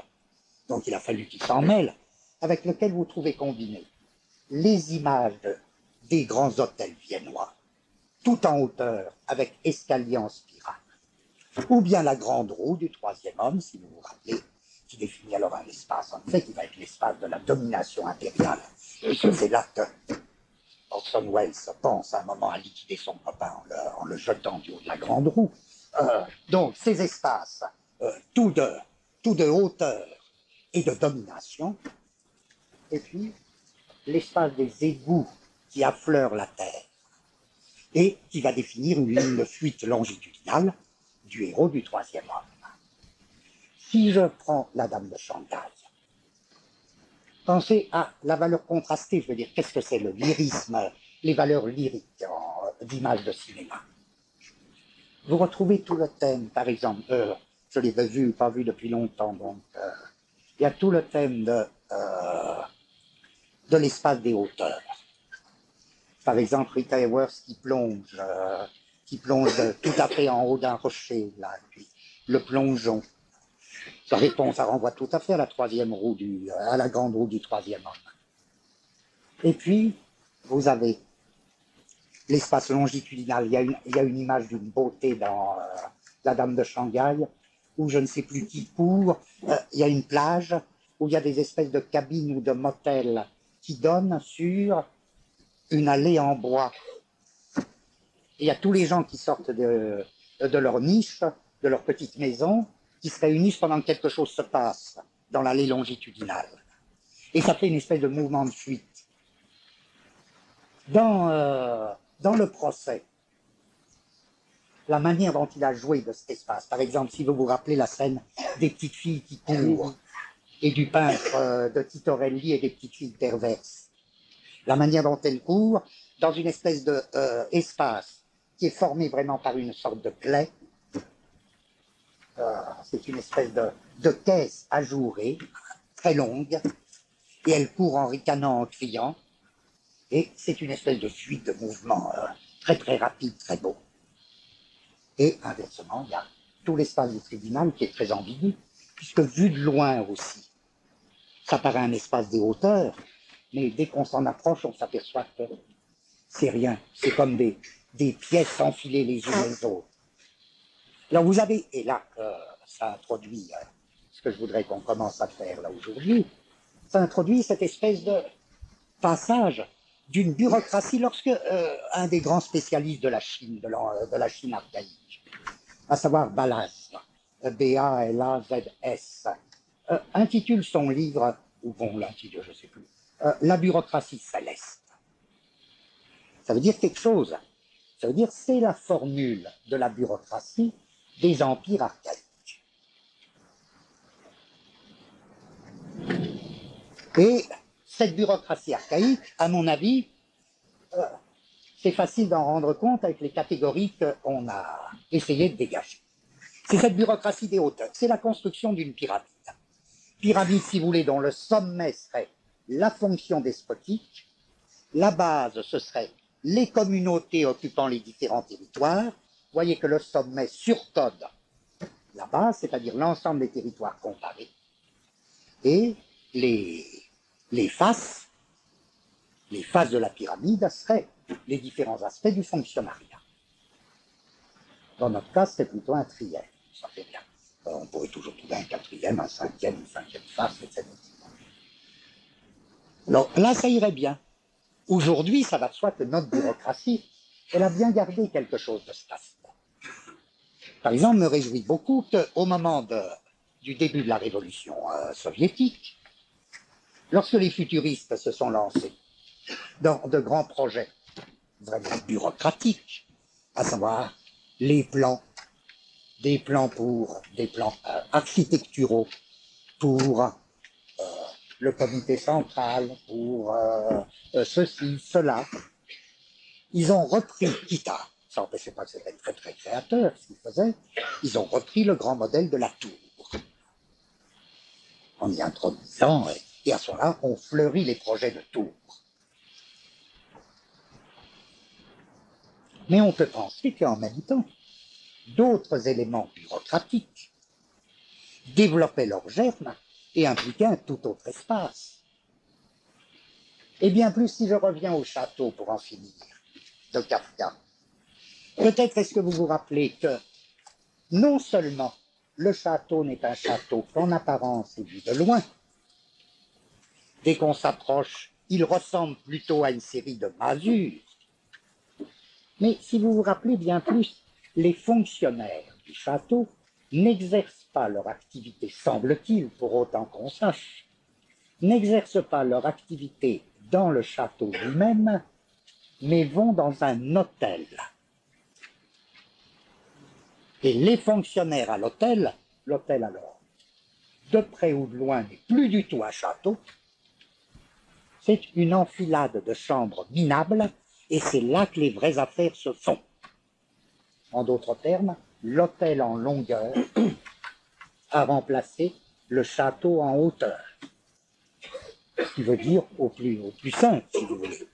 Il y a bien une nouvelle bureaucratie qui passe par la contiguïté des bureaux. La contiguïté des bureaux en longueur, et qui n'est plus la bureaucratie céleste, qui est une bureaucratie d'un tout autre type. Alors, malgré tout, c'est formidable, ça n'empêche pas que tout ce que vous voulez, tous les mélanges peuvent se faire. Si vous prenez un immense ensemble architectural aujourd'hui, moderne, par exemple en Amérique, vous pouvez avoir très bien le PDG en haut de la tour. À ce moment-là, il assume la vieille fonction de l'empereur despotique. Voilà. Kafka, une de ses plaisanteries, j'espère qu'il ne le faisait pas tous les jours parce que ça aurait été monotone, c'est il travaillait, n'est-ce pas, dans une espèce de grand centre d'assurance sociale de l'Empire autrichien. Quand il entrait sous le porche, n'est-ce pas, il faisait le signe de croix, je crois qu'il lui qui était juif, il faisait le signe de croix, il se mettait à genoux. Pour bien montrer que c'était ça le temple. Il devait être mal vu, ça devait diminuer sa note. Mais bon, ça c'est l'appel à la bureaucratie céleste. Mais en même temps, les centres de pouvoir, pour parler de pouvoir là, tels qu'ils sont essaimés, quand on est des pouvoirs, pour moi, ils sont par nature essaimés dans des agences. Ils n'existent jamais, ils sont vraiment des déterminations tout à fait secondaires. Dans un agencement de bureaucratie moderne, les centres de pouvoir, ils sont beaucoup plus dans le rapport d'un bureau au bureau contigu que dans le rapport hiérarchique en hauteur. Et là où Kafka vraiment a été, une fois de plus, a tout compris comme d'avance, c'est que lorsque les sociologues modernes s'occupent de bureaucratie, notamment il y a beaucoup d'Américains qui travaillent sur la bureaucratie, ils montrent très bien ça, comment les rapports de contiguïté de bureau mettent en question. Bien entendu, tout ça, ça se retrouve, c'est pour la même cause, mais au besoin, mettent en question. C'est comme un double quadrillage. Les ordres hiérarchiques qui vont du plus haut au plus bas. Il y a tout un rapport des bureaux contigus les uns avec les autres qui ont besoin, vont impliquer non pas une force de résistance ou d'inertie par rapport aux ordres venus d'en haut, décollage d'un bureau par rapport à l'autre, où l'ordre est transformé en longueur, où l'ordre, non seulement il y a la transformation de l'ordre suivant l'échelle hiérarchique de haut en bas, mais il y a les modulations, les modifications quand on passe d'un bureau à un autre. Si bien qu'un dossier, vous devez considérer le double chemin. Chemin céleste, circuit céleste de la bureaucratie impériale archaïque, de haut en bas, et chemin longitudinal, d'un bureau à l'autre. C'est pas la même bureaucratie. Et pourtant, ça peut être les mêmes gens qui participent aux deux. Mais vous comprenez, on est à la frontière de deux agencements différents. Alors c'est là-dessus que presque on enchaîne. Si vous m'accordez, quels que soient vos accords ou désaccords, quelle heure il est? Quoi? Midi 20. Midi 20, alors on va terminer bien.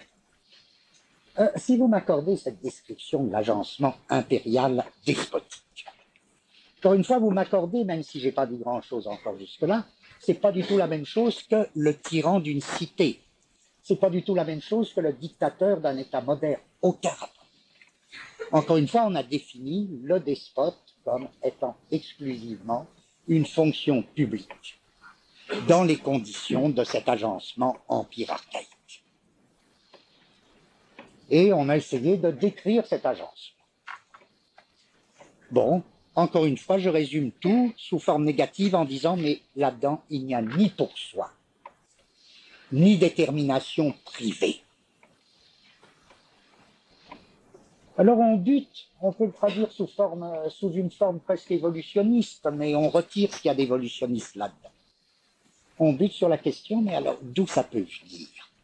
Le pour-soi de la propriété privée qui va être quand même fondamental dans tout l'appareil d'État. On a commencé par décrire un agencement appareil d'État qui ne comporte aucune détermination de la propriété privée. Toute propriété y est publique. En effet, possession communale des territoires, propriété despotique du sol, délégation de propriété aux fonctionnaires. Il n'y a absolument aucun propriétaire privé là-dedans. Le fonctionnaire ne jouit des revenus ou d'une tenure qu'en tant que fonctionnaire, c'est-à-dire par la fonction qu'il assume, et pas en tant que personne. Donc ça devient un vrai problème, d'où ça peut venir la propriété privée. Eh bien, si vous voulez, pour procéder par ordre, je dirais, on est arrivé à définir en très gros un agencement appareil d'État sous les espèces de l'empire archaïque. Tout ce qu'on va découvrir ensuite va montrer comme des variétés de l'appareil d'État. Est-ce que ces variétés seront ou sont évolutives? On laisse la question pour le moment. Sans doute pour plus de commodité, on va faire comme si elles étaient évolutives. C'est plus commode pour s'exprimer, mais je réserve complètement la question de savoir si il y a eu une évolution historique ou bien si c'est autre chose qu'une évolution. Et la question c'est, mais d'où peut venir la propriété privée? Une fois dit, on a comme point de repère, c'est que nos États, et aussi loin que remonte notre mémoire, puisqu'on n'a pas la mémoire des empires archaïques, aussi loin que remonte notre mémoire, les États fonctionnent dans un type d'agencement qui opère un mixte du public et du privé. Donc d'où vient la sphère du pour-soi dans les États? D'où vient la sphère de la propriété privée dans les États? Et c'est la question que je posais la dernière fois. Et on a beau tout retourner, on ne voit pas. Si je résume l'ensemble, qui peut avoir là à la fois intérêt à la propriété privée, je dis bien intérêt, ou trouver un pouvoir dans la propriété privée? Une fois dit que le désir de propriété privée, ça va être autre chose, puisque le désir de propriété privée ne fait qu'un avec l'émergence de la propriété privée dans un nouveau type d'agencement, le type d'agencement à la recherche duquel nous sommes. Mais personne à première vue. Je dis le despote. Tout son intérêt, une fois que l'agencement impérial existe, tout son intérêt c'est de continuer dans cet agencement. Le fonctionnaire, là, c'est encore plus net. Le fonctionnaire, il reçoit des revenus de la terre qui lui est concédée. Cette terre, elle est exploitée par les communautés. Les communautés donnent aux fonctionnaires une rente en nature et en travail. C'est évident que le fonctionnaire, en tant que fonctionnaire, n'a aucun intérêt à transformer un tel régime, puisque bien plus ce régime, c'est la base de son existence en tant que fonctionnaire. C'est un suicide. Comme dit l'auteur que je citais, spécialiste de l'Empire chinois, comme dit Teuqueil, on conçoit que des fonctionnaires soient devenus de petits despotes, c'est-à-dire effet des despotismes séparés, autonomes, mais absolument pas qu'ils deviennent les propriétaires privés. C'est comme si on les conviait à renverser la base même de leur existence sociale. Donc ni le despote, ni le fonctionnaire, ni le membre de la communauté, qui, en tant que membre de la communauté, a la possession du territoire, mais absolument personne dans un tel système n'a intérêt à la propriété privée. D'où ça peut venir. Alors c'est là que je disais, cet article ou ce texte de Teuqueil me paraît très bon, parce que sa réponse, je l'avais dit la dernière fois, eh bien, il nous dit quelque chose de très curieux, il me semble. Il dit, vous comprenez, c'est pas difficile. Il faut trouver, c'est presque là un point de méthode très important. Le texte est très très bien fait de Teuqueil. Il dit, il faudrait trouver quelqu'un, un personnage social, qui à la fois fasse partie de l'Empire archaïque et ne soit pas compris, un inclus-exclu. Des exclus à l'état pur, ça c'est pas difficile, hein. C'est les proscrits. Mais quelqu'un qui à la fois soit pris dans l'Empire archaïque et pourtant ne soit pas compris dans cet empire. Qu'est-ce que ça peut être? Ça n'est ni le despote, ni le fonctionnaire, ni le membre d'une commune, ni même l'esclave. Car l'esclave, c'est comme tout dans l'Empire archaïque. C'est ce que Marx nommait, non pas l'esclavage privé, mais nommait par opposition l'esclavage généralisé. Et l'esclavage généralisé, c'est simplement le fait que des communes en tant que communes, que les communes paysannes en tant que communes, avaient des esclaves, ou bien le fait qu'il y avait des esclaves délégués aux fonctionnaires, c'est-à-dire des esclaves de fonction, attachés à telle fonction. Donc là encore, c'est de l'esclavage public, c'est absolument pas l'esclavage privé de la cité antique. C'est pour ça que nous parlons d'empire archaïque par différence, entre autres avec la cité antique. Alors qui a intérêt? Ça ne suffira pas à expliquer la naissance de la propriété privée.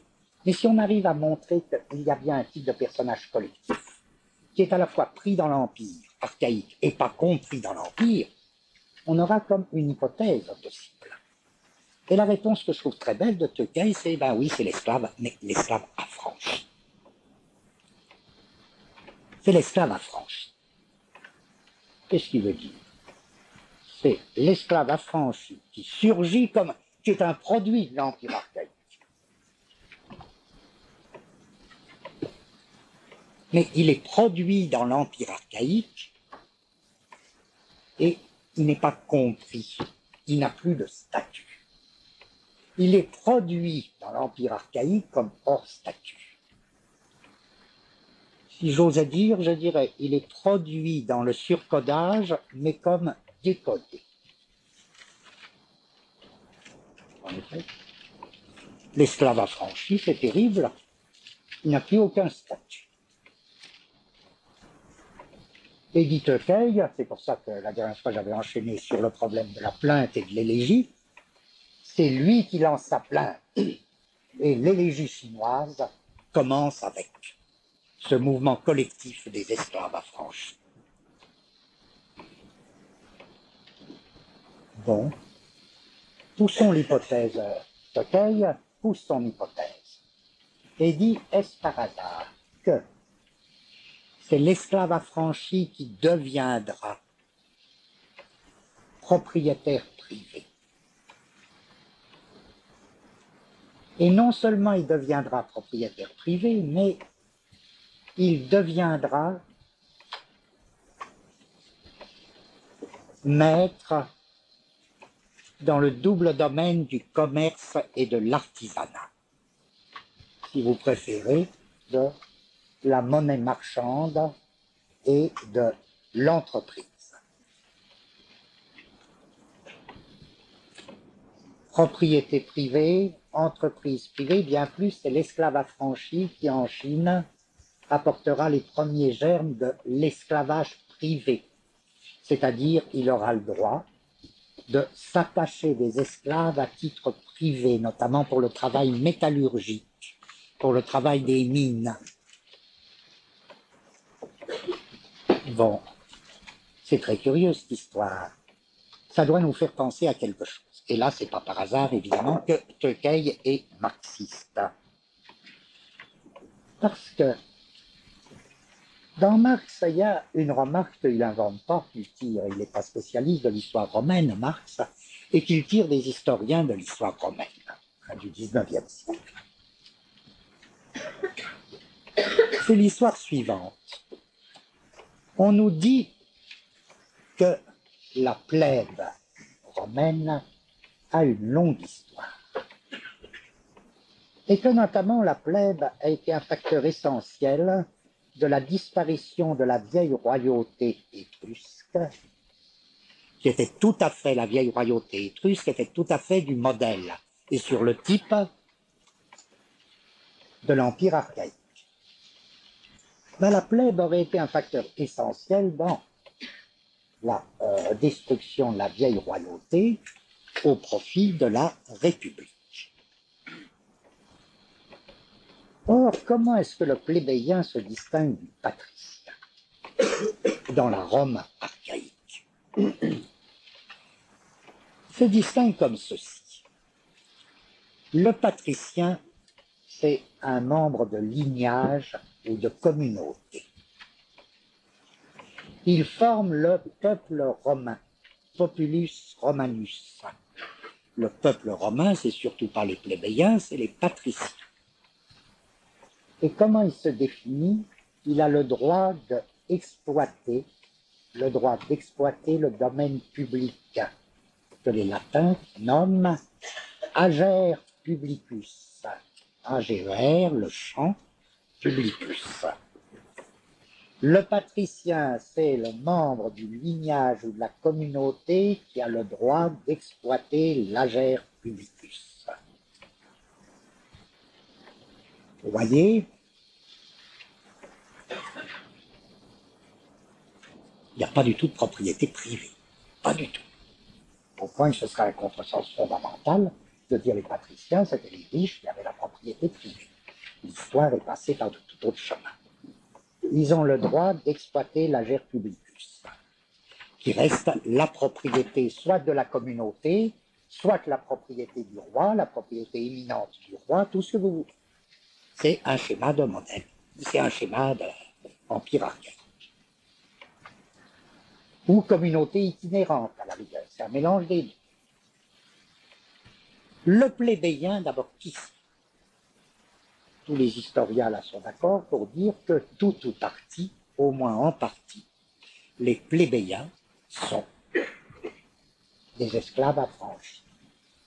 Pas seulement, c'est aussi des étrangers conquis, dont le territoire a été conquis, c'est aussi des gens qui sont venus, des migrants, etc. Mais tout le monde dit que les plébéiens sont en partie des esclaves affranchis.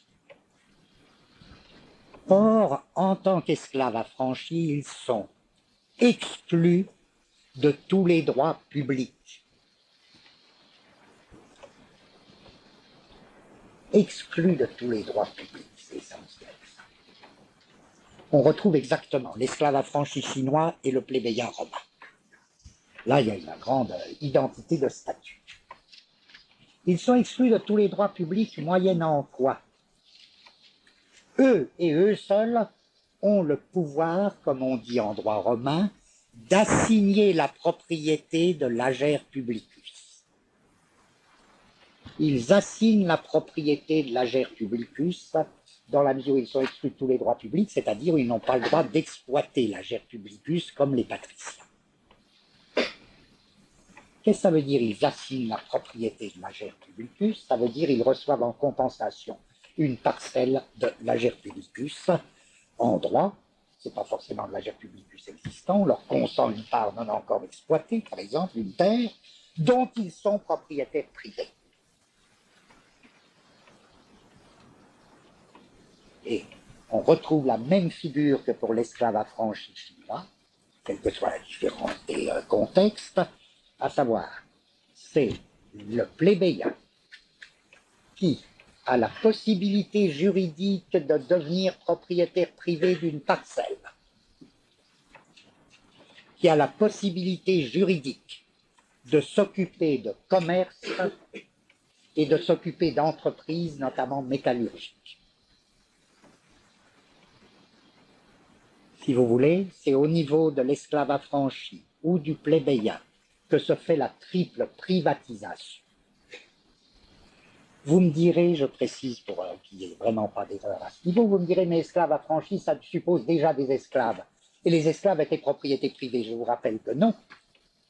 Esclaves affranchis suppose des esclaves publics, esclaves de communauté ou esclaves de fonctionnaires, qui sont affranchis à l'issue d'un long processus et qui se trouvent hors statut, qui avaient un statut tant qu'ils étaient esclaves, un statut public, et qui se trouvent hors statut. Et ce sont ces affranchis-là qui vont devenir à la fois propriétaires privés, petits propriétaires privés de parcelles, petits entrepreneurs, petits commerçants. Presque hors des mailles ou sous les mailles du surcodage impérial. En d'autres termes, c'est eux qui vont faire couler des flux d'appropriation privée, par différence avec le pôle archaïque de l'appropriation publique. Alors, que ce soit l'affranchi chinois, que ce soit le plébéien romain, qu'à ce moment-là, il y a un germe qui va travailler les États archaïques, à savoir une espèce de phénomène qui à la fois pousse du dedans et échappe au surcodage impérial. Et on voit très bien, vous allez me dire, mais c'est quand même bizarre cette espèce d'accident où c'est l'Empire lui-même qui produit. C'est ce personnage si bizarre, et qui dans toute l'histoire est éminemment plaintif, à savoir, il est à la fois dans l'Empire, mais il est produit dans l'Empire comme exclu par le surcodage d'Empire. Il n'a pas de statut. Et c'est à ce niveau que commencent à se dessiner des privatisations, dont ensuite l'histoire va précipiter le cours, va précipiter la lutte. Alors, en effet, il faudrait dire que c'est pas étonnant, parce que si vous reprenez les deux agencements dont on était parti, premier agencement, code territoire, agencement d'itinérance. Deuxième agencement, surcodage terre, agencement d'empire archaïque. Est-ce qu'on ne pourrait pas dire ceci, que le surcodage impérial entraîne nécessairement, c'est une hypothèse comme ça, entraîne nécessairement, comme par contre-coup, comme Corella, un certain décodage des flux. En même temps qu'il surcode les flux, se fait comme en contre-coup une espèce de décodage. Donc on marchait avec un agencement du type code territoire. Les flux territoriaux étaient relativement codés avec une souplesse relative. S'introduit un appareil de surcodage impérial. qui va surcoder tous ces codes et surcoder tous ces territoires en les transformant en terre. Du coup, ces flux maintenant surcodés, une partie ou certains éléments d'entre eux tendent à s'échapper. Et lorsque la terre est surcodée sous forme de l'appropriation publique, en même temps, le flux de terre tend partiellement à se décoder. Quand l'activité est surcodée sous forme de travaux publics, un flux de travail tend à se décoder. Quand la monnaie est surcodée et donc créée sous forme d'impôt, un flux monétaire tend à se décoder. Et ce sont ces flux décodés qui vont constituer le flux de la propriété privée, le flux de l'entreprise privée, le flux du commerce privé. Or, ça resterait tout à fait inintelligible si l'on ne pouvait pas assigner un type de personnage collectif qui est précisément à la charnière de ce surcodage et de ce décodage des flux. Vous voyez, quand on surcode des flux, il faut se rappeler toujours que décodage, ça ne veut pas dire un flux dont le code est compris. Ça veut dire au contraire, un flux décodé, c'est un flux qui n'est plus compris dans son propre code, qui n'est plus contenu dans son propre code, qui échappe à son propre code. En effet, on peut assigner dans l'Empire archaïque le point où les flux surcodés tendent par compensation à se décoder, et ce point, c'est ce point de la plèbe ou de l'esclave affranchi.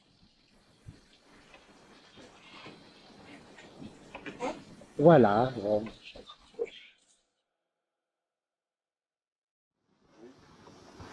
Voilà, d'abord, je cherche ou bien des confirmations, ou bien que vous compreniez bien de quoi on parle, ou bien des confirmations, ou bien des affirmations sur le thème qu'on a vu les fois précédentes, à savoir un certain rapport impôt-commerce, tel que d'une certaine manière, le commerce ne pourrait se déployer que dans un milieu social d'imposition. Ça, on l'a vu beaucoup. Et alors, parmi nous, là, il y a Éric Allier qui travaille depuis un certain temps sur à la fois une doctrine économique et une période où cette doctrine a eu beaucoup d'importance, à savoir le mercantilisme. Et alors, je lui demandais comment, à son avis, s'organisait chez ces auteurs dits mercantilistes, qui sont à la fois des praticiens, qui ne sont pas seulement des théoriciens, qui sont des praticiens, comment s'organisait le rapport impôt-commerce, puisqu'ils ont été à un moment essentiel de la formation historique du commerce européen. Alors, qu'est-ce que tu dirais là-dessus?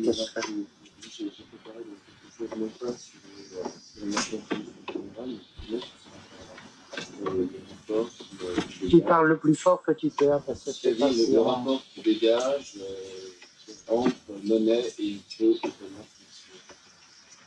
commerce. Alors en fait, donc plutôt sur la théorie mercantiliste, j'ai essayé de voir au maximum la politique qu'ils avaient développée dans la mesure où bon, le mercantilisme, c'est la doctrine triomphante entre, disons, le milieu du XVIe siècle et le milieu du XVIe siècle que vont développer les États californiens.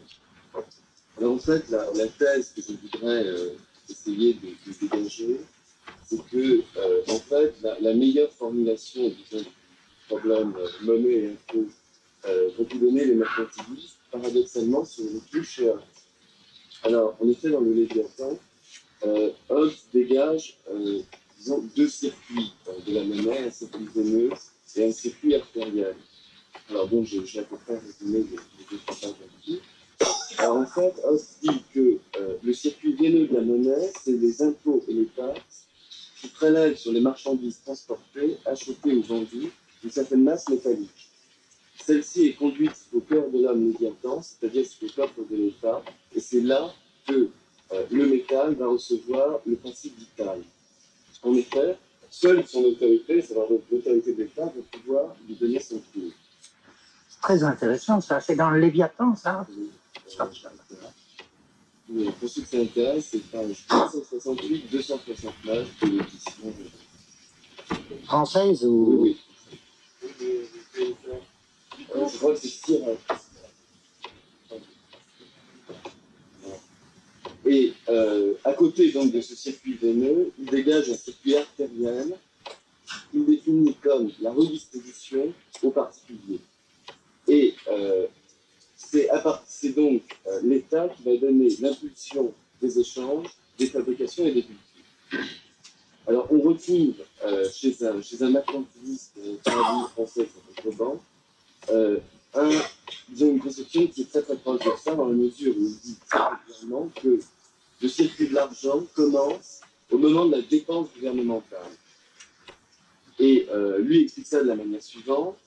Le circuit horizontal induit par les dépenses de l'État est le même que celui qui naturellement relie Paris aux campagnes voisines. Simplement, l'argent y circule plus vite. Et c'est précisément cette augmentation de la vitesse de circulation de la monnaie qui va augmenter la richesse nationale. Alors, il me semble que le point de départ pour aborder le problème, disons historiquement, c'est l'échec répété de toutes les réglementations disons, protectionnistes, donc de toutes les tentatives de surprenage que font les États territoriaux tout au long du XVIe siècle pour mettre fin aux fuites d'or, ce que nous donc, on appellera les sorties linéaires. Et cet échec a une valeur démonstrative donc, sur un point essentiel, à savoir qu'en fait, ce sont les flux des mouvements commerciaux, donc flux décodés, qui règlent ou dérèglent le mouvement des espèces et les fluctuations en cours. Alors, les mercantilistes avaient un exemple sous les yeux bien précis, qui fait évidemment l'exemple de l'Espagne, qui avait une richesse monétaire et en monnaie précieuse absolument extraordinaire du XVe et XVIe siècle, et l'Espagne est absolument incapable de retenir ces richesses. Donc, à partir de là, se joue quelque chose de très important, c'est le mercantilisme décolle complètement de toute la pensée billoniste, métalliste, qui résonne toujours en termes de corps d'or. En termes de corps d'or. C'est-à-dire que la nation doit absolument préserver au maximum tous les métaux précieux et les empêcher de circuler et d'aller vers les autres nations.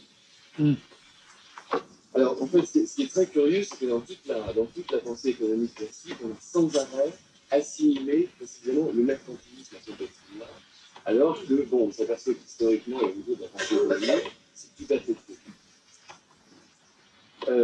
Alors, à partir de là, bon, disons que la guerre d'argent, ce que Colbert définit comme la guerre d'argent, prend tout à fait un nouveau visage, et c'est la fameuse théorie de la balance commerciale que donne un mercantiliste anglais qui s'appelle May au début du XVIIe siècle.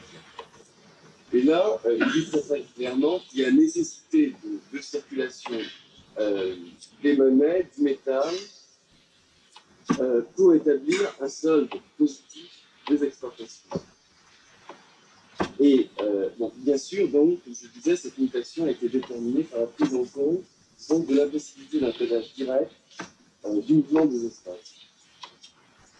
Alors, à partir de ce moment-là, essentiellement, les mercantilistes anglais vont essayer de stopper toutes les politiques de dévaluation de la monnaie de compte, qui jusqu'à présent était le procédé le plus traditionnel pour arriver à éponger les dettes publiques, afin que l'État, en fait, n'intervienne plus pour réglementer le mouvement des espèces, qu'en orientant le mouvement du commerce par l'impôt indirect, qui rentre bientôt à la détermination du prix, dans le sens où l'avait annoncé la première fois, le crédit public, et bien sûr toute une politique d'emprunt, d'investissement et de subvention, c'est-à-dire évidemment des dépenses publiques. Alors, pour résumer un peu cette approche très générale du mercantilisme, on peut dire en fait que le mercantilisme, c'est véritablement une géométrie politique de la puissance, en ce sens que tout son travail consiste en une opération d'axiomatisation de la production à partir de la création d'un nouvel espace d'appropriation et de distribution qui est le territoire national. Et le marché national, c'est donc ce nouvel espace comparatif qui vont faire surgir les mercantilistes à partir de cette appropriation monopolistique de la monnaie que représente l'impôt et le crédit. Je vais poser une question.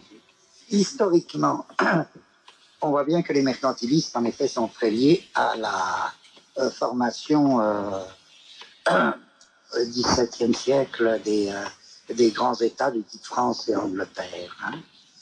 Est-ce qu'il y a des courants mercantilistes qui sont liés, eux, à l'autonomie des villes ou pas? Est-ce que tous les mercantilistes sont vraiment liés au surgissement de l'État dit moderne au XVIIe siècle? La question est difficile, je pense que les mercantilistes, parce que l'on parlait, il n'y a pas de problème, que ce soit en Allemagne, en Italie, etc., sont effectivement liés à l'émergence des États politiques. Simplement, de fait, la politique de mercantiliste réapproprie tout un tas de procédés qui étaient absolument des économies locales. L'impôt indirect, tout à fait lié avec les économies locales, la Gênes, la Venise. Au niveau d'un certain type quand même de protectionnisme, évidemment, également lié à ces économies locales.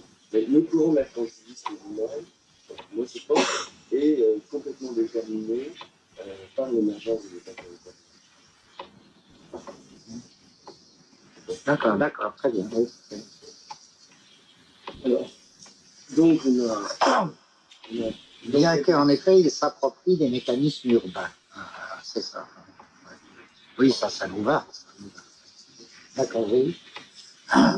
Donc, on a l'habitude de définir ce mercantilisme par une étatisation de la vie économique. Alors, à travers les points les plus connus de la politique mercantiliste, à savoir création des grands monopoles pour favoriser et contrôler à la fois le commerce extérieur, la distribution d'une partie de ce capital commercial aux manufactures sous forme de subventions, d'exonération d'impôts, etc. Et puis, bien sûr, toute une politique d'aménagement du territoire avec des travaux publics qui visent en fait, essentiellement à la création d'équipements de circulation. Alors, c'est toute la politique des routes, de créer des canaux, des problèmes des douanes, etc. Alors, il y a un historien de l'économie qui s'appelle Schneller, de la fin du XIXe siècle, qui résume précisément très bien cette vision du mercantilisme avec l'émergence de l'État territorial. J'ai noté la citation. Il dit, bon, le mercantilisme dans son essence même n'est rien d'autre que la formation de l'État. Non pas la formation de l'État en lui-même, mais simultanément l'édification de l'État et du système économique. Mais ce qui nous intéresse ici, donc au-delà d'une approche très générale du mercantilisme, c'est d'essayer de repérer en quelque sorte, disons, l'immanence et les modalités du mécanisme de capture constituant ce qu'on pourrait appeler le machinisme abstrait du triage économico-administratif du mercantilisme, qui est évidemment à la base du nouvel agencement, à savoir la nation. Alors, en effet, toute cette espèce de gigantesque machine internationale que met en place l'État territorial, qui va à la fois enregistrer, équilibrer, réguler, distribuer, etc., le flux financier, commercial, industriel, et cela permettant évidemment l'appropriation monopolistique de la circulation monétaire et du commerce extérieur, ne tire son existence et son efficience que d'un plan d'appropriation plus fondamental. C'est ce que j'ai dit la dernière fois, à savoir l'impôt que Marx définit, je crois très justement, comme l'existence économique de l'État, et corrélativement bien sûr le crédit public, que Marx définit toujours dans le Capital comme le credo du capital. Alors ça c'est une explication, puisque la dette publique opère comme l'un des agents les plus généralistes de l'accumulation primitive, elle double l'argent improductif de la vertu reproductive en le convertissant en capital. Alors, ce qui est intéressant au niveau des mercantilistes, c'est qu'il y a une contrainte très nette, qui en fait la conjonction de ces deux points, à savoir impôt et crédit public, les deux étant complètement indissociables, c'est précisément l'accumulation d'État. Et en fait, l'accumulation d'État, on peut dire que c'est vraiment le filet mercantiliste proprement dit. Et accumulation d'État dont l'impôt indirect en tant qu'avance sur le capital, alors que l'impôt direct, lui, est une dépense de revenus, est véritablement sur la cause chimique qui va permettre de gérer ce mécanisme de capital. Alors, il y a Gabriel Argand qui avait cité la dernière fois l'histoire financière, qui dit à un moment quelque chose qui résout très bien le problème. Il dit ainsi, l'impôt et la monnaie apparaissent-ils comme des transformateurs de la richesse économique en puissance politique. Ouais.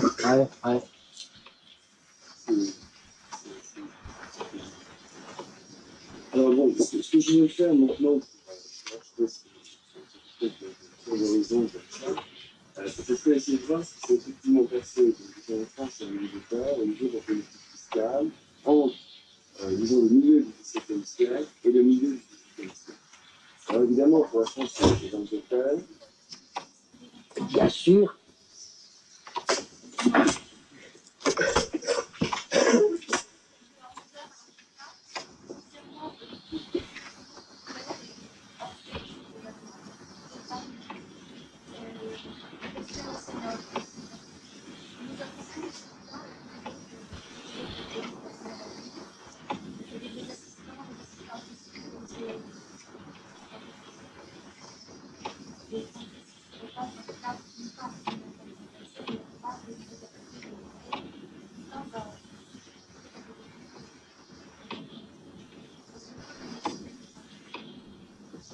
Je crois qu'il vient déjà d'y en avoir, mais si vous pouvez, oui, vous en laissez, oui. Vous les faites passer, oui.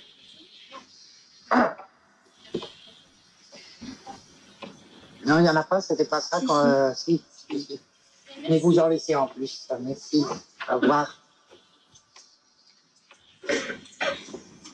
donc, Ceux qui voudront y aller à 11h, hein, vous irez.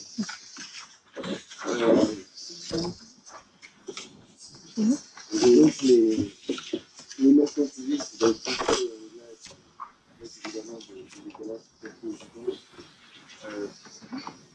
vont quand même dégager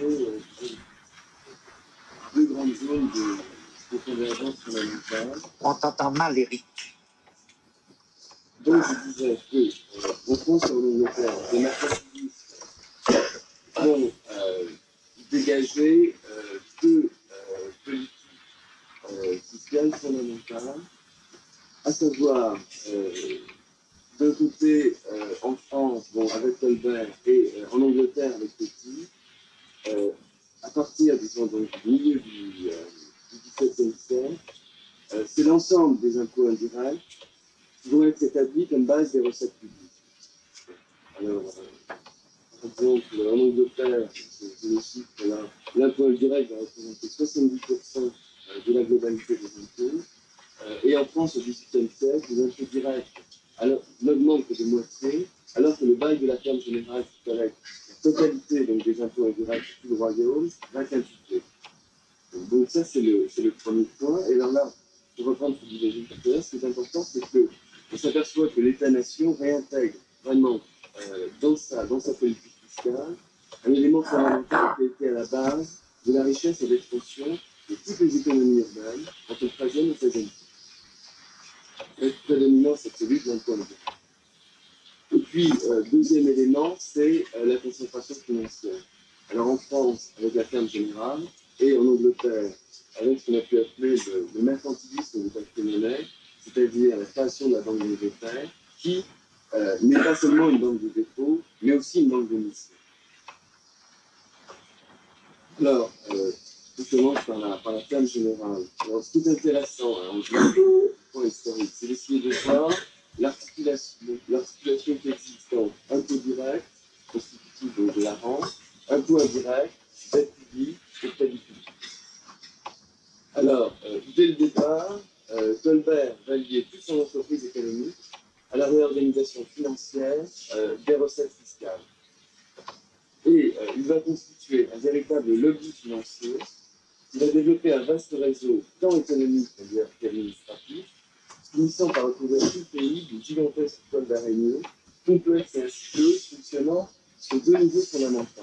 En fait, sur deux personnages clés qui, et on va le voir, représentent exactement la même personne. Alors d'un côté, c'est évidemment l'officier de finance qui a acheté sa charge et qui s'occupe de la collecte des impôts directs. Et il va garder un fort pourcentage de cette collecte en opérant ce qu'on appelle un surprélèvement fiscal. Et la deuxième figure, qui est la figure du partisan, qui lui est vraiment le personnage clé de la ferme générale, s'occupant de la collecte des impôts indirects. Alors qu'est-ce que c'est ce système de la ferme générale? Bon, c'est en fait une compagnie privée qui passe un bail avec le gouvernement. À son terme, elle devra verser au Trésor une somme, donc au titre de l'impôt en question, à charge pour elle de se rembourser et bien sûr au-delà. Alors, cette différence va constituer évidemment le profit d'entreprise. Alors, bon, il y a bien sûr concentration, puisque à l'origine, chacune des taxes était affirmée séparément. Et puis Colbert va constituer véritablement le système des fermes générales, c'est-à-dire des bails fonctionnant sur l'ensemble des impôts indirects. Et bon, ça, en plus, ça va fonctionner vraiment jusqu'au milieu du XVIIIe siècle, la période de pointe, c'est quand, en gros, 1725, 1740. Et alors, c'est quand même une entreprise absolument gigantesque, parce qu'on s'aperçoit que, donc, vers 1730, il y a plus de 30 000 personnes dont les intérêts sont complètement liés à ceux de la ferme. Alors, là où il y a quelque chose qui nous intéresse particulièrement, c'est qu'on s'aperçoit qu'en fait, le partisan type, paradoxalement, donc celui qui théoriquement s'occupe et lié au système de la fiscalité indirecte, c'est l'officier de finance. C'est-à-dire celui qui théoriquement devait collecter les impôts directs. Pourquoi? Parce que tout simplement par fonction, son milieu, ses réseaux d'alliance, etc., il est le plus à même de remplir son rôle d'intermédiaire, puisqu'il est en contact permanent avec les bailleurs de fonds potentiels, grands propriétaires terriens, qui sont par le biais du système seigneurial, les principaux rentiers du sol, ceux qui contrôlent directement ou indirectement, évidemment, la principale source de richesse, à savoir la terre. Alors, en fait, ce que je veux dire, c'est quoi? C'est simplement que, disons, si la rente foncière redescend des hauteurs d'une forme de thésaurisation, s'investir à nouveau donc dans l'économie du pays, c'est bien sûr en grande partie par les avances des traitants au droit, donc par ce système des fermes générales. Alors là, je crois qu'on vérifie tout à fait l'hypothèse de Gilles, dans la mesure où c'est donc bien l'appropriation monopolistique de la monnaie par la politique fiscale de l'impôt indirect avec la ferme générale qui ouvre véritablement la fonction marchande de la monnaie. Bon, ce que Marx appelle le devenir capital de l'argent. Donc l'impôt indirect permet littéralement la déterritorialisation de la richesse d'origine foncière. Et donc cet impôt indirect va assurer la circulation monétaire par la création d'un marché de capitaux artificiel, bien sûr, et détermine par là même toute la dynamique économique par l'investissement de ces mêmes capitaux.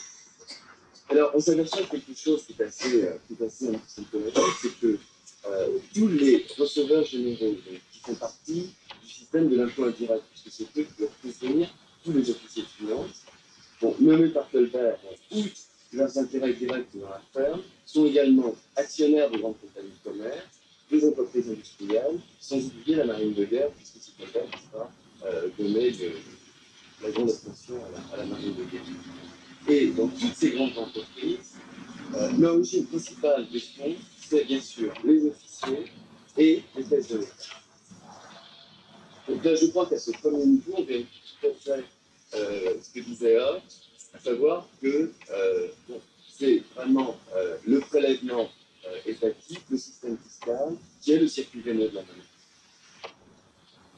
Alors, beaucoup plus brièvement, je voulais voir un autre point de ce phénomène d'appropriation, avec la réforme anglaise, qui lie le problème du crédit public à l'apparition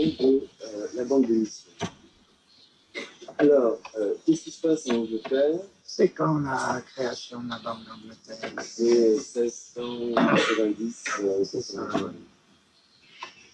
Mais ce qui est intéressant, c'est qu'on voit que bien avant la création officielle de cette banque, on s'aperçoit que les mercantilistes ont essayé par tous les moyens de créer un marché pour des emprunts publics à long terme et un taux d'intérêt très très faible.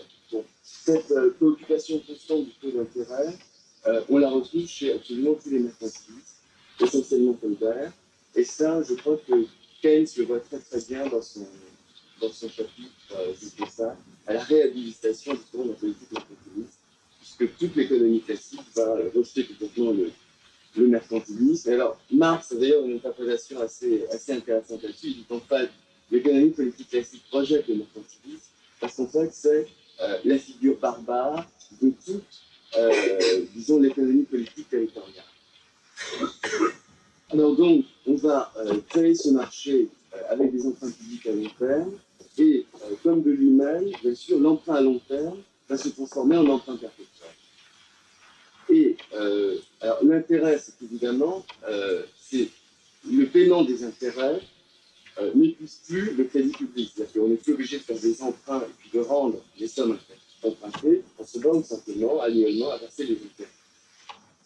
Alors, ce qui me paraît assez important, c'est qu'on s'aperçoit que les mercantilistes avaient quand même très bien anticipé une mutation fondamentale, à savoir que historiquement, on s'aperçoit que c'est la dette publique, tout le système de la dette publique, qui va enclencher, disons, la mutation fondamentale, à la fois de la société par action et de la banque d'émission.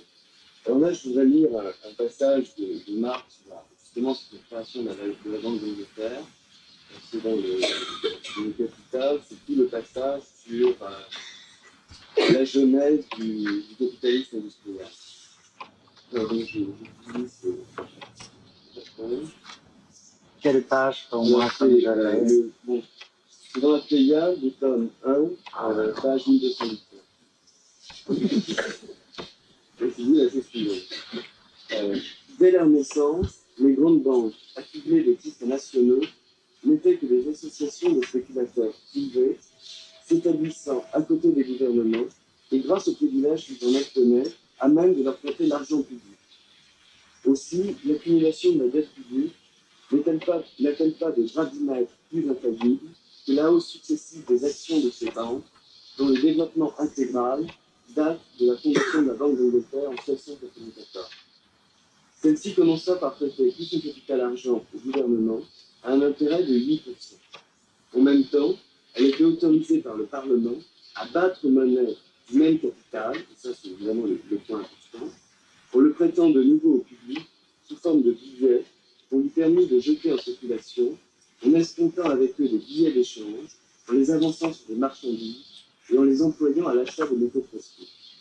Bientôt après, cette monnaie de crédit de sa propre fabrique devint l'argent avec lequel la Banque d'Angleterre effectua ses prêts à l'État et paya pour lui les intérêts de la dette publique. Elle donnait d'une main non seulement pour recevoir davantage, mais tout en recevant, elle restait créancière de la nation à perpétuité jusqu'à la concurrence du dernier milliard d'années. Peu à peu, elle devint nécessairement le réceptacle du trésor métallique du pays et le grand centre autour duquel gravita dès lors le crédit commercial.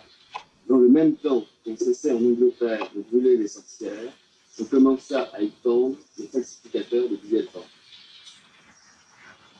Bon, alors, je crois que là, moi je dégage des choses qui paraissent assez importantes. C'est d'un côté que, évidemment, toute monnaie moderne, c'est un endettement bancaire, puisque en fait, c'est tout le sens de l'explication de Marx, c'est la créance que tire la banque sur elle-même qui a lieu de moyen de paiement.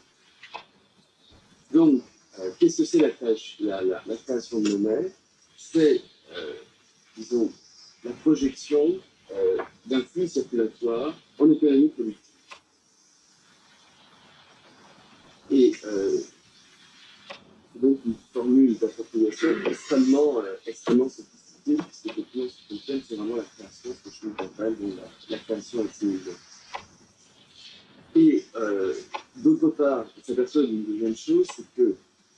fonction de la monnaie, mais absolument pas d'échanger, mais, disons, de créditer d'un plus de puissance, d'une charge de déterritorialisation, un peu finalement au sens, tout à l'heure je parlais de déterritorialisation de la richesse financière à tout ce système de la forme générale. Donc, il s'agit de créditer d'un plus de puissance, d'une charge de déterritorialisation, de l'opération de capture qui est constitutive vraiment de l'appareil d'État. Et je crois que, en fait, tout le sens, disons, d'une réflexion sur le mercantilisme, c'est de voir qu'en fait, l'étatisation est vraiment, disons, l'essence même de toute la schématisation capitalistique. Et la création de monnaie, c'est évidemment le point le plus sophistiqué de cette axiomatisation, avec évidemment tout le développement du système de crédit international. Parfait. Alors, il n'y a rien à ajouter puisque tout est confirmation. Je veux dire, il n'y a aucune difficulté. Ça est une masse parfaite. Donc, vous voyez, on aurait pu. Puis, sûrement, il y a d'autres exemples. Moi, ce qui me soucierait, c'est, alors, dans un tout autre contexte social, mais l'exemple des empires orientaux. Dans quelle mesure, là aussi, c'est le système des impôts qui permet le déploiement du commerce et en même temps l'appropriation du commerce par l'empire. Alors tout va bien. Alors voilà. Je voudrais aujourd'hui presque numéroter nos thèmes et on va retrouver des problèmes analogues à ceux d'elle. Voilà, ma première question, c'est ceci. Et je voudrais presque qu'on arrive à comme le sentir une complémentarité inévitable entre deux événements abstraits. Le premier événement que je considère, c'est encore une fois la formation de l'État comme appareil de capture. Alors ça, on en a fini avec cette formation, on l'a vu la dernière fois. Je rappelle juste pour résumer que cette formation de l'État comme appareil de capture, on peut la présenter en résumé comme le système surcodage terre. Surcodage terre par différence avec ce qu'on pourrait appeler comme ça les systèmes primitifs qui eux sont des systèmes, est-ce que le mot système convient là, peu importe, hein, des systèmes code territoire. Alors, on a vu que le système surcodage terre, c'était tout à fait autre chose. Et que le système surcodage terre ne faisait qu'un avec l'érection d'un appareil de capture en tant que tel. Alors, ce qui m'intéresse aujourd'hui, c'est que devienne le plus concret possible ce thème. Si j'essaie de dire ce que je voudrais montrer. Je voudrais montrer ceci, que lorsque l'on se trouve dans un système qui surcode les flux, c'est-à-dire qui, au lieu de coder des territoires ou des territorialités, surcode des ensembles formés dans les conditions qu'on a vues précédemment. Eh bien, lorsqu'on se trouve devant un système de surcodage, lorsqu'on se trouve devant un système qui surcode les flux d'un champ social, inévitablement, ce surcodage va faire naître des flux décodés, va lui-même provoquer en certains points, simplement, il va falloir dire quel point et pourquoi. Mais il y a quelque chose d'inévitable. À la lettre, on pourrait dire, évidemment, vous ne surcoderez pas des flux, vous ne montrez pas un appareil de surcodage sans par là même faire couler des flux décodés. C'est-à-dire des flux décodés, je veux dire, qui échappent à la fois, c'est-à-dire qui échappent à la fois au code primitif et au surcodage impérial et au surcodage d'État. C'est l'acte même du surcodage de flux qui va faire couler dans le champ social des flux eux-mêmes décodés. Des flux eux-mêmes décodés qui tentent donc à lui échapper. C'est encore une fois, décodé pour nous, ça ne veut pas dire dont le code est compris. Ça veut dire des flux qui échappent au code, qui échappent à leur code. Alors, si vous voulez, pour que ça devienne concret, je reprends mes trois. On a vu que l'appareil de capture impériale, l'appareil de surcodage, avait comme trois terres. La propriété publique, la propriété publique de l'empereur, qui encore une fois n'est absolument pas propriétaire privé, qui agit comme propriétaire publique de la terre. La terre est objet d'appropriation. Donc elle est possédée par les communes, mais elle est objet de la propriété impériale. Bon, donc la première tête, c'était la propriété publique. La seconde tête, c'était le travail public. La troisième tête, c'était l'impôt public. C'était les trois formes de surcodage. Et en effet, dans la propriété publique, c'était le territoire qui était surcodé et qui devenait par la même terre. Dans le travail public, c'était l'activité qui était surcodée et qui devenait par la même surtravail. Et dans l'impôt, c'était les rapports ou les échanges biens-services qui étaient eux-mêmes surcodés et qui devenaient monnaie d'impôt.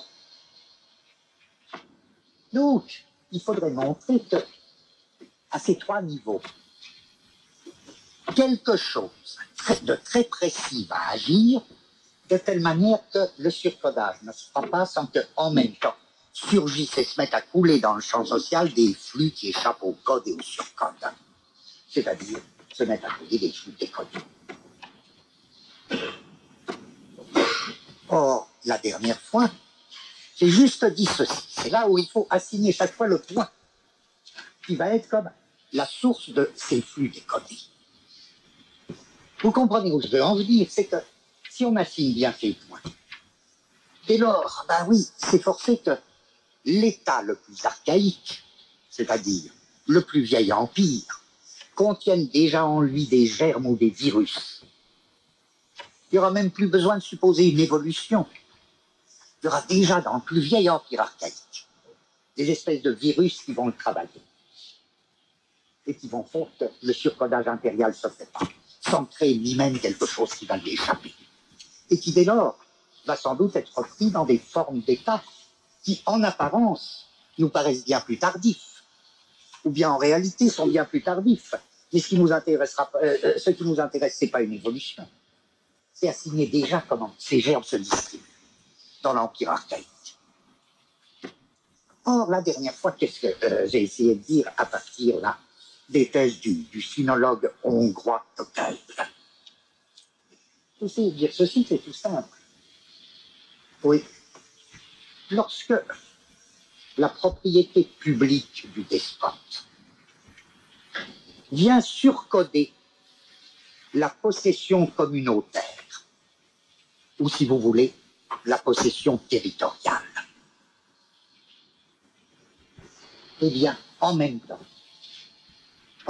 on va assister à un phénomène très étrange, à savoir des flux de propriété privée vont par-ci par-là se former.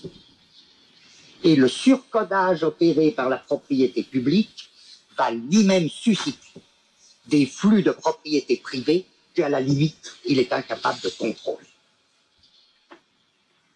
C'est très intéressant une telle histoire. Qu'à la limite, il va être incapable de contrôler, plus ou moins. Plus ou moins.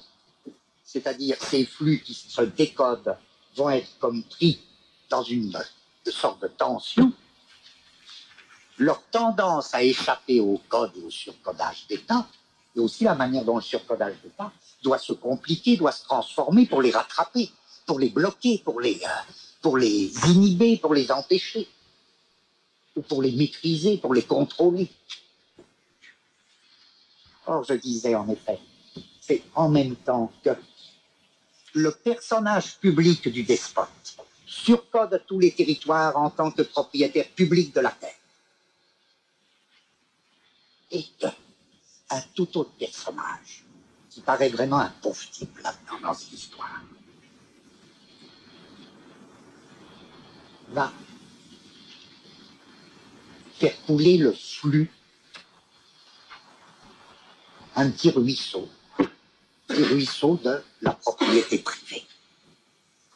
Et qui c'est ce personnage un peu abominable, un peu étrange, ce personnage qui, encore une fois, se plaint tout le temps, par exemple, à l'horizon de l'histoire de la Chine, mais dans toute l'histoire universelle, on retrouve cette plainte élégie, c'est l'esclave affranchi, ou le plébéien romain. L'esclave affranchi de l'Empire chinois. Et encore une fois, la plèbe romaine est composée en partie d'esclaves affranchis, donc la résonance entre des systèmes pourtant très différents comme Rome et Latine se vérifierait, c'est lui qui devient capable de propriété privée. Petite propriété privée. Alors là, on voit très bien comment le surcodage, encore une fois, des territoires tels que l'opère la propriété publique de l'empereur ou du despote fait couler dans des conditions précises, à savoir l'esclave affranchi. Un ruisseau qui sans doute paraît d'abord minuscule, ruisseau de la propriété privée. En d'autres termes, ce sur quoi j'insiste, c'est que il me semble exclu que l'on puisse passer des formes de la propriété publique de l'Empire à une espèce de privatisation qui se fait par miracle. Encore une fois, même les fonctionnaires de l'empereur qui reçoivent des terres en tenure ne peuvent pas devenir propriétaires privés. Puisque tout l'intérêt de la tenure de fonction, c'est précisément qu'on ne soit pas propriétaire. Alors, comme disait Tocqueville, les fonctionnaires de l'empereur, ça peut faire de petits despotes. Ça peut pas faire de petits propriétaires privés. Tout leur intérêt et tous les revenus qu'ils tirent de ces terres vient précisément du caractère public de l'appropriation. Propriétaire privé, il peut venir que d'ailleurs. Alors, il faut montrer qu'à la fois il vient d'ailleurs et que cet ailleurs est nécessairement lié au système impérial. Alors ça, on avait une première réponse au niveau de la propriété. Encore une fois, la propriété publique du despote sur code provoque en un point précis, celui de l'esclave affranchi, la formation d'un flux de propriété privée et non plus publique. C'est-à-dire, il y a comme un flux décodé qui se met à couler dans le système de surcodage. Je dirais la même chose de notre second cas, le travail. Je dirais, j'emploierais la même formule. L'activité n'est pas surcodée par le régime impérial du travail, par le régime impérial du travail public, sans que ne se forme aussi un flux de travail privé. Et qu'est-ce que ce sera, ce travail privé? Ce sera déjà l'esclavage privé, à savoir l'activité de l'esclave privé en tant que propriété d'un personnage qui est qui? À nouveau, qui est l'esclave affranchi. C'est l'esclave affranchi qui commence à posséder des esclaves privés pour le travail industriel et surtout minier, artisanal et surtout minier.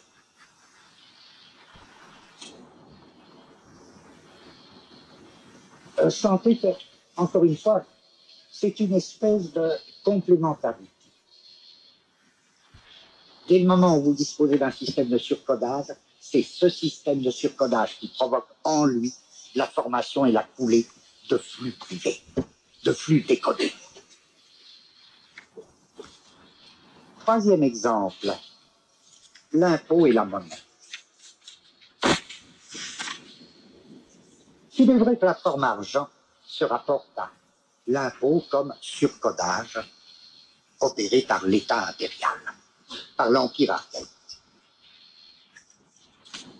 Il faut dire que cette monnaie, cette forme monnaie, c'est la monnaie métallique. C'est la monnaie métallique. Et finalement, la monnaie métallique, c'est la monnaie d'État.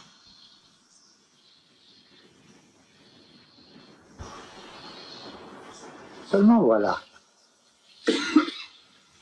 avec ce surcodage, on conçoit que s'établissent un ensemble d'équivalences, on l'a vu, ça je ne reviens pas là-dessus, entre des biens, des services et de l'argent.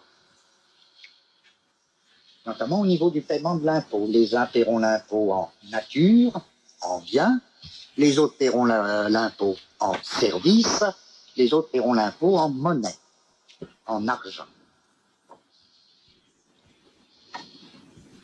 On conçoit aussi que des formes commerciales, dès lors, se développent, puisque tout ce système de l'impôt consiste à mettre et à opérer une rotation et à mettre en circulation des biens, des services et des pièces. Donc, il y a comme déjà une espèce de circulation. Il y a déjà une espèce de circulation commerçante au sein de ce surcodage impôt. Et c'est bien grâce à ce système que le commerce peut être tenu par l'Empire archaïque, au point que l'empereur a précisément le monopole du commerce. Mais je dis en même temps, comprenez, ça revient à dire une chose très simple, vous ne pouvez pas arrêter. Comme on dit, une fois que c'est lâché, on ne peut pas arrêter quelque chose. Simplement, on ne sait jamais ce qui va avec. On ne sait jamais les complémentarités d'avance. Ce n'est pas des complémentarités logiques. C'est d'un autre domaine. Il n'y a pas de complémentarité logique entre le surcodage par l'empereur archaïque et les flux décodés de l'esclave affranchi. L'esclave affranchi, c'est lui le personnage qui est en effet en situation de décodage. Quand il était esclave, il était encore surcodé, il était encodé. L'esclave affranchi, c'est comme ça. C'est un exclu, mais un exclu du dedans. Il n'a pas de statut. Il n'a pas de droit public. C'est une situation très très bizarre. Or, le système du surcodage secrète ça. Secrète ça. Alors je dis, bon, vous avez le système impôt, monnaie métallique. Et par là, le commerce est bien approprié par l'État. Le grand exemple, c'est en effet, par exemple, la manière dont l'Empire chinois a tenté vraiment de surcoder le commerce. C'est le fameux quadrillage chinois. Le quadrillage des villes chinoises, qui est typiquement un système d'aménagement du territoire, qui appartient essentiellement à l'appareil d'État comme appareil de capture, et qui est une manière de surcoder toutes les activités commerciales. Cette monnaie métallique, d'autres formes de monnaie. Je prends la distinction classique dans tous les systèmes financiers, où l'on distingue trois formes de monnaie. La monnaie métallique, c'est des pièces, l'or, l'argent, le cuivre, tout ce que vous voulez. La monnaie dite fiduciaire, ce sont les billets au sens de billets de banque.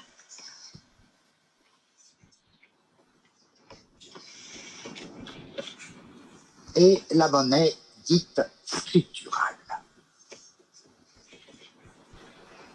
La monnaie scripturale, c'est quoi? C'est du type lettre de change, billet à escompte. Voilà. C'est les deux premières formes qui apparaissent vers le 13e, entre le 13e et le 15e siècle. Lettre de change, billet à escompte. Il y a une chose assez curieuse, si on réfléchit. La monnaie fiduciaire, elle ne me paraît pas très très intéressante, parce qu'elle est très intéressante, parce qu'elle permet précisément elle opère comme une espèce de création de capital financier. Elle permet en effet, d'une part, de transformer tout dans le domaine de la circulation, mais elle permet surtout d'augmenter la quantité de monnaie. C'est déjà une espèce de création. Mais ce qui m'intéresse, c'est les deux extrêmes. Si je mets la monnaie fiduciaire comme étant une monnaie métallique, si je mets monnaie métallique et monnaie fiduciaire comme étant l'expression même, l'expression simple et l'expression complexe de ce qu'on peut appeler la monnaie d'État, la monnaie scripturale, ma question, c'est qu'elle a une toute autre origine. Voyez que je retrouve mon thème dans ce troisième cas. Je dis à la fois, elle a une toute autre origine, et pourtant, elle est inséparablement liée à la monnaie d'État, à la monnaie métallique. Au point que vous ne pourrez pas lâcher des flux de monnaie métallique surcodés sans créer aussi des flux de monnaie scripturale décodés. Pourquoi? De la même manière, je disais tout à l'heure, vous ne pourrez pas faire du despote le propriétaire public de la terre qui surcode tous les territoires sans lâcher un tout autre niveau, les flux de propriété privée qui renvoient à l'esclave affranchi. Voyez, l'esclave affranchi, c'est pas la même chose que le despote, mais il se trouve que très bizarrement, c'est le complémentaire au sens où, et c'est pas étonnant alors que dans une histoire que vous présentez déjà, l'esclave affranchi va devenir le conseiller de l'empereur. Il y a une espèce de corrélation. Et bien, tout ça nous satisfait. C'est une nécessité non logique. Il faudrait trouver un mot pour ça, une nécessité alogique. Une complémentarité alogique. Qui c'est pas du tout la même chose. De la même manière, la monnaie scripturale et la monnaie métallique, c'est pas du tout la même chose. Ça n'empêche pas que dès que vous faites un système de la monnaie métallique qui surcode le commerce, vous lâchez fatalement, nécessairement, des flux décodés de commerce qui, eux, passent par la monnaie scripturale. J'essaie d'expliquer mieux. Oui, tu vas parler tout à l'heure, hein, parce que j'ai fait te répondre d'avance. Ah, alors, bon, tu dis. J'ai vu dans un article africain Tu parles fort, hein. qu'on avait trouvé des traces d'un empire archaïque qui se trouvait sur les hauts plateaux mésopotamiens, fort antiqué pour les Mésopotamies, entre 7000 et 10 000 avant. C'était très très ancien, donc c'était ce qui rentre un peu au bas. Et la trace qu'on a trouvée de cet empire, c'est un système de boules d'argile contenant des petits dés, des petits triangles, avec encore des traces de couleur dessus, d'argile, et qu'on a retrouvé essaimé sur tout ce qui peut correspondre à des réseaux de circulation de ce territoire. Je me demandais si ça n'était pas ça, pour une manière structurelle. Non, ça, je pense que c'est une forme de monnaie pseudo-métallique, non métallique, mais qui fait fonction de monnaie métallique. Je suppose. Oui, mais ça, c'est des fonctionnaires. À mon avis, c'est des fonctionnaires. Ça dépend. C'est pas en Mésopotamie, ça, c'est en Anatolie, non? Quoi? C'est en Anatolie, oui. Ah bah oui, mais c'est ce dont on a parlé. Quand on a fait l'hypothèse qu'il n'y avait aucune raison de s'en tenir à des États néolithiques, vous vous rappelez, je rappelle très vite ça, on a dit que, en vertu d'acquis relativement récents de l'archéologie, on pouvait même rompre avec un schéma qui avait duré jusqu'à récemment, concernant ces empires, le problème des empires archaïques. Le schéma classique, c'était ces empires sont des empires du néolithique, et ces empires du néolithique supposent déjà une agriculture élaborée,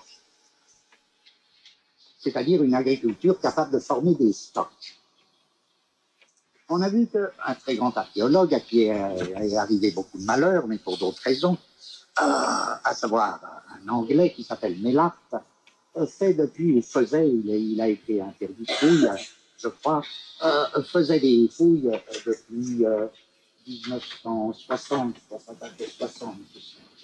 une vingtaine d'années, avait entrepris une série de fouilles en Anatolie, et où il avait trouvé une semble que c'est une des grandes nouveautés quoi, dans les découvertes archéologiques depuis très très longtemps. Il avait découvert des traces de véritables empires, hein, avec un rayon à peu près, avec une influence d'une ère de domination de 3000 km. C'est énorme. En Anatolie. Et l'exemple des premières fouilles concerne une ville au nom qui fait rêver, une ville alors très très archaïque, qui est célèbre dans ses travaux de Mélart, et qui se prononce à peu près, je ne sais pas très bien comment ça se prononce, Çatal-Höyük. Çatal-Höyük, c'est cédille A-T-A-L-H-U-Y-U-C-K.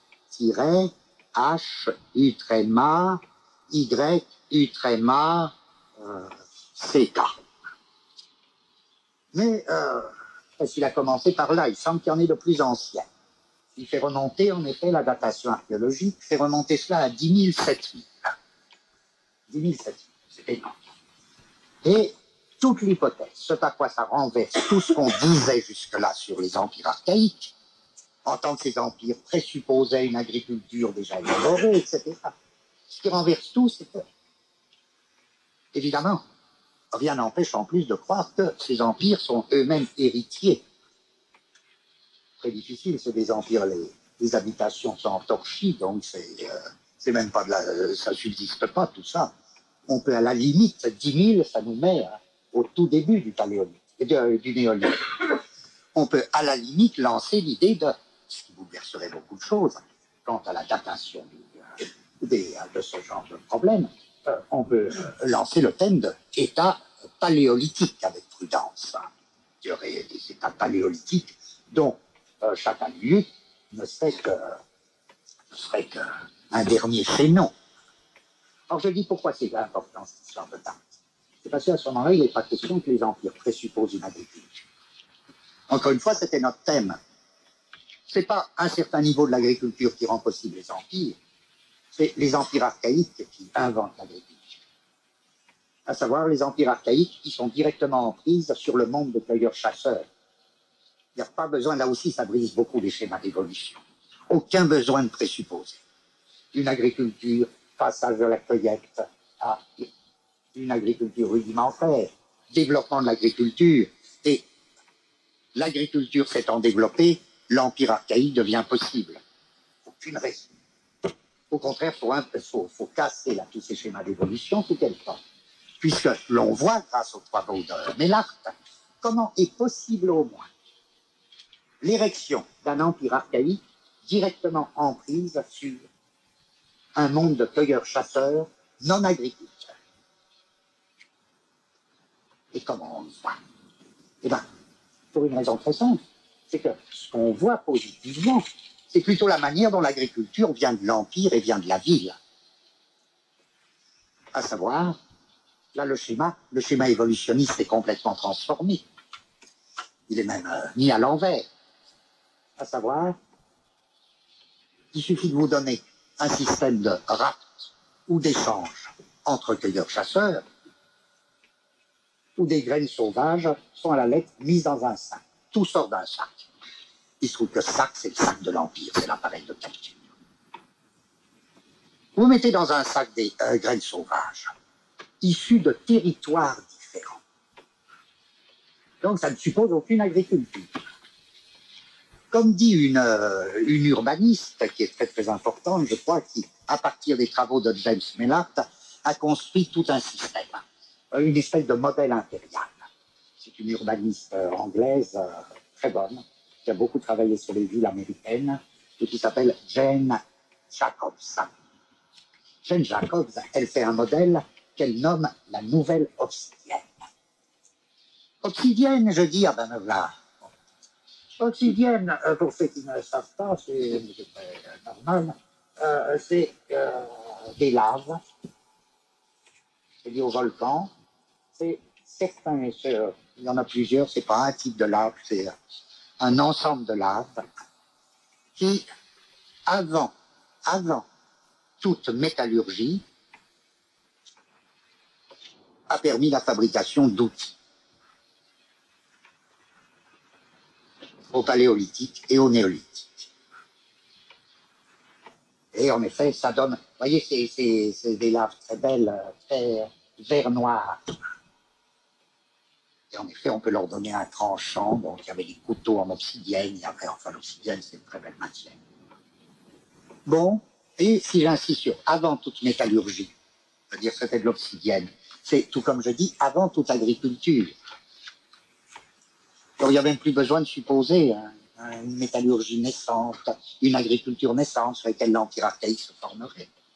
Non, je dis tout sort d'un sac, c'est-à-dire, lorsque vous mettez des graines sauvages, issues de territoires différents, c'est bien le système de l'empire archaïque, dans la mesure où il a surcodé les territoires.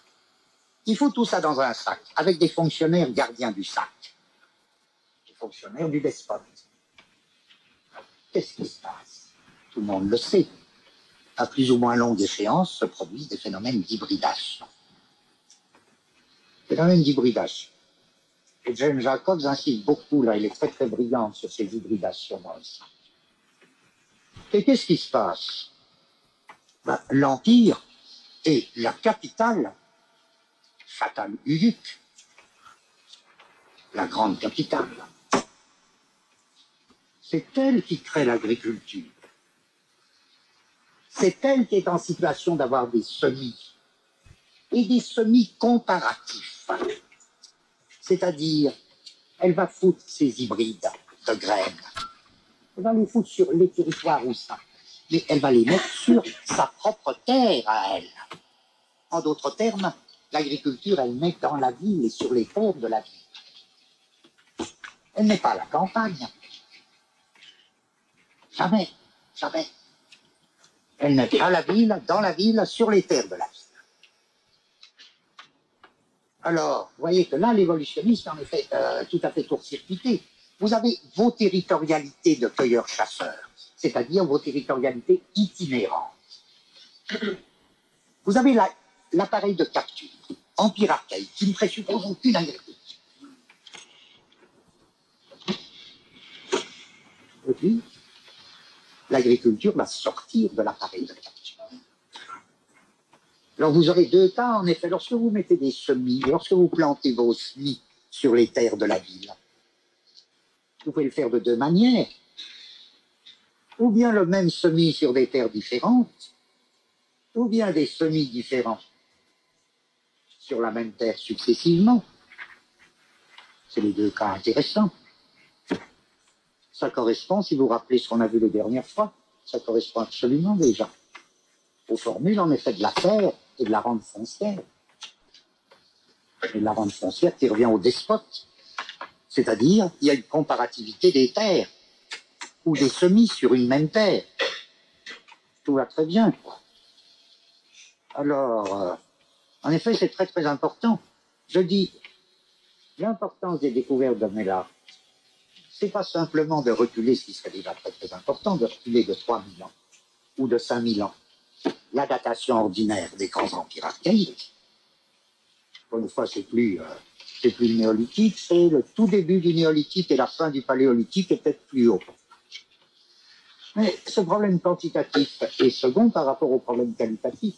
C'est que si vous reculez la date de ce moment-là, il n'y a aucune raison de supposer encore, comme c'est encore dans la théorie de Marx ou dans la théorie des anciens archéologues, aucune raison de présupposer que l'Empire suppose un stade élaboré d'agriculture. Aucun besoin. En d'autres termes, le surgissement de l'Empire, on peut dire, dans cet appareil de capture, il se monte en un coup.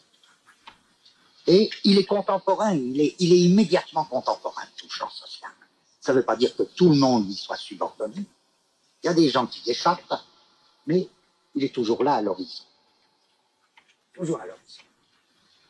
Alors, je reviens à ça. Ça revient un peu au même, on ne s'est pas tellement détourné de ce qu'on disait. Vous voyez, mes complémentarités, seulement j'ajoute, dès que cet empire est là, dès que cet appareil de surcodage est là, il comporte aussi les virus qui le rongent. Et si je recommence la liste des 3 virus, qui sont à la fois autre chose, mais autre chose inséparablement liée au système du surcodage, je dirais, je recommence à dire, la propriété publique qui surcode, la propriété publique du despote qui surcode la terre, engendre du côté de l'esclave affranchi un peu profond ruisseau, au début peu profond, un peu profond ruisseau, le flux décodé de la propriété privée, puisque l'esclave affranchi, c'est le personnage décodé.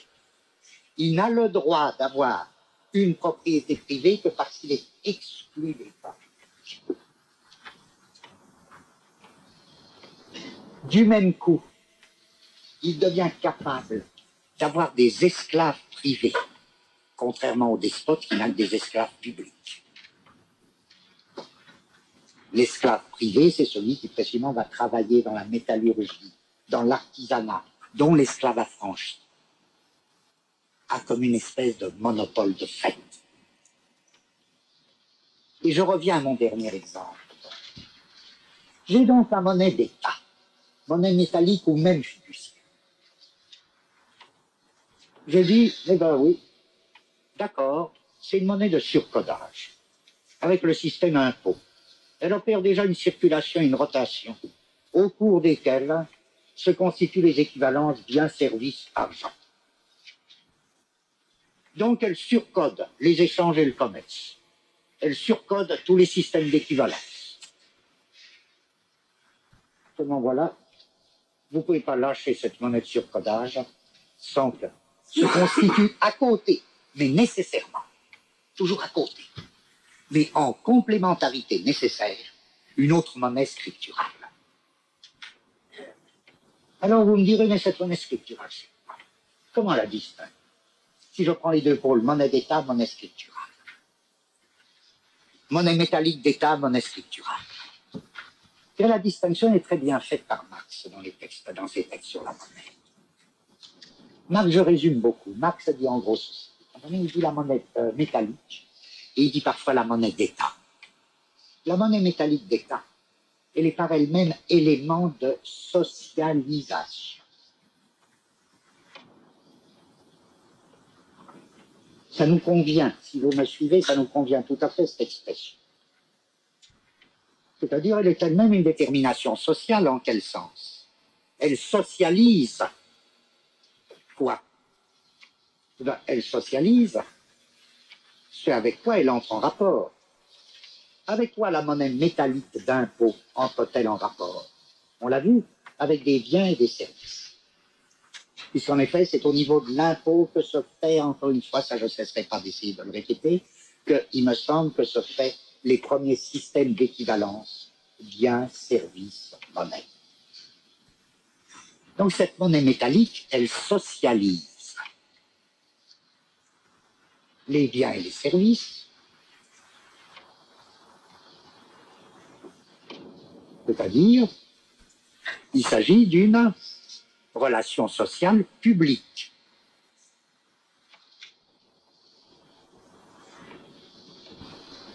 La monnaie scripturale, qu'est-ce que c'est?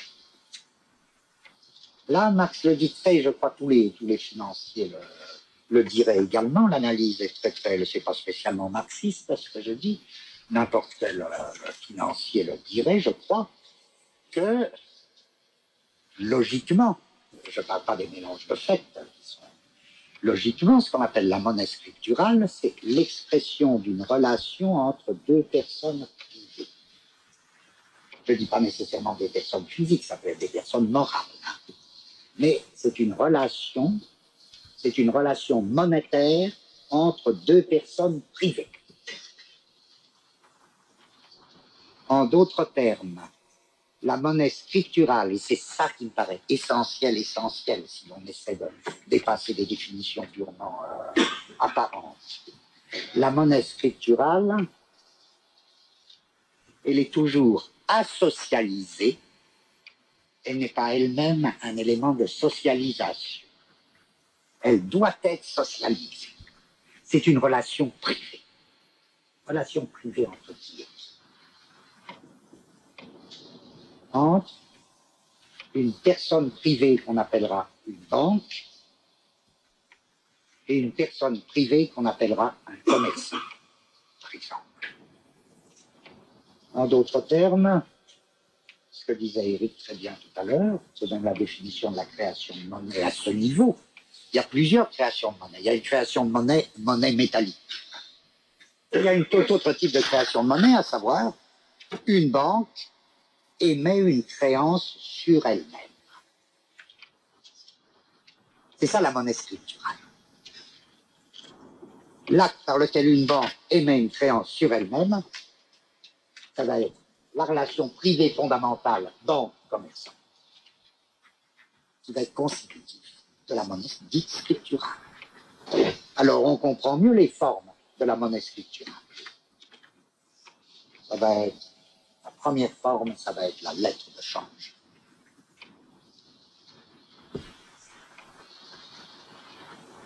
Deuxième forme, beaucoup plus complexe, ça va être le billet escomptable. Alors vous me direz, mais l'État intervient, mais attention, bien sûr l'État va intervenir. Mais on en est à des déterminations logiques. Bien sûr, il faut bien. Mais si vous voulez, il faut parler d'une dualité. Il y a la monnaie comme détermination sociale publique qui appartient à l'Empire archaïque déjà, c'est la monnaie métallique. Elle renvoie au système d'impôt. Le système d'impôt rend possible des équivalences biens, services, argent et surcode le commerce.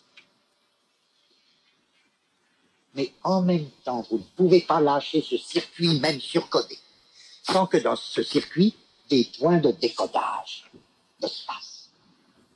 Ces points de décodage, c'est la formation d'un tout autre flux monétaire. Flux monétaire, lui, fondamentalement décodé. Fondamentalement décodé, c'est-à-dire qui exprime les relations privées entre des personnes. Vous me direz pourquoi on ne peut pas l'empêcher.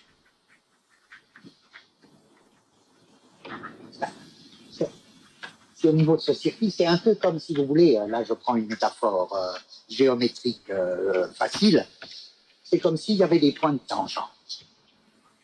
Vous faites votre circuit de surcodage, il y a des tangentes qui sont bonnes, il y a des tangentes qui fuient.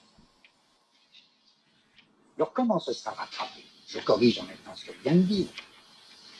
En même temps, cette monnaie donc scripturale, qui est une relation privée, par opposition à la monnaie métallique comme instance publique. Cette monnaie scripturale, je dis, elle exprime une relation privée et non pas une relation sociale en elle-même. Mais en même temps, elle est inséparable d'un processus de socialisation. Elle se socialise dans la mesure où par l'intermédiaire des opérations commerciales et bancaires qu'elle rend possibles. Ce qui signifie quoi? Ce qui signifie évidemment qu'il faudra qu'il y ait, c'est nécessaire, un ajustement de la monnaie scripturale sur la monnaie métallique. Il faudra qu'il y ait un contrôle par l'état le plus archaïque de cette monnaie scripturale. Il faudra bien que l'État rattrape ça. C'est le rôle de quoi unifier les deux monnaies. Pour une simple raison, c'est qu'il faut qu'elles soient convertibles, les deux monnaies. La monnaie scripturale, si elle n'est pas convertible en monnaie métallique ou fiduciaire, elle n'a aucun sens. Si vous voulez, elle naît comme relation privée entre deux personnes, mais ne peut fonctionner que dans la mesure où elle est socialisée. Et elle n'est socialisée que dans la mesure où, d'une manière ou d'une autre, elle s'aligne sur la monnaie métallique et scripturale, sur la monnaie d'État. Il faut bien qu'il y ait convertibilité des deux monnaies. Et qui est-ce qui assure la convertibilité des deux monnaies? C'est la banque. Pas n'importe laquelle. c'est plus la même que celle qui émettait la monnaie scripturale. C'est la banque que l'on nomme à juste titre centrale ou d'État. Ou à la limite la Banque mondiale. La Banque centrale, c'est elle qui va précisément assurer la convertibilité des deux monnaies, le passage d'une monnaie dans l'autre, mais le contrôle de l'autre par lui. Exemple particulièrement frappant pour ceux qui connaissent tous, par exemple, c'est évidemment la Banque centrale qui va fixer le taux d'escompte. Le taux d'escompte qui concerne avant tout la monnaie scripturale. Quand vous escomptez une traite, bon, il y a un taux d'escompte qui est fixé précisément par la Banque centrale. Vous comprenez? Alors c'est parfait. Je veux dire, on le tient notre schéma. Je veux dire, vous voyez que dans mes trois exemples, qui sont autre chose que des exemples, puisque c'est les trois aspects fondamentaux de l'appareil d'État, de l'appareil impérial. Je dis, ben oui, c'est très curieux, mais chaque fois que vous formez un circuit de surcodage, que l'on peut appeler appareil d'État, circuit de surcodage, soit au niveau de la propriété publique de la terre, avec la comparaison des terres, vous vous rappelez. C'est un véritable circuit, de la plus mauvaise à la meilleure terre, de la meilleure à la plus mauvaise. Il y a un circuit de la terre, il y a un circuit foncier. Vous formez un circuit de surcodage. Et bien, en même temps, dans certains points de ce circuit, qui peuvent être assignés, vous faites couler des flux qui se décodent. C'est la propriété privée. Dans quel point du circuit on répond esclave affranchi. Ou la plèbe.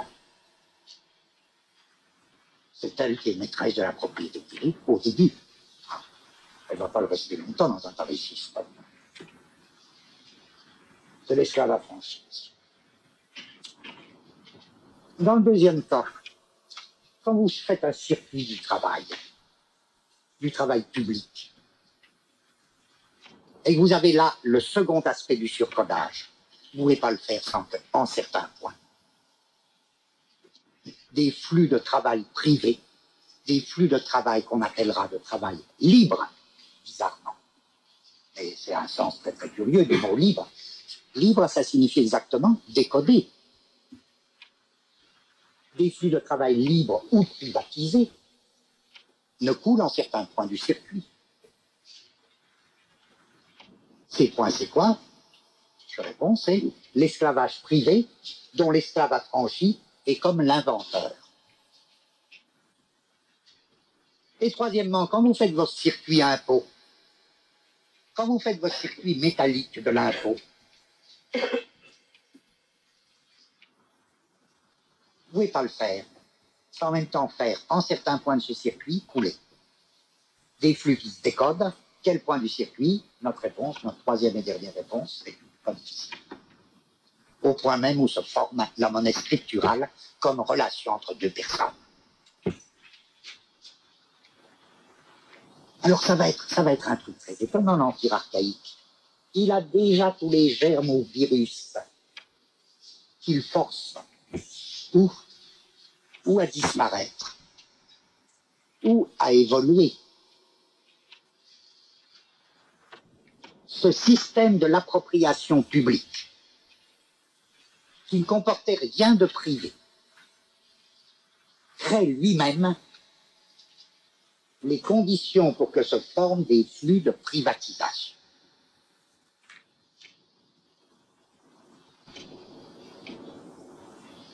Je n'arrive pas à le dire, je voudrais le dire encore plus clairement, je sais pas. Est-ce que c'est bien clair? Voilà.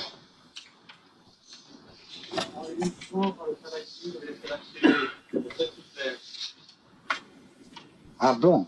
Là, j'allais vite, en effet, parce que, voilà, il semble là aussi que esclavage, bon, c'est déjà dit, c'est un mot qu'on a tellement lié à esclavage privé, à savoir lorsque des hommes sont la propriété privée d'autres hommes. On l'a tellement lié à esclavage privé qu'on hésite presque à parler d'esclavage public. Lorsque certains auteurs, à la suite de Marx, lancent cette catégorie de ce qu'ils appellent l'esclavage généralisé, Ça veut dire quoi, l'esclavage généralisé? C'est précisément un esclavage qui n'est pas un esclavage privé. Alors, c'est quoi l'esclavage généralisé? L'esclavage généralisé, c'est l'état du travail dans l'Empire archaïque lorsque soit un certain nombre de travailleurs sont propriété, on dirait aujourd'hui, de la couronne, propriété de l'Empire, mais c'est pas du tout. C'est pas propriété du despote comme personne privée. Ils ont une fonction, à savoir une fonction de travail public. C'est des esclaves publics. Je signale, par exemple, un livre excellent de, je pense tout d'un coup, de Métro, d'un grand ethnologue, Alfred Métro, sur les Aztèques, où il insiste beaucoup sur l'existence d'un esclavage public, à savoir, chez les Aztèques, ça s'appelle les Yana, Y-A-N-A. Ce sont des enfants enlevés très tôt à leur communauté et qui sont esclaves publics de l'empereur et qui sont affectés à des tâches de travaux publics. Mais l'esclavage public dépasse ça, ou l'esclavage, qu'on appelle l'esclavage généralisé, déborde ça. Parce que l'esclavage généralisé, c'est aussi la situation du surtravail, à savoir des travailleurs des communautés doivent, en impôt à l'empereur, un service dans les travaux publics. Par exemple, le texte dont on parlait la dernière fois, je crois, le texte admirable de Kafka sur la muraille de Chine et la construction de la muraille de Chine, bon, des travailleurs de communauté doivent un surtravail, qui va être la construction de la muraille. Ou bien, dans les empires archaïques dits hydrauliques, c'est-à-dire qui reposent sur une construction hydraulique importante, eh ben, le travail des canaux et de l'entretien des canaux, c'est un travail public. Il y a donc un esclavage généralisé ou public. Mais donc, l'esclave public, il est esclave soit du despote en tant que propriétaire public de la terre, soit du fonctionnaire du despote, en tant que ce fonctionnaire reçoit une terre en tenure, mais c'est une terre de fonction, c'est pas une terre possédée à titre privé. Puisque quand il cesse sa fonction, la terre revient à la couronne, elle revient à l'instance impériale. Ou bien même, c'est un esclave des communautés villageoises qui avaient des esclaves. Par exemple, en Chine, les communautés agricoles avaient elles-mêmes des esclaves. Dans chaque cas, vous voyez que cet esclavage public est le contraire d'un esclavage privé. Il n'y a pas du tout de propriété privée d'un esclave. Et pourtant, il y a esclavage public. Quand est-ce que l'esclavage privé semble apparaître? Et bien là aussi, on reprend exactement, c'est tout à fait le symétrique de ce qu'on a vu pour la propriété foncière. Quand est-ce que la propriété foncière apparaît comme propriété privée? Elle apparaît lorsque l'on peut assigner dans le champ social des personnes. Ça va précisément devenir des personnes. Alors, mais il faut comme préjugé, devancer, apparaître des gens qui sont exclus des droits publics. Alors, question, qui est-ce qui est exclu des droits publics? Bon, je recommence, pour que vraiment ce soit clair. Eh bien, le despote est le maître des droits publics, le fonctionnaire est défini par des droits publics, les communautés villageoises ont des droits publics, les esclaves publics ont des droits publics et des droits publics. Donc, dans un tel système, on se dit, mais il n'y a pas de place pour la moindre évolution ou pour le moindre changement, tout est prévu, tout est parfait. On ne prévoit jamais. C'est qu'en même temps, il y a ce mécanisme très bizarre. Vous me direz pourquoi il s'est monté ce mécanisme, sans doute que je sais pas. Ça me dépasse, mais il y a dans tous les empires ce mécanisme de l'affranchissement. Quoi?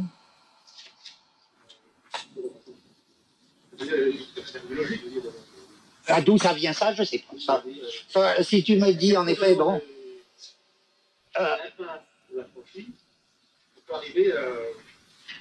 Oui, oh, ça, si on me reproche de me le donner, la franchise. Bah, je ne peux pas aller plus loin, moi, pour le moment. Peut-être une autre année, j'aurai une idée. Faut pas m'en vouloir. Je dis, bon. Là, si vous me demandez, en effet, qu'est-ce qui rendait nécessaire un mécanisme d'affranchissement, je suis sûr qu'on peut trouver une réponse. Mais que là, ça suppose, en effet, des choses que je pense sur l'Empire chinois. Par exemple, où le mouvement des affranchis a eu tellement d'importance. Alors, le mouvement des affranchis présuppose bien que l'affranchissement soit comme une espèce d'institution nécessairement constituée dans un tel système. Je permets tout à l'heure, parce que comme je vais tout perdre, et que j'ai presque fini. Alors, bon, compte tenu de cette critique qu'on peut me faire et qui est très très juste, que j'explique pas pourquoi il y a cette institution de l'affranchissement, je dis, l'affranchi, lui, il n'a aucun droit public. Il n'a plus de droit public. Il n'est plus esclave, il n'est pas fonctionnaire, il n'est rien, il est exclu des droits publics. La plèbe, là, peut-être que ce serait du côté de la plèbe, parce que les Romains, ça nous est quand même plus familier. Peut-être que là, la réponse serait plus facile à trouver, mais en effet, on voit très bien dans... Je prends Rome au moment où, en forçant un peu les choses, on peut présenter Rome comme un cas d'empire archaïque. Et en effet, tout le monde est d'accord sur ceci. L'empire étrusque, c'est un empire de type archaïque, avec toutes ses déterminations publiques, cette propriété publique, etc. C'est la grande époque des rois, ce qu'on appelle dans la légende les rois de Rome. Qu'est-ce qui se passe? Qu'est-ce qui va faire que cet empire va s'écrouler? Une fois que vous vous rappelez, on l'avait vu une autre année, c'est très curieux, ces empires archaïques, qui à la fois semblent tellement parfaits et qui s'écroulent d'un coup. Les proto-empires grecs de Crète, de Mycène, etc., qui s'écroulent comme ça avec, pense-t-on, l'invasion dorienne, qui ont une écriture, l'écriture disparaît. Et la cité grecque redécouvrira l'écriture à partir d'un tout autre horizon et en rapport avec de toute autre chose. Il y a toutes sortes de la disparition d'un petit empire, l'empire de l'île de Pâques.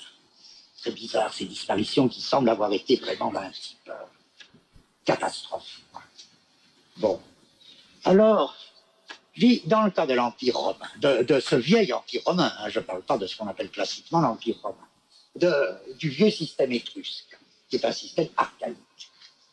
Qu'est-ce qui se passe? Eh bien, les patriciens, il y a les patriciens. Et les patriciens, ils appartiennent entièrement au système impérial public. En quel sens? En ce sens qu'ils exploitent la terre publique.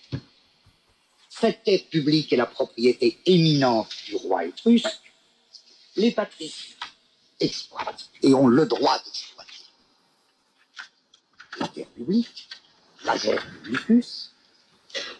Bon, voilà. Il y a des esclaves publics, il y a des villageois, il y a tout ce que vous voulez, il y a tout ce qu'on a dit pour définir l'empire. Se forme la plèbe. Alors bon, qu'est-ce que ça veut dire, se forme la plèbe? On retombe un peu dans le même truc. La plèbe, elle est constituée, semble-t-il, d'habitants des territoires conquis, en partie. En partie d'esclaves affranchis, on retombe sur... Donc, pas d'esclaves privés affranchis. On n'en est pas là. D'esclaves publics affranchis. D'esclaves impériaux affranchis. D'esclaves royaux affranchis. À nouveau, je dis, si vous avez trop raison de me dire, alors pourquoi cet affranchissement, pourquoi cette institution, puisque je sais pas. Eh ben, le plébéien, vous vous rappelez, lui, est exclu de tous les droits publics, c'est-à-dire n'a pas le droit d'exploiter l'ager publicus. Mais précisément en tant qu'exclu de tous les droits publics, il a le droit d'assigner la propriété de l'ager publicus, c'est-à-dire de réclamer la possession d'une petite parcelle à titre privé. Parcelle de quoi? Est-ce de l'ager publicus lui-même ou bien de terre extérieure à l'ager publicus, de terre non défrichée? À mon avis, ça a changé, c'est un problème très très important. Où le seul point que je connaisse un peu, qui est alors la royauté, mais c'est un cas relativement tardif, la royauté des Lagides, sous l'influence grecque en Égypte, eh bien, c'est curieux, tantôt ça a été une assignation de terres défrichées, donc déjà appartenant à la couronne, tantôt de terres non défrichées. En tout cas, peu importe ce point, quelle que soit son importance, ça n'empêche pas que le plébéien, lui, a le droit d'assigner la propriété de l'agere publicus, c'est-à-dire de recevoir en propriété privée un petit lot. Voilà. Donc, se confirme que c'est l'esclave affranchi. À la lettre, si j'ose dire, invente en supprimant ou bénéficie, crée. C'est en fonction de l'esclave affranchi que se crée le flux de propriété privée. Or, ce même esclave affranchi, en tant qu'exclu des droits publics,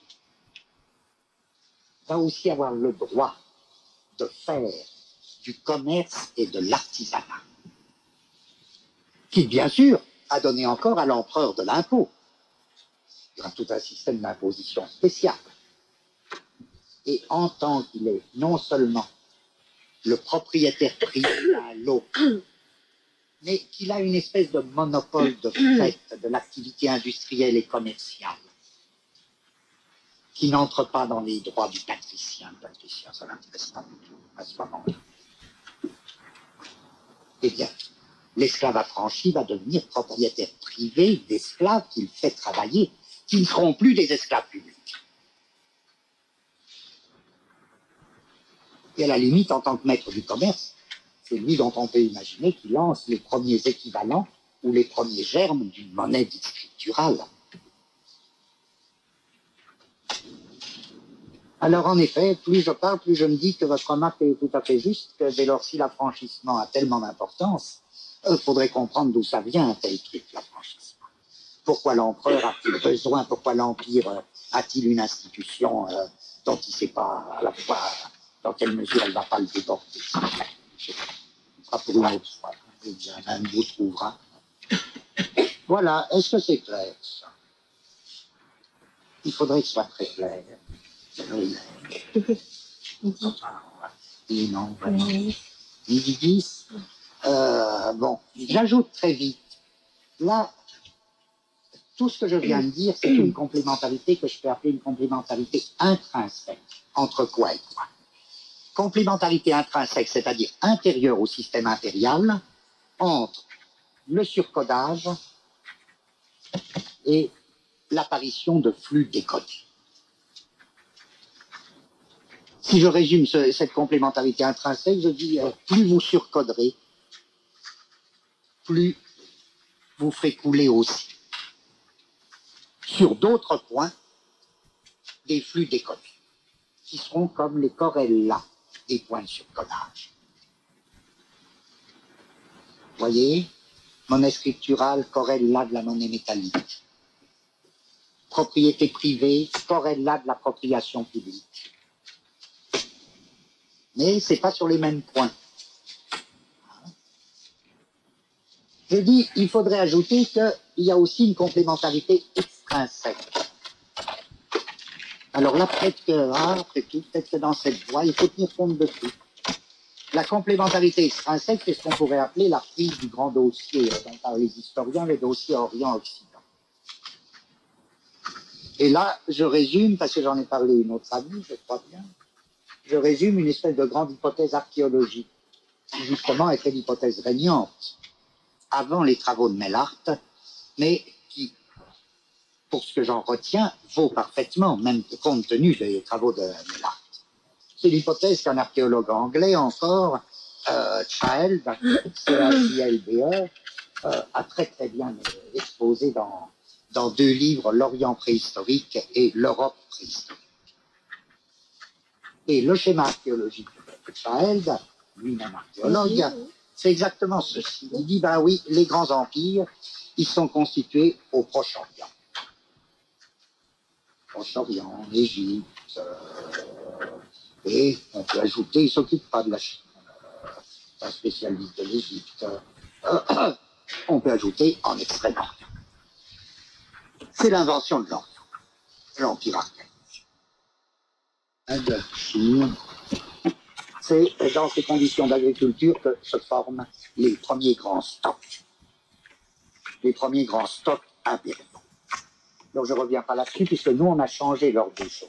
Ce n'est pas l'Empire qui suppose le stock, c'est le stock qui suppose l'Empire, etc. Mais ça change. Supposons que le modèle de ces grands empires archaïques, ça a été précisément l'Orient. Pourquoi il faudrait là faire intervenir toutes sortes de choses sur la géographie. Les historiens actuels l'ont beaucoup fait. Par exemple, le dossier Occident-Orient, c'est un lieu commun de l'histoire actuelle. L'étude du dossier antique. Chez Braudel, vous trouvez ça très détaillé. L'évaluation à la fois des potentialités de l'Occident et de l'Orient. Pourquoi telle chose s'est passée plutôt là et pourquoi pas là-bas. Par exemple, quel était le système, quel était le rapport de l'Orient avec le bois, le rapport de l'Occident avec le bois, le rapport avec les eaux, dans les deux cas, enfin, toutes sortes de choses.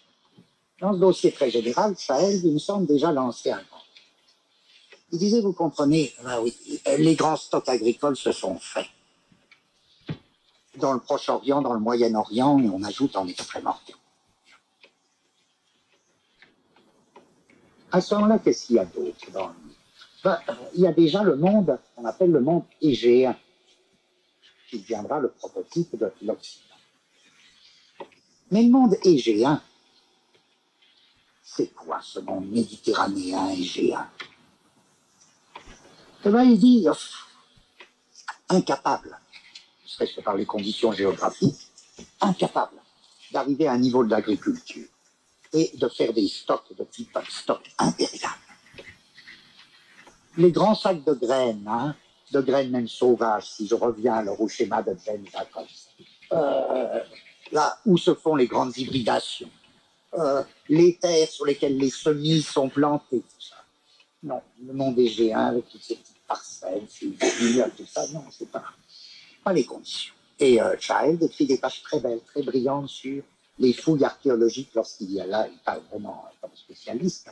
Il dit, il suffit d'être un peu familier des tombes, des études de tombes.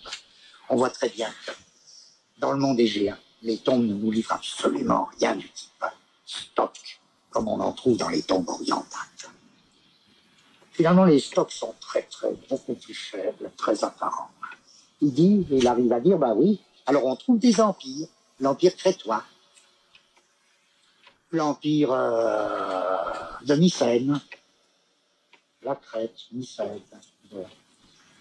Mais il va presque jusqu'à dire, mais c'est des empires pour vivre. C'est des empires pour vivre, c'est pas... Agamemnon, c'est pas l'empereur de Chine. Agamemnon de Mycène, ou bien pensez au très beau texte de Platon, ceux qui connaissent ce texte, où l'Égyptien dit aux Grecs, vous n'êtes que des enfants. Vous n'êtes que des enfants, dit l'Égyptien, parce que, non, vous ne savez pas, au niveau d'une machine impériale, vous ne savez pas. Vous ne savez pas y faire. Pourquoi ils ne savent pas y faire? Le monde est géant. On va voir ce que ça implique dans le schéma de Child, qui me paraît très, très intéressant. Le schéma de Child, ça veut dire ceci. Les Égéens, ils sont trop loin des grands centres du Proche-Orient pour être directement dans la sphère d'influence de ces grands empires. Ces grands empires sont déjà là.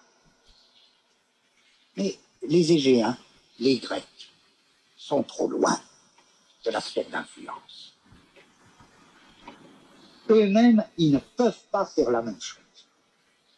Ils n'ont pas les moyens de faire des stocks de ce type, de construire un empire. En revanche, ils sont assez près pour savoir que ça existe, pour être en rapport constant. Qu'est-ce qui va se passer? Tant qu'ils peuvent, ils pillent. Les Grecs sont de grands pilleurs. Tant qu'ils peuvent, en effet, les pillages, là, de toute la littérature grecque est parcourue de ces grandes entreprises, de ces raids, qui sont des raids de pillage sur les stocks agricoles de Proche-Orient. Bon, mais c'est pas toujours facile de piller un grand empire. Alors, qu'est-ce qu'ils peuvent faire d'autre? Eh bien voilà. Eux, ils vont avoir un autre régime. Parce que grâce au stock agricole, qu'est-ce que faisaient les empires d'Orient? Dans le schéma de Chaël, c'est tout ça. Donc, il développait, ou nous dirions, il crée l'agriculture, et peu importe cette différence, ça ne porte plus là-dessus, il développait ou créait l'agriculture, de par grâce au stock, il pouvait entretenir des castes d'artisans spécialisés. À savoir, il y avait des gens qui vivaient sur le stock d'Empire et qui s'occupaient de quoi? Soit de métallurgie, soit de commerce. Les deux à la fois, puisque ces empires, en effet d'Orient, sont de grands métallurgistes et pourtant manquent de matières premières. Donc il fallait déjà des circuits commerciaux très poussés. Bon, mais vous voyez que ces artisans spécialisés, soit métallurgistes, soit commerçants, comme ils dépendaient directement de l'empereur archaïque, en effet, ils vivaient sur les stocks. Ils vivaient sur les stocks de fonctionnaires, sur les stocks gérés par les fonctionnaires, sur les stocks impériaux. Eux et leurs familles, ils étaient donc comme des fonctionnaires d'un autre type. Ils dépendaient directement des stocks impériaux. Par là même, l'empereur oriental, l'empereur archaïque, avait tous les moyens de surcoder le commerce et l'artisanat. Le commerce, la métallurgie, l'industrie. Il est tenait. Mais là aussi, on va retrouver exactement, mais si vous voulez, à un autre niveau. Au niveau de l'extériorité, ce qu'on a trouvé tout à l'heure au niveau de l'intérieur. Mais en même temps, leur fonction même dans l'Empire archaïque ne cessait pas de les mettre en rapport avec l'extérieur, c'est-à-dire avec le monde des géants. En effet, les métaux, par exemple le cuivre, dont le Proche-Orient manquait tragiquement, il venait par léger. Donc ces métallurgistes et ces commerçants, ils venaient de très loin, ils venaient par léger. D'après Chaël, on trouve des néolithiques, n'est-ce pas, par exemple de l'étain de Cornouailles, passant par Léger, et qui arrivent, n'est-ce pas, dans les empires de Proche-Orient. Donc ça suppose des circuits commerciaux immenses, énormes. Donc ces commerçants qui étaient surcodés dans l'Empire archaïque, ils se trouvent en même temps dans une autre situation, sous l'autre aspect, où ils ont affaire avec le monde égéen, d'où va venir des matières premières, c'est-à-dire les Égéens, échangent des matières premières contre du stock agricole.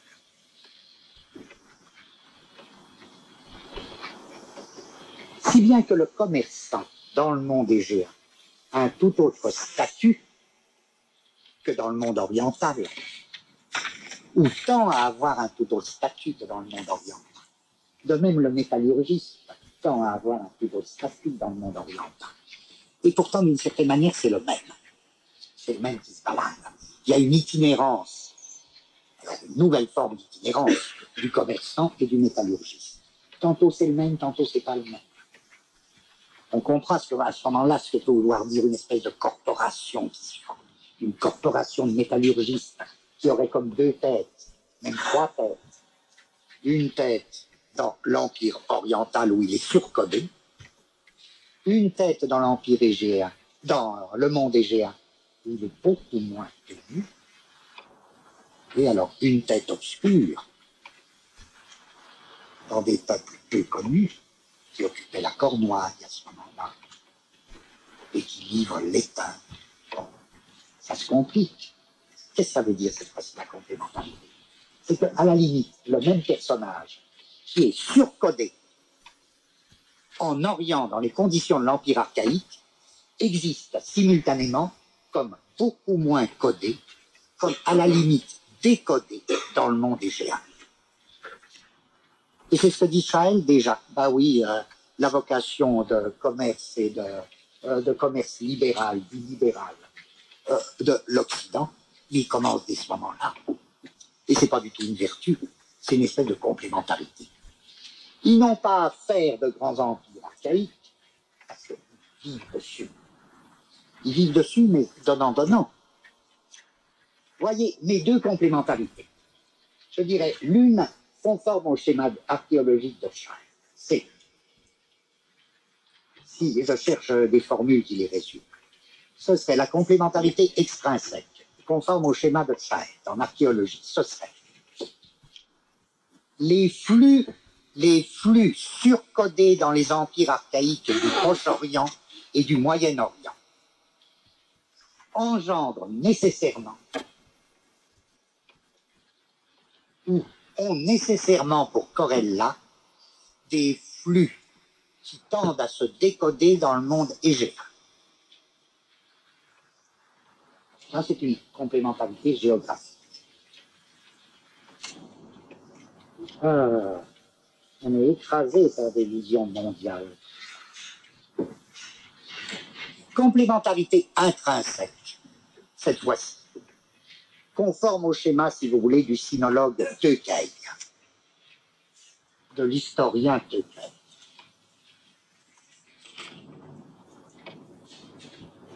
Plus le système de surcodage assoit son pouvoir, de surcodage impérial archaïque, assoit son pouvoir public sur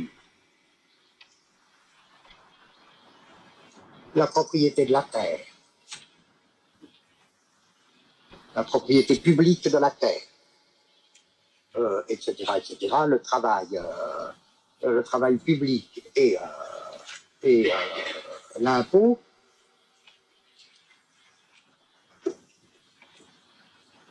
plus se forment en corrélation des points de décodage, des flux décodés de, premièrement, propriété privée, deuxièmement, travail et esclavage privé, troisièmement, monnaie scripturale. Tout ça, voilà. Alors, si vous comprenez cette situation, imaginez, on est là-dedans, on est dans cette situation.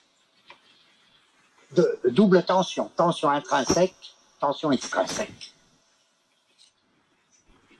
Oui, moi, je crois que c'est un des grands points pour comprendre ce que ça pouvait être que les corporations archaïques. C'est des appareils à tête multiple, là aussi.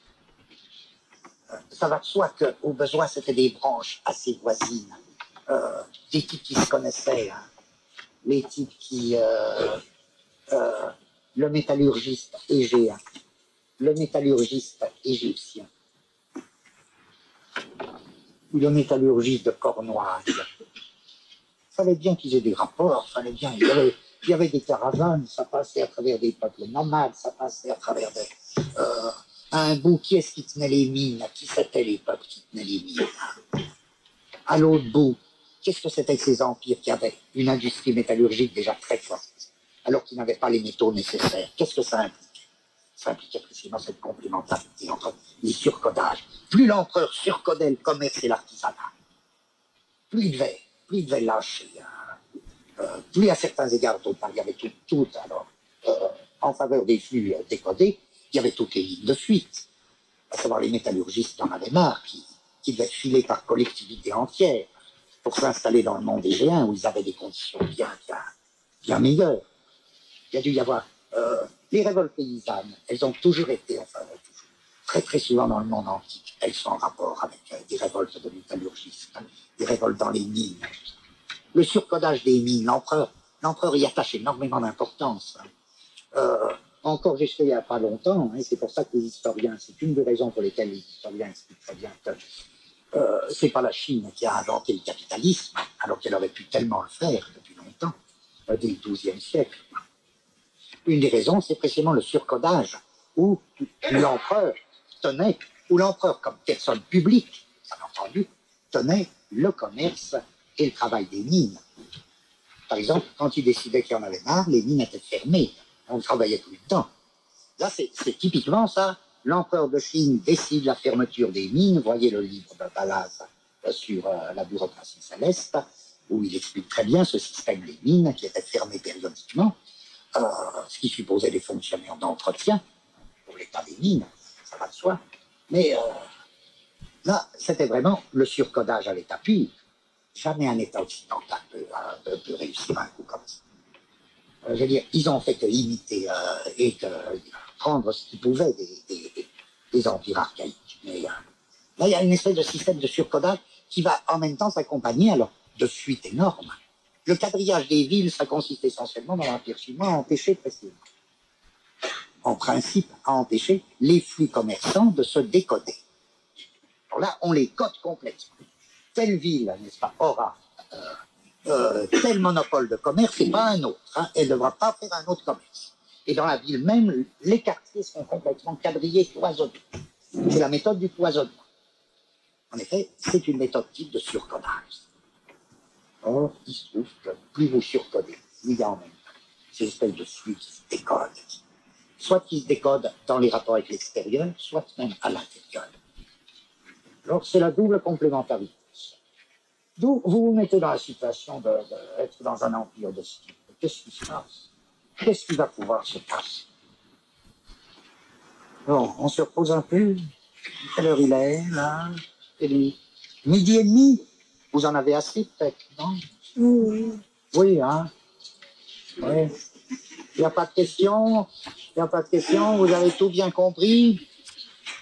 Bon, alors, la prochaine fois... Non, alors, non, quand même un peu, pardon. Vous tenez encore 5 minutes? Oui, non? Oui, 5 minutes, hein? Oui. Comme ça... Alors, je résume très vite quelque chose que j'ai un peu, que j'avais lancé, que je comptais beaucoup plus développer, mais il faut avancer. Qu'est-ce qui peut se passer? Ben, il va se passer, je dirais presque, voilà, on va assister à la seconde figure de l'État. Seulement, seconde figure de l'État, c'est très compliqué, c'est très mal dit. Cette seconde figure de l'État, ça a l'air d'être une évolution. Pas forcément une évolution. D'autre part, ça a l'air d'être une figure un peu homogène.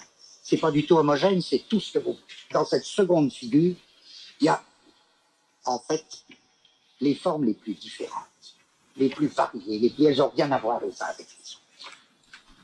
Qu'est-ce qui me permet pourtant de parler d'une seconde figure de l'État, avec toutes ses précautions, de parler d'une seconde figure de l'État, la première figure étant l'appareil de capture impérial archaïque.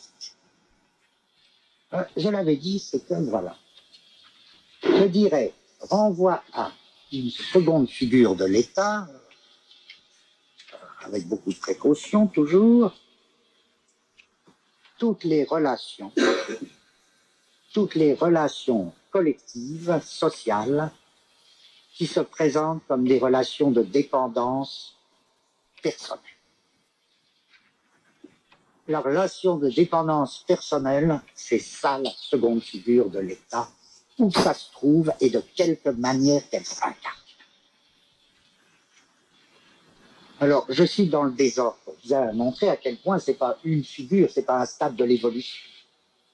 Je dis, chaque fois que les relations de dépendance personnelle vont monter dans le champ social, vous n'aurez plus un empire archaïque, vous y reconnaîtrez la preuve de ce qu'il faut appeler un empire évolué. Quand on nous parle de l'empire romain, par exemple, bon, c'est ça. C'est pas un empire archaïque, l'empire romain. Quand on nous parle de l'empire de Chine à tel ou tel moment, c'est pas un empire archaïque, c'est un empire évolué. Quand Montesquieu parle du despotisme asiatique, il ne parle pas des vieux empires archaïques, il parle d'empires typiquement évolués. Qu'est-ce que c'est un empire évolué? Je dirais un empire évolué, c'est un empire où les relations de fonction, où les relations publiques de fonction, telles que nous les avons définies précédemment, là je reviens pas dessus, sont constamment doublées et à la limite remplacées par des relations de dépendance personnelle. Vous me direz, relation de dépendance personnelle, mais alors quoi, ça devient faire de psychologie? Pas du tout, évidemment. Ce qui m'intéresse, c'est pas personnel, c'est relation. À savoir, c'est la consistance et la constance de ces relations, quelles que soient les personnes. L'empereur romain, peut-être Jules ou Octave, ça n'empêche pas qu'entre le citoyen romain et l'empereur, il y aura une relation de dépendance personnelle. Bon, chaque fois que vous avez une sphère des relations de dépendance personnelle qui monte, qui double, qui couvre, qui remplace les relations publiques de l'ancien empire archaïque, vous pouvez dire que c'est un empire évolué. On a vu que précisément l'empire romain, comment il fallait le décrire, par la montée de cette sphère, donc on appelle sphère du privé.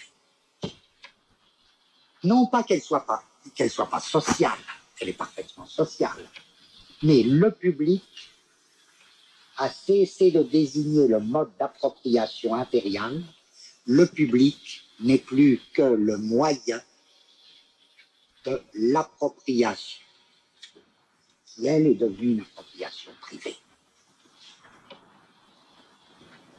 Alors je disais, c'est ça l'histoire de l'Empire romain, je ne recommence pas, vous comprenez, et c'est pas par hasard que là on retrouve le personnage fondamental de l'esclave affranchi.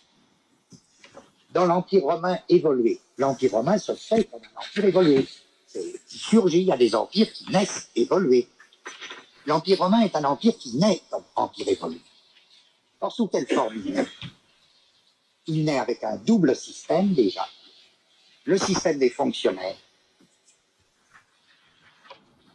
qui renvoie au vieux thème, le populus romanus, le vieux peuple romain, le Sénat, etc. Et qui très vite n'est plus là comme une espèce de couverture.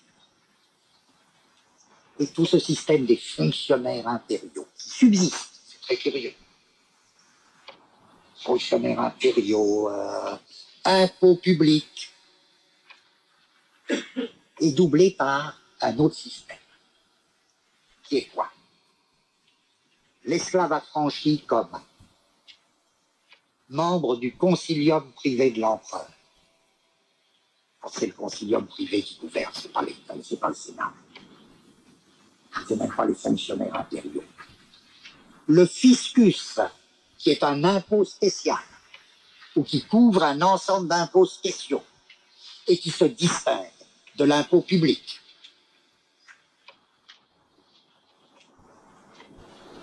Et là, vous avez toute cette sphère. Alors, c'est très compliqué, parce que vous savez, il y a des... même dans cette catégorie empire évolué, vous avez toutes sortes de figures extraordinairement variées.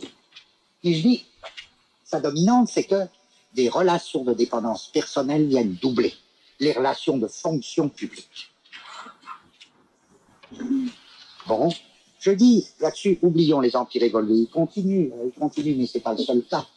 Il me semble, et c'est là-dessus que je voudrais, mais j'ai plus le temps alors. Je cite juste, je crois que les organisations de villes et de cités, qui précisément se détachent, se décodent des empires archaïques. On l'a vu, l'organisation ville qui est très différente de l'organisation empire. Eh bien, tout le régime des corporations, c'est un autre cas, c'est des relations de dépendance personnelle d'un type urbain, très différentes de celles des empires évolués, tout à fait différentes. Il faudrait les analyser à partir de là. L'esclavage privé,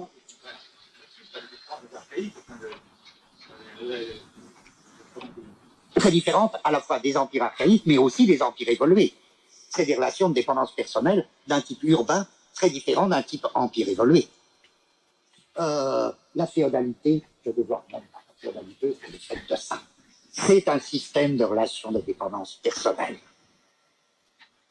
Encore une fois, ce qui compte, c'est pas personnel là-dedans, c'est que ce sont des relations constantes ou consistantes entre personnes déterminées comme personnes privées.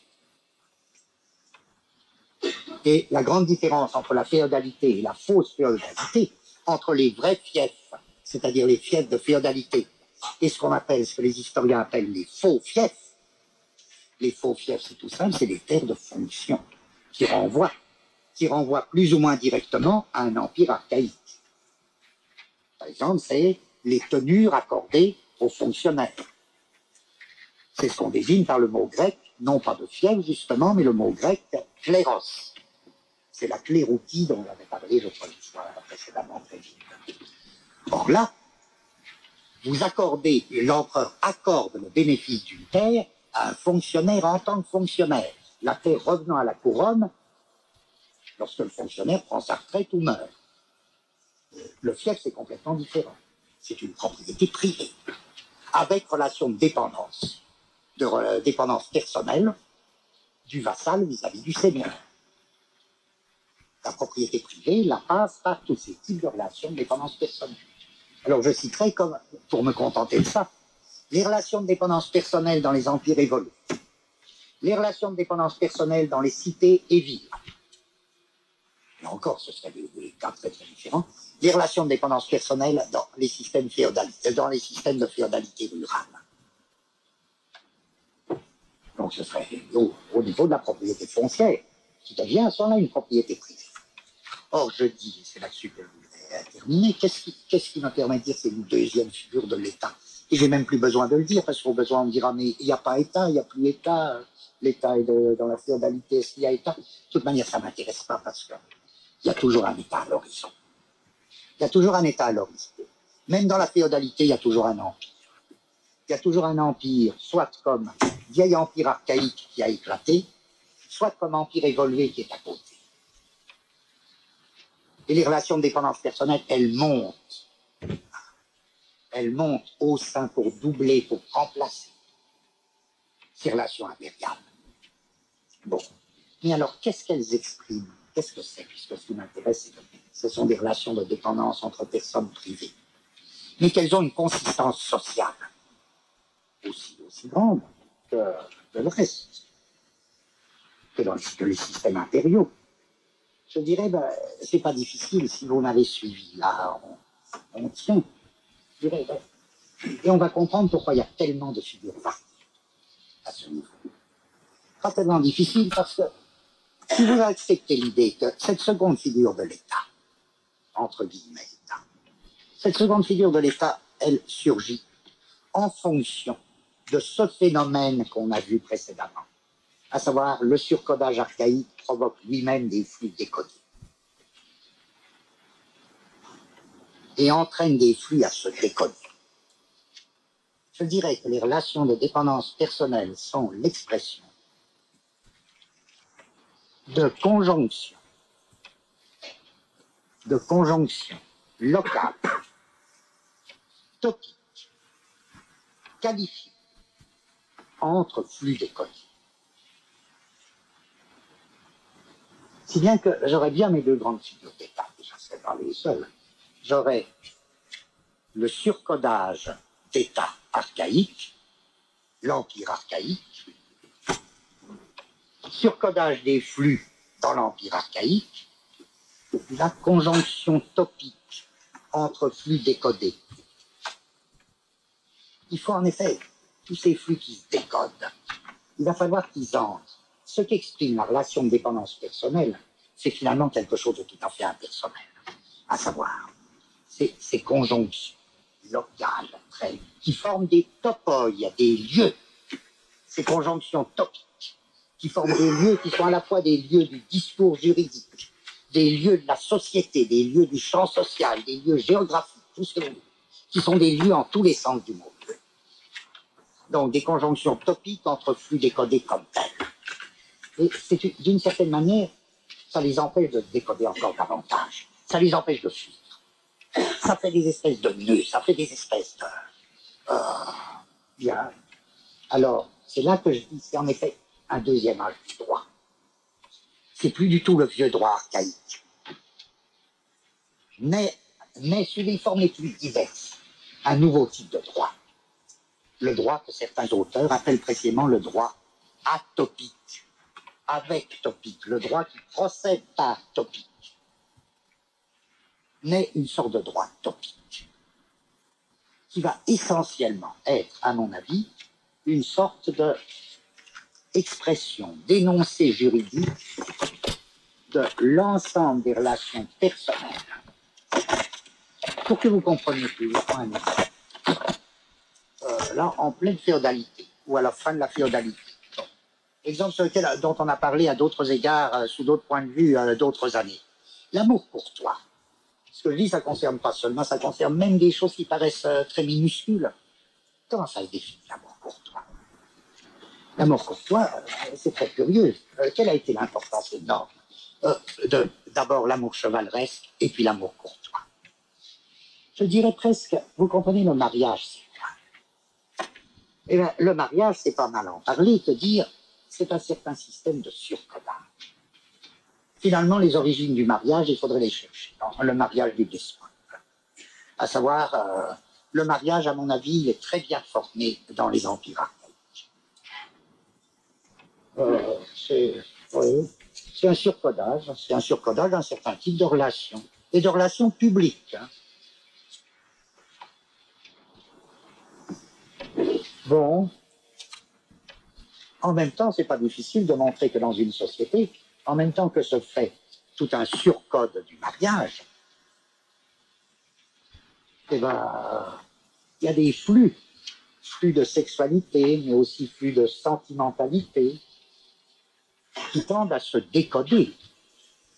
Et il ne préexistait pas ces flux. C'est bien le surcodage qui provoque sur d'autres points, qui instaure un circuit, le circuit marital public, avec comme modèle le mariage du despote, le mariage du pharaon. Bon, et puis qui va entraîner tout un système de flux qui se décode. Flux qui se décode, ce n'est pas avec mon épouse que je pourrais. Elle est contenue, c'est pas qu'elle en soit incapable, c'est qu'elle est prise dans le surcodage. D'où les systèmes qui ont existé dans toutes les sociétés, très très curieux. L'amour chevaleresque et l'amour courtois, c'est l'amour. Aussi bien dans un cas que dans l'autre. Dans les deux cas, c'est pas la même chose, mais dans les deux cas, c'est l'amour qu'un homme éprouve pour une femme qui non seulement n'est pas la sienne, mais n'a pas le droit d'être la sienne. Donc, d'une certaine manière, vous direz c'est codifié. Oui et non, tout dépend de ce qu'on appelle un code. Je crois que c'est codifié comme ce qui échappe au code. C'est l'état du flux décodé. On ne peut pas avoir d'amour chevaleresque ni d'amour courtois avec sa propre femme. Et en même temps que se développe l'amour chevaleresque et puis surtout l'amour courtois, se développe quoi? Un nouveau système, ça n'existait pas avant, je crois, ou ça existait, mais alors sous d'autres formes. L'amour est défini comme une relation de la dépendance personnelle de l'homme par rapport à la femme. Vous comprenez par définition pourquoi on ne peut pas le faire avec sa femme. Ça irait complètement contre le système du mariage comme surcode, qui lui ne repose que sur le primat de l'homme. Et le flux décodé va trouver son expression lorsqu'il va promouvoir un type de relation qui va avoir son droit. Je dirais que c'est typiquement un droit topique. Le mariage est un surcode, l'amour courtois est une topique. Ah oui, ça existe tout ça. C'est lumineux. C'est une topique. Et qui va se définir par, qui va pas être comme ça une compensation, qui va être l'invention, l'instauration d'une relation de dépendance personnelle du chevalier vis-à-vis de la dame. Bon, ça va être une conjonction entre flux décodés. Bon, et dans toute l'institution de la chevalerie, l'amour courtois, que ça pas dire aux communistes, c'est vraiment idiot de dire c'est l'idéologie, c'est pas du tout l'idéologie. C'est un phénomène fondamental qui est comme le corrélat du statut du mariage à ce moment-là, où s'instaure une relation. C'est pas qu'il y ait une relation de dépendance personnelle dans le cas du mariage, c'est pas du tout l'inverse, ça joue pas du tout ça. C'est autre chose. Donc je dirais pour résumer, je peux définir un ensemble d'appareils de pouvoir, un second type d'appareil de pouvoir si varié qu'il soit,